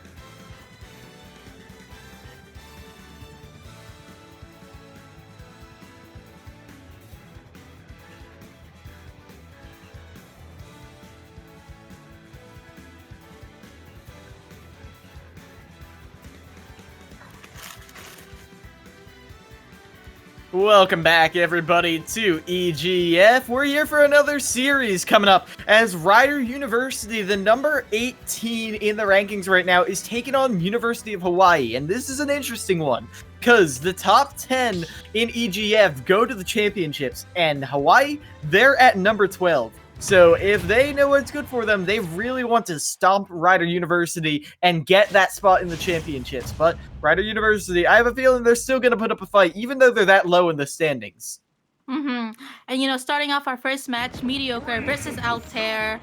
I forgot they do button checks, so let's talk about it. I'm glad them doing button checks, although it is a little a long time. It does it shows how serious they are. They really want to make sure that the buttons and the controllers are not an issue for them. And that does really, it makes sense when you're playing from all the way in Hawaii, because you want to get a feel for the kind of delay you'll be playing through. It's usually not too unbearable. I mean, Smash Ultimate Online, there's been 1,000 jokes about it. I don't really care. But if you are going to play through it, then you want to have an idea of what kind of lag you'll be going through. And I feel like that is why they do an individual button check every time, because with individual players, it could be different. Absolutely. And although it's a little tedious, it's so good on both sides. Location does matter. This is a Wi-Fi tournament after all. You don't want Wi-Fi, you don't want your buttons, you don't want certain things to be the reason why you lost. And But- it would be very frustrating for that to happen, but since I just heard the announcer yell game, I think it's time for me to say game, because I think we're going into game soon enough. Altair versus Mediocre. I think we heard a Bowser and a Corrin, I believe. That may not be the characters they chose, but I think people do button checks with characters they're gonna use. So Mediocre is... Oh yeah, they are a Corrin player, and even though Altair did play K. Rool last time, could have gone over to the Bowser, another big scaly reptile, so makes sense. They're both scaly reptiles. Corrin is a dragon in their game, and even in Smash they're a dragon. Scaly reptiles going against scaly reptiles. Alright, well, it's gonna be the reptile fight to see who is the King Croc at the end of it, as it is in fact going to be K. Rool taking on Corrin, and more importantly, both in the same color palette on PS2. Looking fancy. I was just gonna mention, wow, their color scheme is nice. Their match. Yeah, and a nice opening combo to instantly get almost 60% on a Mediocre right there. Altair, though, not going to want to slip into disadvantage state because K. Rool has a lot of trouble escaping it, especially against Corrin, one of the few characters who can completely safely challenge K. Rool's recovery. But charging that down smash, it has pretty much a spot dodge built into it. You saw Mediocre tried to attack them, but it just went right under them as they ducked under. And we saw earlier into the game, Mediocre really landing with only downers, and Corrin's downer being a move that goes straight down, making them incredibly susceptible to many moves. But Mediocre really trying to cover it up with the needle, which is doing such a great job, getting some damage, but not exactly taking any stocks on. You really want to close out stocks in these kind of matches and these kind of games because it's a point system after all. It's better to just take as many stocks as you can, even if the possibility of losing. And Altair being one of the heaviest characters in the game is definitely working in their favor, as, again, living at 150%, that is not an abnormality. I wasn't sure if that killed, to be honest. Because when you get paralyzed like that, it kind of just pauses the game for a little bit as you sit down and rethink your thoughts. Definitely gonna take the stock out of that. I always forget that it actually does take the stock. Altair actually knowing and reading the fact that Mediocre has been landing with a with a bunch of downers, as we saw Altair responding with a dash attack. Cannon at the ledge is so easy to get kills off of. Getting the grab. Downer, is that gonna take it? A simple fair, tilt. Got it. And that is exactly what I'll be seeing. It doesn't have a kill throw, but when you have a bury, it's more or less a kill throw. And sucking up Mediocre right there, as they are now... I gotta say, Altair's advantage state is crazy for a K-Rool player. It's really keeping Mediocre on their toes. Exactly. And you know, Mediocre really trying to approach Altair, King K. Rool with the character with both a strong offensives, strong projectiles, really good moves that can attack from afar and up close. Mediocre trying to pin something up with a needle, getting it forward, but you know, not exactly going to take any stocks from that due to King K. Rool's chunky body. And I do love how Altair is approaching with this dash attack, because their belly armor, it is not cracked, and it lets them power through most of the stuff Mediocre is going to be throwing at them. And with the super armor at 151%, you're willing to go for those trades. Wow. Bye! Okay. No kill stream whatsoever as Altair sends Mediocre rocketing off and give the University of Hawaii an instant lead going into the rest of this set. Altair as a person playing the game has done such a great job at reading certain moves like landing, how Mediocre has landed through this game, how Mediocre has recovered and really taken advantage of those to the point where Mediocre just can't seem to recover any other way. And Mediocre has kind of been baited into something by Altair. You see them charging a lot of smash attacks, which is not something you usually want to be seeing. Corrin does have some good charged smash attacks, but not the best option. But I think they're doing that because it feels like there's no other way to kill Altair. You need to be able to break through that belly armor. And when Altair sees them charging up those smash attacks, they fall down with a back air or a nair to start a combo. They have a lot of really good option selects right there. It's not so much a read, so much as it is an educated guess. And honestly, although although K. Rool's belly has the ability to reflect projectiles, Corrin's projectile is really unique, one of a kind. Honestly, if they charge it fully, I don't believe just belly is enough to counter it because it might be too long. But I know that Mediocre is being a bit more safe when using projectiles, really approaching with using needle most of the time, but I'd really love to see them try to approach differently or try to land a bit safer as opposed to just using down air.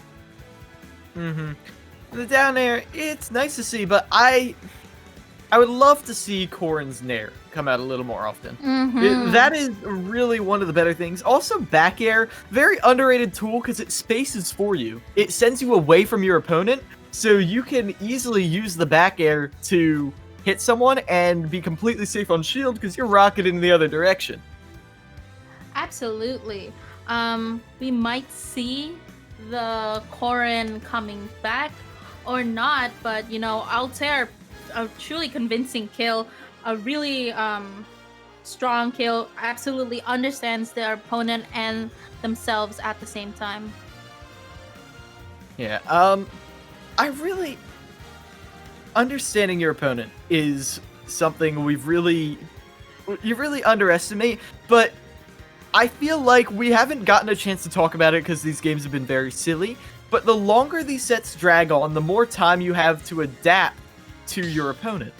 And that's really crucial, as I think we might be going into the next round soon enough. Really nice that we got to see these two players on one another and got to see how on top of things Altair is, especially with this. And as you mentioned, they're taking this very seriously.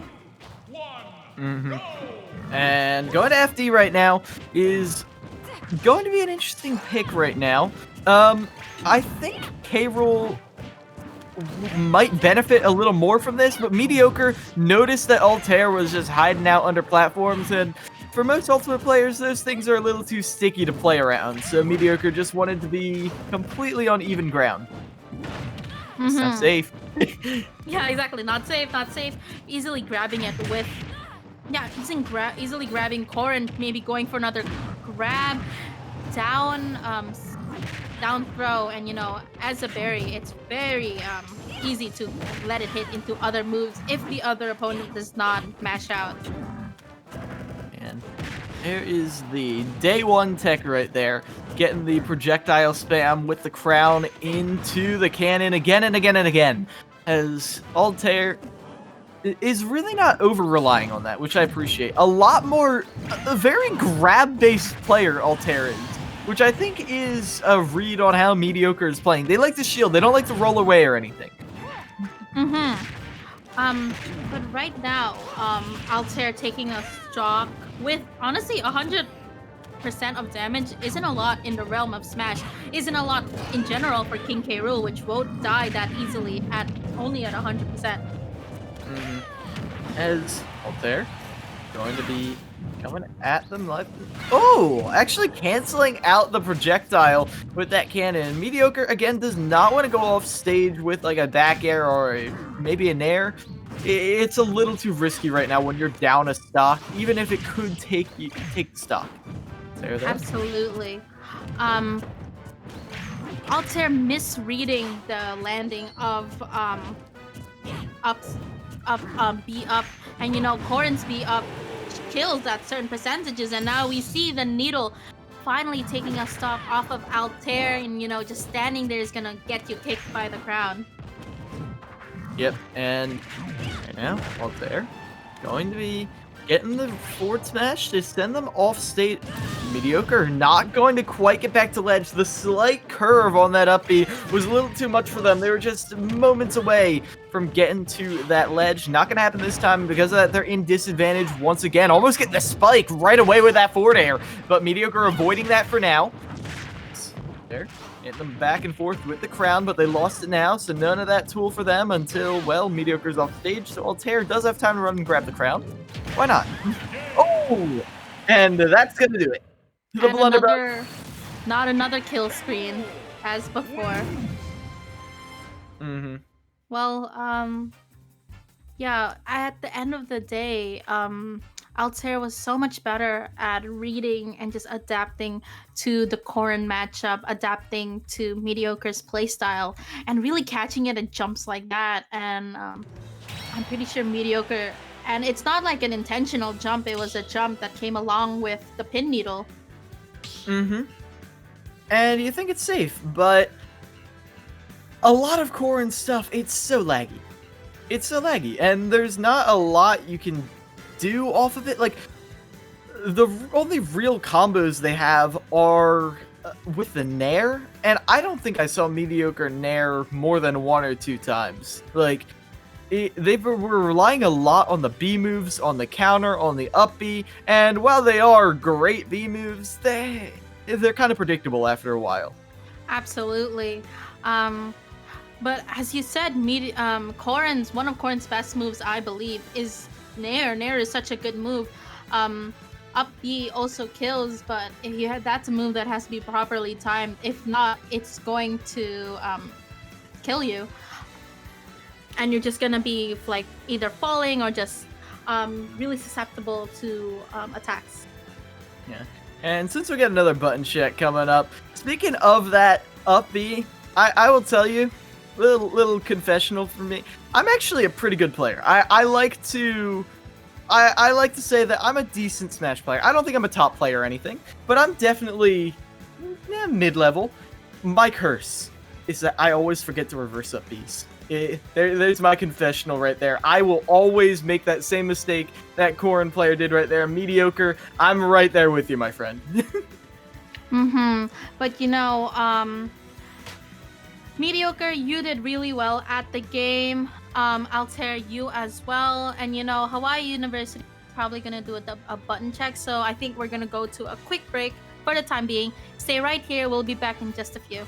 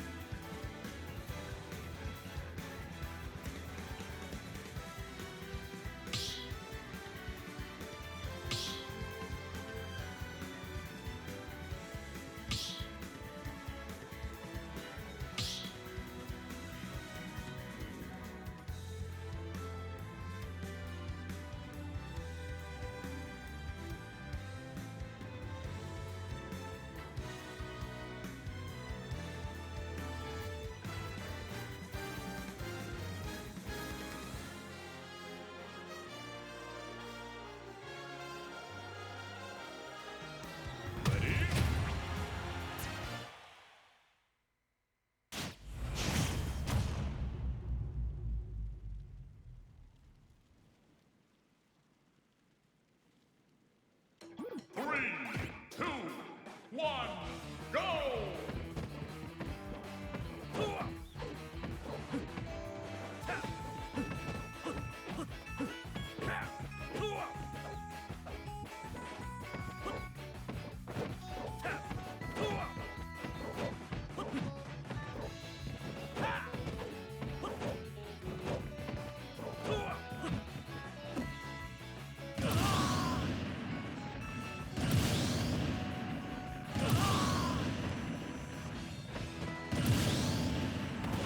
Game! Pac-Man wins!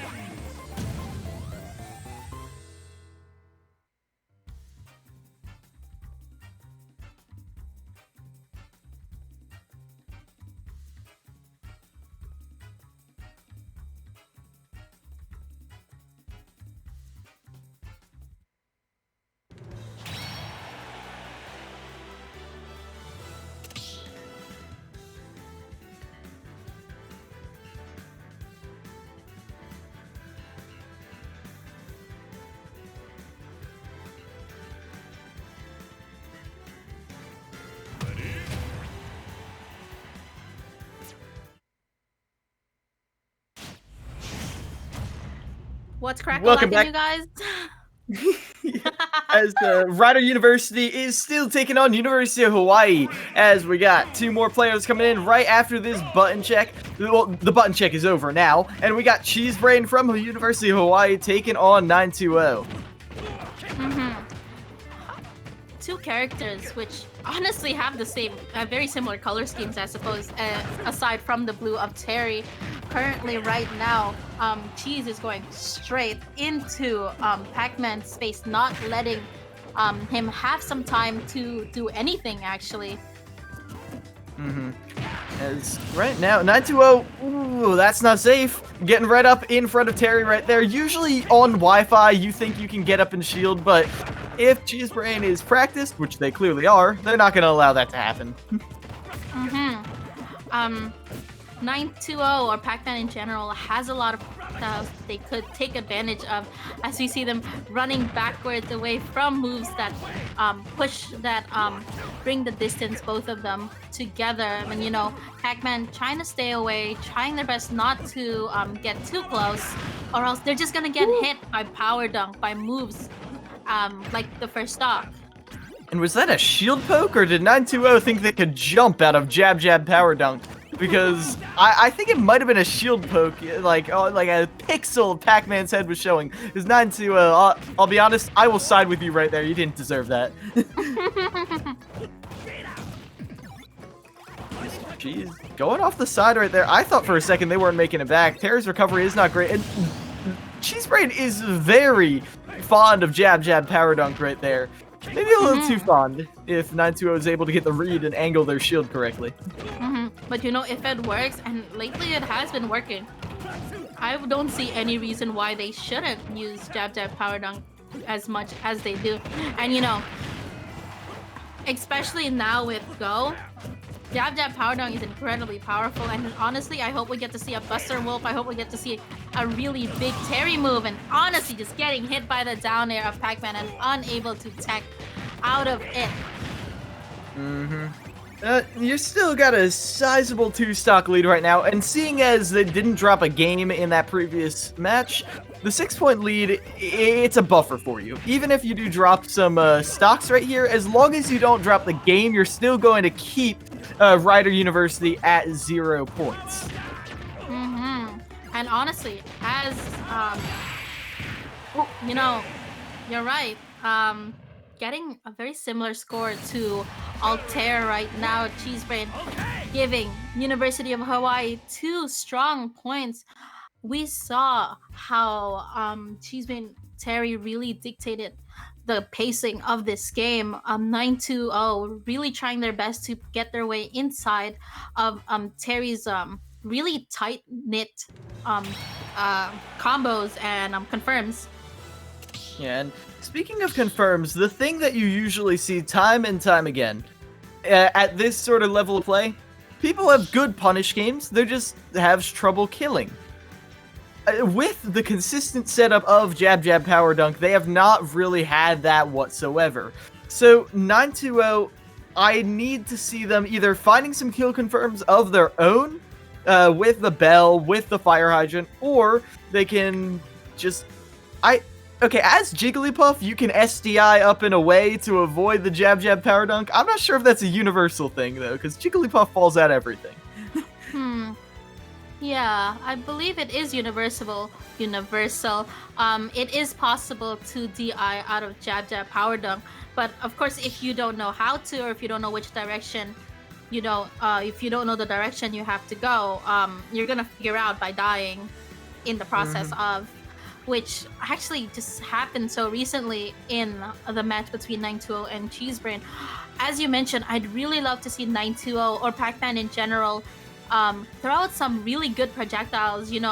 Pac-Man having a good amount of projectiles that can keep Terry away, and characters like Terry and Ken and Ryu, you just want to keep them away. If you can get them out of your sight, out of your vicinity, you have a method to just space them and box them into their own location. And having trouble approaching like that is pretty common, but we're actually going to be seeing. You mentioned Ryu and you summoned him. He shall appear as 920, getting off the Pac-Man and going for a straight up punch out. A true testament of arcade stick games, two characters that heavily rely on inputs. Two characters that will literally always be facing each other, no matter what. Wow, now that you mention it, that's true. They're just gonna be facing each other. Wow, yeah. And right now, it is going to be Cheesebrain kind of controlling the pace of the match with the Power Wave, because Ryu, what's it called? The Hadouken is not that good as an approaching projectile. Not usually, anyway. Especially when Terry can more or less get away with using Power Wave for free in neutral. The only real advantage that 920 has, they have a better landing tool with that focus, which you can see Cheesebrain isn't trying to juggle them as much, but they're still winning neutral most of the time, so... Absolutely, and before we saw a lot of jab jab power dunk, now we're gonna see a lot of jab jab up B, which has been doing so well because Ryu or 920 has landed on platforms or has landed in a position where Terry can easily get back. And now Go is online for Cheesebrain. We didn't actually see almost any Go moves last time. Correct me if I'm wrong, I don't think Cheesebrain used any of them. But proven they do know those inputs, throwing down the power geyser, but going to get punished for it because it's not facing the right way, as 920 is reestablishing some semblance of control right now as, the jab into the Shoryuken. An absolute classic. And jab jab into rising tackle has been his go-to. Back to the classics, jab jab power dunk. I love how Cheesebrain is really taking advantage of these jab jabs, and characters like these guys, once you get jabbed, you can just say your prayers right there because that's usually the end of your stock at that point. As right there, 920, you really want to be taking this last stock away because Rider University, it's clear they are not giving up. That's what I like. Even when teams are playing all Kirby, they're still not giving up. So 920, you want to stop this lead from getting out of your control. You want to find a kill confirm on a Cheesebrain, and Ryu does have those kind of confirms, especially if you get that shield pressure coming in. Absolutely, and we see so much of Cheesebrain approaching at crack shoot. Cheesebrain just trying their best to get some power dunks, as we see. Wow, might have mentioned what a good recovery on Ryu, but not enough to actually take the stock. Cheesebrain winning 2-0 against 920. Yeah, 920 did a great job right there of holding their own, but if you're just holding your own and you're never finding a way to fire back, it just gives more opportunity for Cheesebrain to find their way in, and well, Cheesebrain showing that they did, in fact, know how to use their brain, because I feel like the frequency in which they were getting those safe setups, the I mean, we've said it 100 times. Jab, jab, power dunk. It really shows that they were increasingly figured out what options 920 like to go for. Mm-hmm. Yeah. But honestly, another good 6 points for University of Hawaii, getting them up to 12 points to 0 on Rider University. But you know, it's still possible when it comes to Smash. They are not completely out of the loop. If the next coming players of Rider University can manage to take the wins of the next stocks, they have a chance. But you know, University of Hawaii being as serious as they are, being as strong as a team as they are, is not gonna make it easy for them. Oh, certainly not. Definitely not. And we're getting to the point where University of Hawaii, like you said, has not dropped anything. Even if they're not getting these massive leads, massive 3 stocks, they're still staying ahead significantly.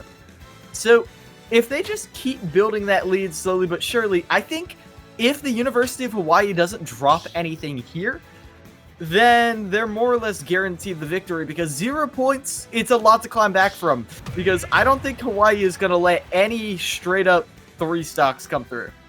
Absolutely. And you know, University of Hawaii, serious as they are, always doing button checks. And I believe right now is a button check. That means it's us stepping out for the time being. So stay right here. We'll be back.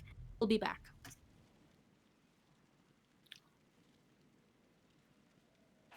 3, 2, 1, go!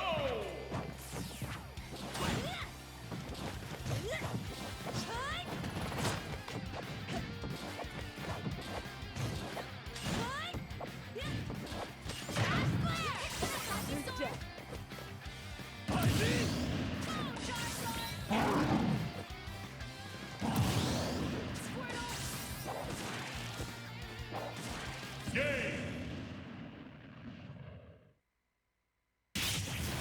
Mid-run! Win!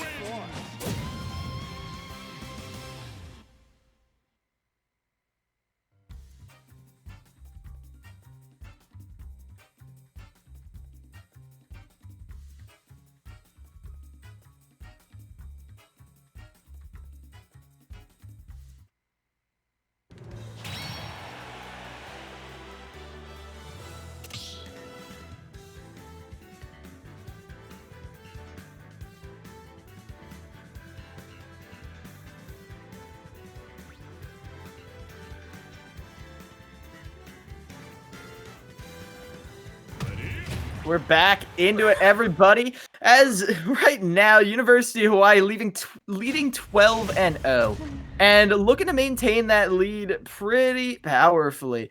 As it is going to be Gray coming in here. I'm trying to figure out who exactly this is for, because I do have a list of past players coming on out here, and the Pyro Mithra is exciting to see, now legal. University of Hawaii. Oh, that Squirtle combo game is on point though. And like, Squirtle is a tiny Pokemon, tiny character altogether, and that just makes it have so many strong combos where, like, if you don't know how, like, to go against Squirtle and if you underestimate this, how small it is, you're not really going to get it at some attacks. I don't mean to interrupt you. Did Gray just dash grab Mithra out of her side B? You can do that? If that is an option, Gray is going to have a field day, because it seems like Greg the Egg is pretty fond of that. And the Pirate early percents is interesting to me. I don't believe that it was an exact grab, but I think Gray understands where Photon Edge is going to end, or where it's going to land, so Mithra, so Gray can easily grab out of it. But I think the only thing that can actually stop Photon Edge are projectiles, if I am correct. I might be wrong, but don't take my word for it. Well, Gray does have one of the better projectiles in the game right now, rocking that Razor Leaf, as they just hurl Pyra right off the stage, and ooh, Wow. might not have fully understood how that side B worked right there.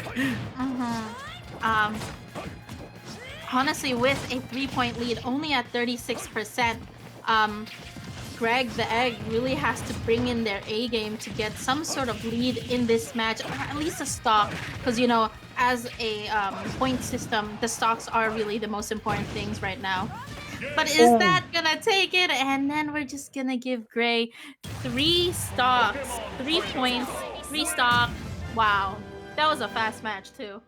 3-0 right there, and really earning it too. A lot of really intelligent plays I saw from Gray right there. A lot of times you just saw them stand still and wait for Greg the Egg to pick an option. And that's what you got to do a lot of the time, as then you're in position to just run up and continue your combo when they try and side B out of it. Honestly, as a character as a very fast character, I'd love to see the Mithra pop up more. I'd love to see them try to intercept some of Squirtle's combos or combo starters so as to not get as much damage. But Ivysaur off stage, Ivysaur off the ledge is something so scary to go against, especially with its incredibly strong and long down air. And I expect to see Gray sticking to this Squirtle more, as Greg the Egg seemed to really favor the Pyra. And I think that is something they like. I'm not sure if this is another button check.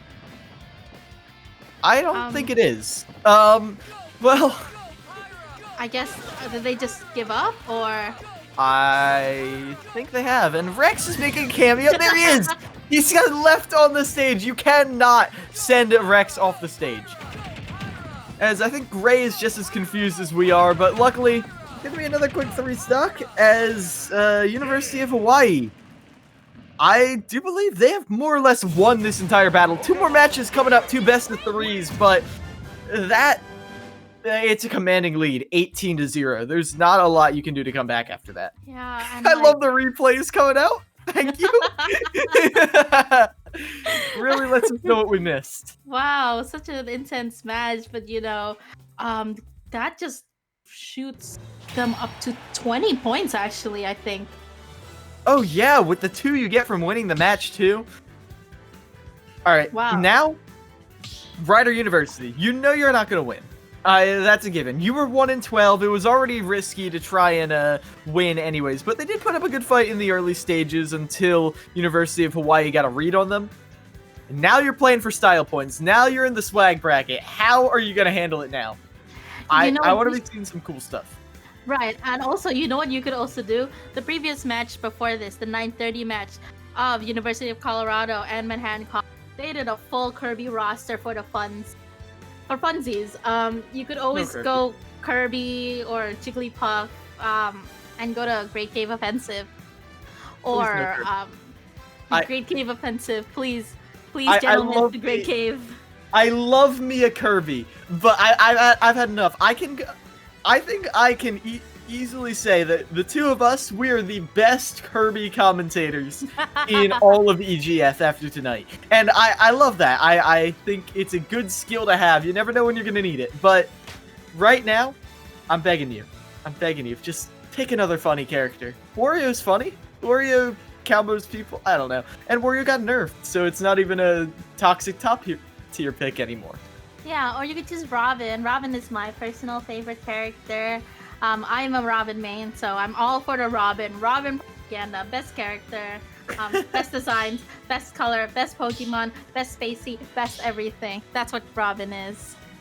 Yeah, I mean, Robin, it's funny to me because I try to understand how Robin works. I really do.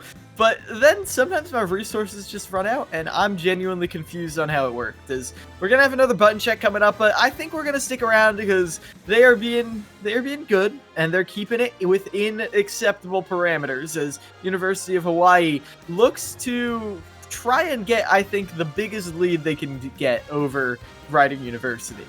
But as they're doing a button check, I hope everyone is doing okay. I hope everyone being healthy, and I'm gonna take this time to do some shout outs. Shout out to my lovely co-caster Kilo Miles. That's his Twitter right there. Give him a follow. Play-by-play caster for, I believe, Overwatch and Smash. Seems very knowledgeable. Definitely give them a follow. Give Dill and Devin, House of 3K, a follow at House of 3K, I believe is their Twitter. They run amazing tournaments. They run the stream absolutely perfectly. And if you want, you could follow me, Milky, Cheryl. I'm an artist. You could just see my day today. And all the Robin propaganda. No. Yeah. Miles, do you how are you enjoying your EGF experience commentating? To be honest, it's been fun. I'm happy to be here. Honestly, I really like to see fellow college students just having fun with each other, because that's what Smash Collegiate is all about. Because it's not a major. You're playing mostly to entertain your friends who told you they are gonna be on stream. So until we get to the championships and it really heats up, I'm glad to see the players are still taking it seriously, but having fun with it. Absolutely. And honestly, you're so knowledgeable at this game. Be sure to give them a follow if you ever want to see what they do more. And of course, we're gonna see you in other EGF games as well, right? Oh, of course. I think I'm gonna be on Thursday for another Overwatch match. I got a lot of collegiate Overwatch Thursday, but not a EGF. But this is not Overwatch. Now we've been talking about the Robin propaganda. I gotta ask, because I think we're actually getting into the game. So we'll save for the next button check. Ooh. Because I think we got another match coming up from you, as University of Hawaii looks to maintain their lead, while Rider University, I think we're just going right into it. As Sheik versus DDD. That's scary to see. Such a good song too. It's kind of funny whenever I hear Road to Viridian City during serious comp matches in Smash. But you know, NNS for the University of Hawaii, repping Sheik, and Yoshiman 929 as King DDD. Definitely a more serious and like strong player as opposed to the match we saw previously. Oh, it's NNS. I was thinking Sheik would dominate this matchup. I mean, DDD, he just gets hit around for days. But instead, it's Yoshiman winning neutral a majority of the time. And I think that's because of their stone cold confidence. Get the bury as they platform cancel it too. So they're actually stuck in it. And because of that, they get a free up smash on NNS. Oh, Yeah. man. I was just thinking, like, since DDD is just such a big, chonky target, you'd expect Nairs and Fairs and all of Sheik's moves to just go ham on one another. But Yoshiman is doing such a great job at just keeping their distance and only approaching when it's safe. And they've been so successful already at a full stock lead, reaching only 50%. NNS right now, I see what they're trying to go for. Sometimes the solution, I think, literally is push buttons faster. Get those fast falls in there, making sure you're not like giving DDD too much time to breathe. Because if you choke him out, there is nothing Yoshiman can really do to stop you. DDD doesn't have any like combo breakers. If your combos are on point, NSS, you have pretty much a free 0 to death. And look at how well Yoshiman is entering off stage. Look how well he is being so safe to make sure to not get reverse edge guard or attacked by NNS. I mean, but at a percentage like 108, I don't think Sheik has methods of killing DDD except for tipper smash attacks and the bomb move. Yeah, if they're able to maybe force a tech situation on the platform, I think that's your win condition. You get Yoshiman to go onto the platforms, because then you can get those tipper F smashes you want to be seeing. But as long as Yoshiman continues to stay strong and play a grounded game, and if NSS just lands right in front of them, in front of a fully charged hammer, then that'll be the first 3 stock coming out from Rider University, putting 3 points on the board instantly for them. We talked about how technically it's possible to win if you get a bunch of 3 stocks in a row. Exactly. But I'm telling you, this is Yoshiman 929's villain origin story. We're gonna see all these 3 stocks coming back to back. what an unexpected turn from Rider University. They're truly ride or die for this game. Oh, this was beautiful right there. Not landing on the platform, so you actually had time to charge an up smash instead of just landing on them. Beautiful. Beautiful. But, oh yeah, go ahead. I was just going to say, NNS, I think they were almost playing reactively to DDD instead of playing a rushdown character. And normally you're able to react to what DDD does, but maybe you're not on Wi-Fi, or maybe you're not just because you're not in the right mindset. Either way, there's some stuff you just can't be doing right like that, like landing right in front. Yeah, fully It's charged brutal. hammer. That hurts to see. Let's see it again. Oh, frame by frame, as NNS, they're like, ooh, you're probably wondering how I got myself in this situation. Kablamo! Again, NNS still has a chance to get some stocks, get some points into their team. It's not gonna be a straight 20-0 for University of Hawaii anymore. We actually saw something similar last time, where Katsuki was playing Sheik, they didn't respect Kirby, and then the second round they got the 3 stock because they just respected the fact that, okay, that low tier is going to play their low tier game, I need to play my out-neutral them game. Exactly. Maybe we'll see NNS, change. We're gonna see them really utilize more attacks, and as you see right now, just all of these up airs that we didn't get to see in the previous match, which is so similar to what you said. But NNS has this tendency to just stand still at times, getting hit by moves like Gordo and the hammer in the previous game.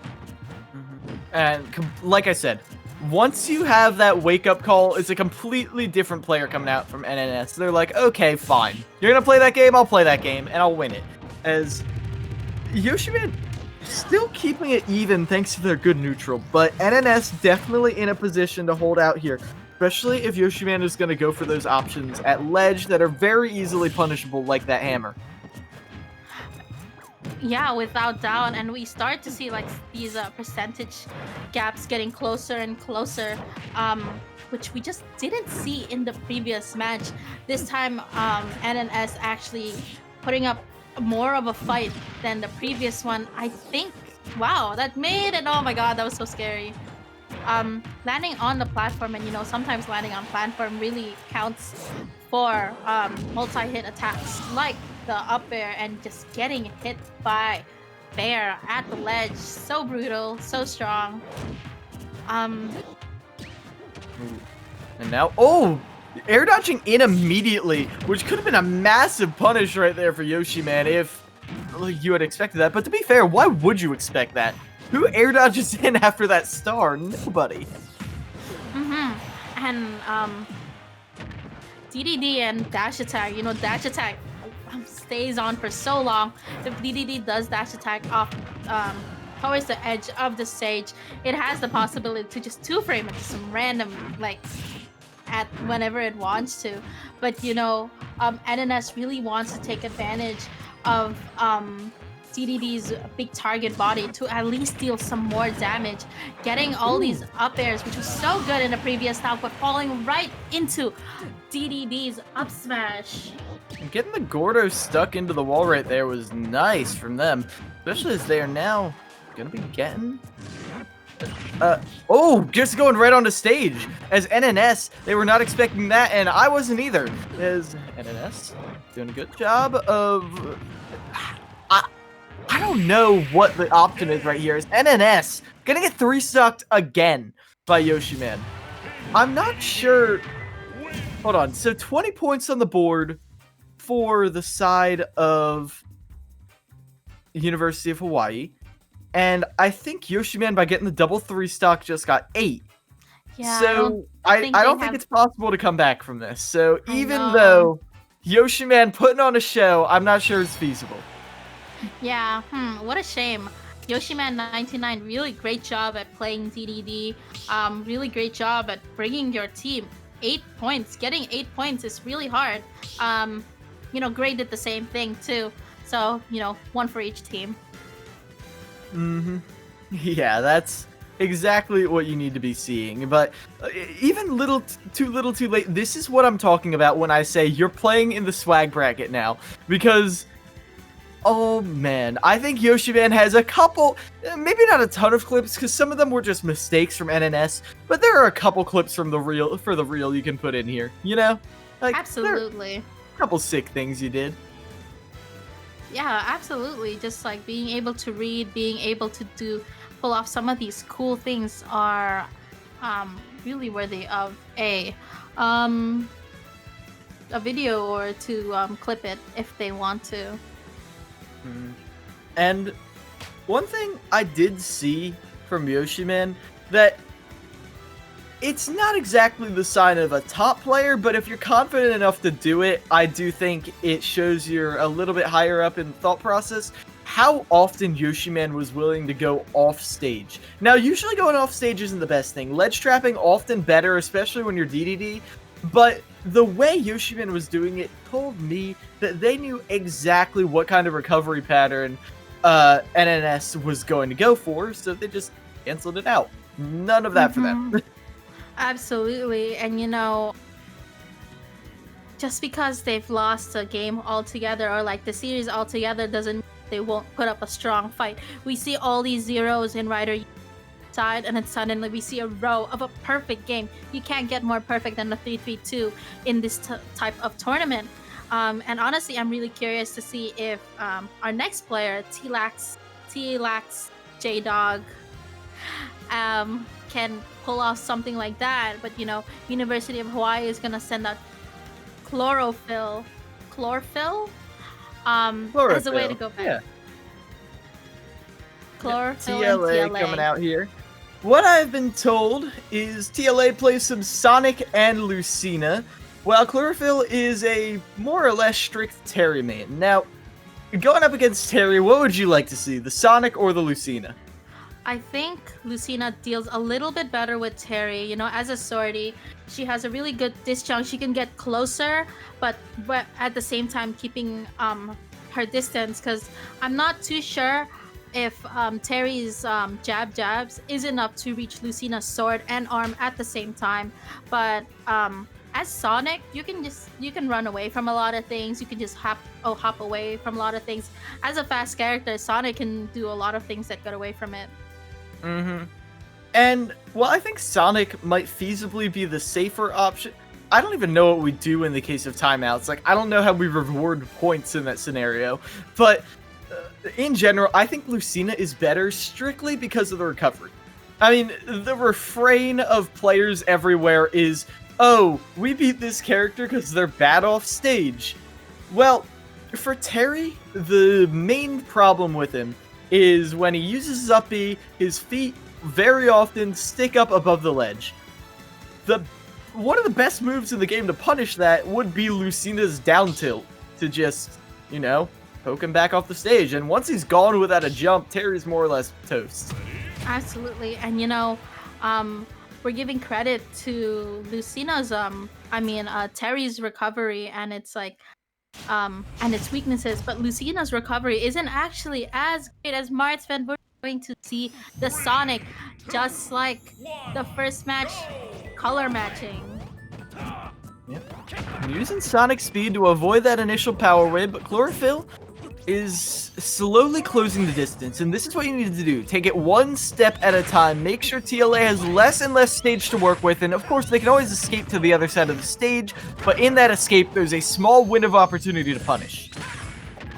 And I believe to go against Sonic in general, you have to be very careful. I don't know. Okay, using... Oh, barely getting back to the stage there. Save their jump. Exactly, yeah, I wasn't expecting the recovery, but great job on Chlorophyll for saving the jump. Now it goes so early into the game. I really love and appreciate how this game despite being Sonic, which is known to just extend games, to be relatively fast-paced and always on top of one another. Oh, sure. As right now, TLA icing them out a little bit, but Chlorophyll getting... I appreciate how at such high percent they are not going for too many risky things, because... What's it called? Buster, Wolf, and Power Geyser are not safe on shield at all. Sakurai said it himself in the character reveal. So the fact that he's not going for that and instead going for the safe confirm of jab jab power dunk, it shows a level of discipline. Chlorophyll still with go. Just a simple jab, grab, and Power Geyser, or was it? I believe it was Buster Wolf. Dealt so much damage, and of course, using jab, power dunk.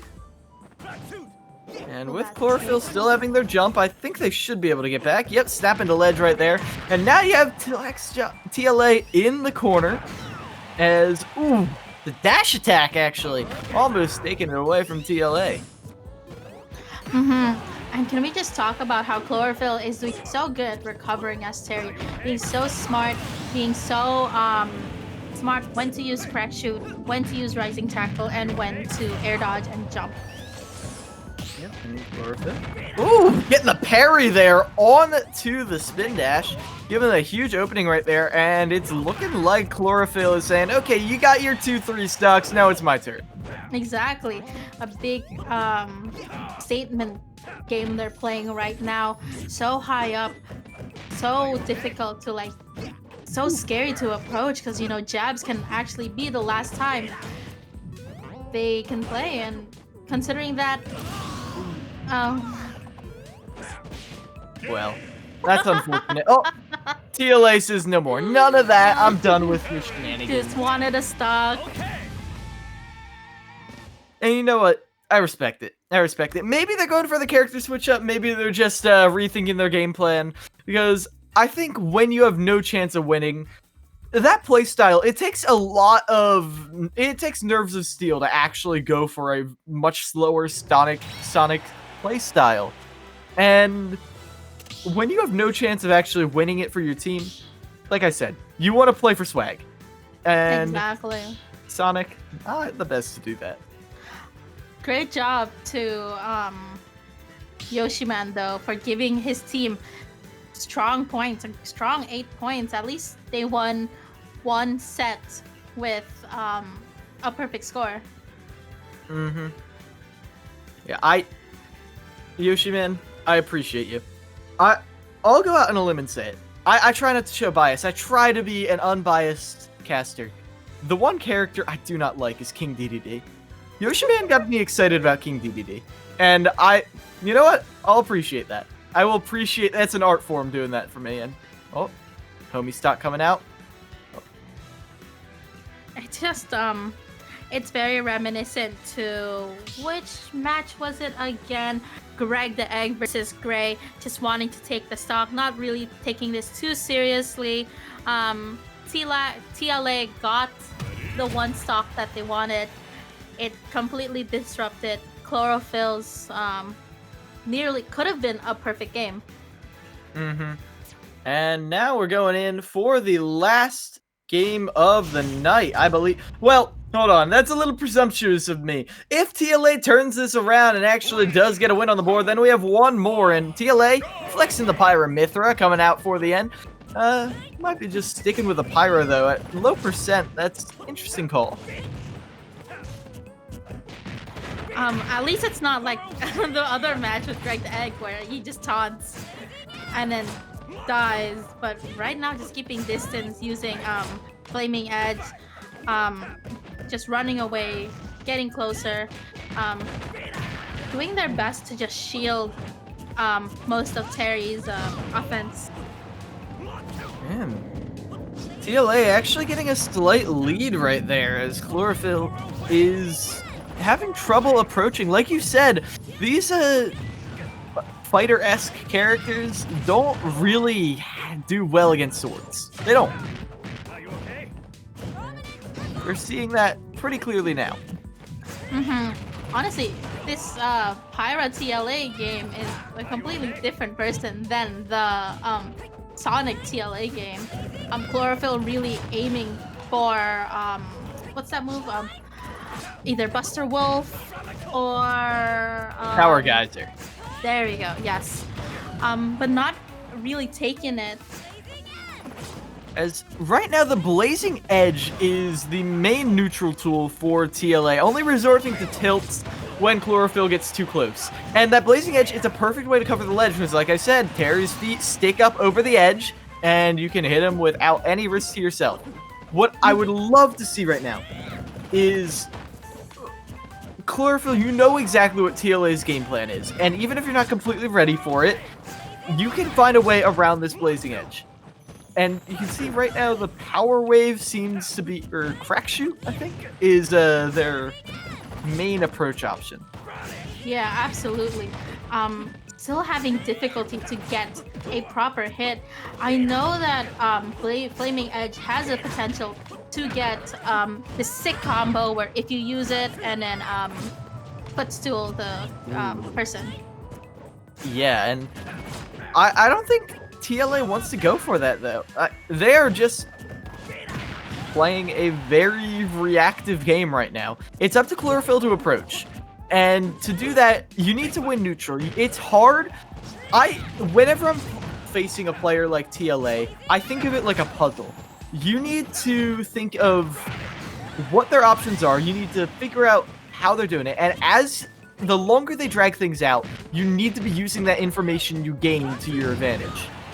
Absolutely, and TLA's prominence beat up of Pyra has been taking so much damage off of Chlorophyll, and I believe Chlorophyll is finally getting the hint that he needs to stay away. He needs to use his projectiles as much as he can, getting it with Burning Knuckle, but not exactly taking it, but go with it right now, trying to get it. Got Crack Shoot, very close, could easily take the stock, and equalizing the percentage.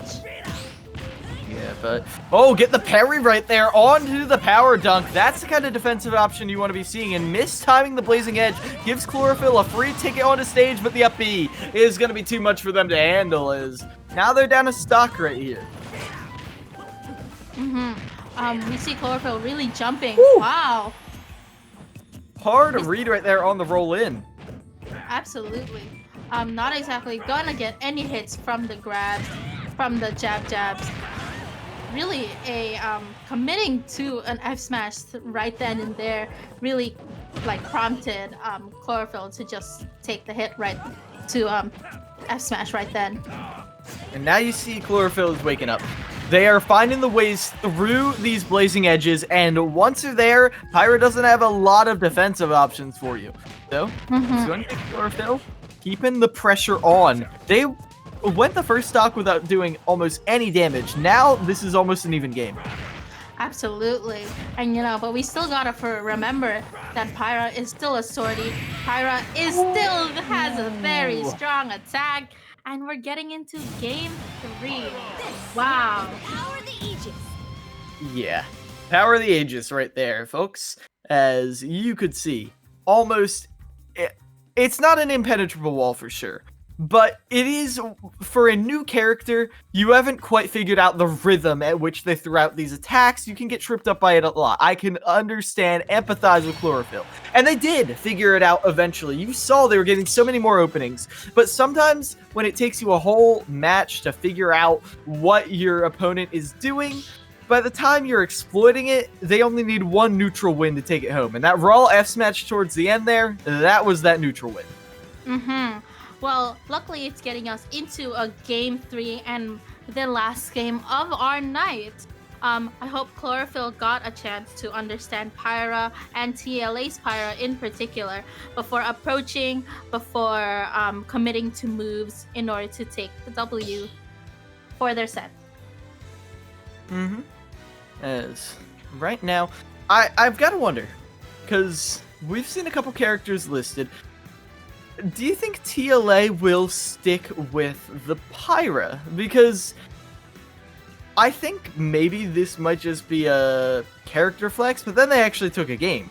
Like, I'm wondering if they're going to keep trying to use this playstyle and get some points on the board, or if they're looking to just have some fun. Right, like the moment TLA chose Pyra and Mithra, I was expecting just a bunch of taunts. And you know, we get the Lucina, the one we were talking about prior to the match.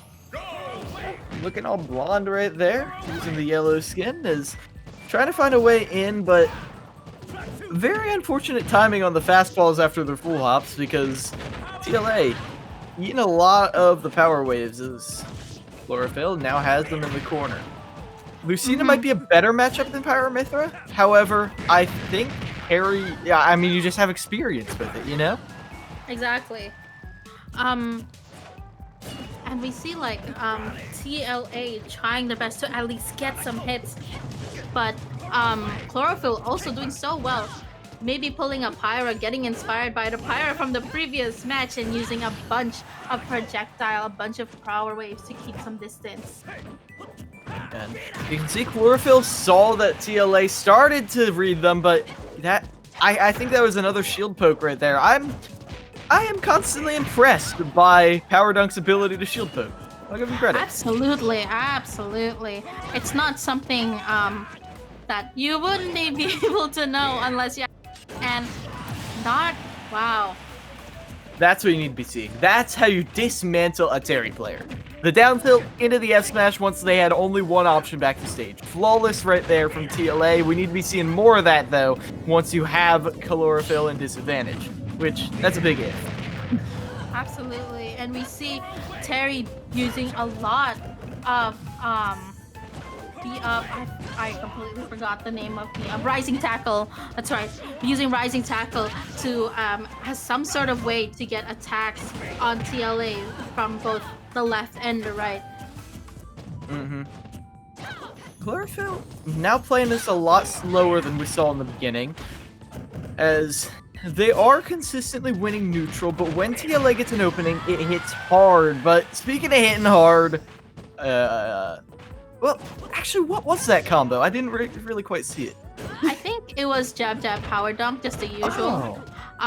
It's just that Lucina's up B can kill, but only if you're guaranteed, if you're sure it can kill. Because if not, then it's really susceptible for punishment, as we see in this match. A jab jab power dunk was enough to punish the up B. Yep, he had a shield right there. It was nice. As Chlorophyll is able to get the neutral, get up into shield, as once again TLA is off stage, but Lucina is not a recovery you can contest, especially as Terry. Chlorophyll looking like they might just be. Oh no, we went the whole night without it, and there it goes. The Hawaii special right there. There it is. Well, I guess we could just admire them. Wow, such an intense match between the Xenoblade Monado Blade versus Wisty Woods. Oh, you see how... Dill,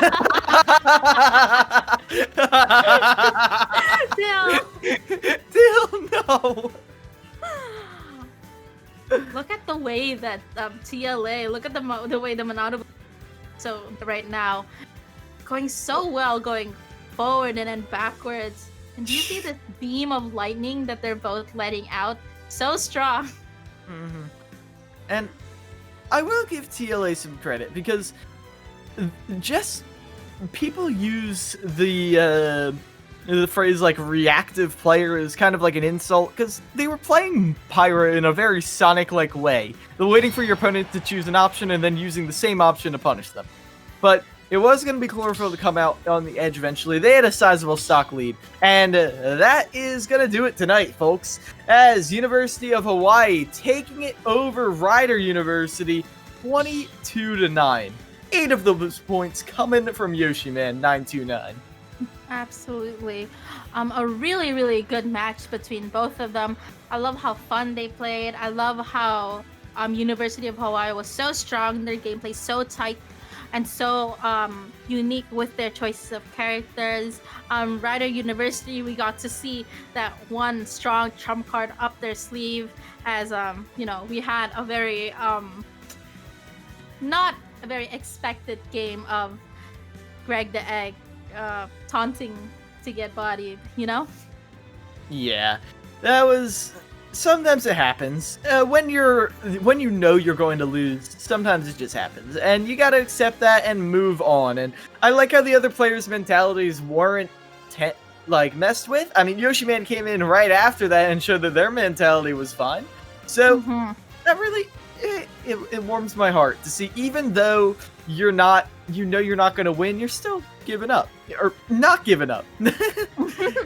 But yeah, that concludes our night, 12 a.m. Eastern Time if you're on our side. Ending the match with University of Hawaii with an astounding 25 points. We will see them again soon. And Rider University with 9 points, all given by Yoshiman and TLA. You guys did so well, and everyone did so well. Thank you guys so much for joining me and Kilomiles and our commentary. Thank you guys so much for joining EGF SSBU. Don't forget to like, comment. Well, that's for YouTube. My bad. Don't forget to follow EGF SSBU, this channel, and don't forget to follow the official EGF at Twitter, YouTube, Instagram, and their regular Twitch account. Of course, follow my amazing caster, Kilomiles. Absolutely knowledgeable, big-brained about Smash. So great at knowing stuff. That's his Twitter down there. You're gonna see him if you play Overwatch. Be sure to follow our amazing producers, Dylan and Devin. They work their hardest on this, and they are top-notch, best of the best, spectacular, never before seen. And if you want, you can follow me, Milkchi. I'm an artist, and I just like to post some things throughout the day. I don't know, whatever you. But with that being said, thank you so much for coming, and I wish everyone a very good night.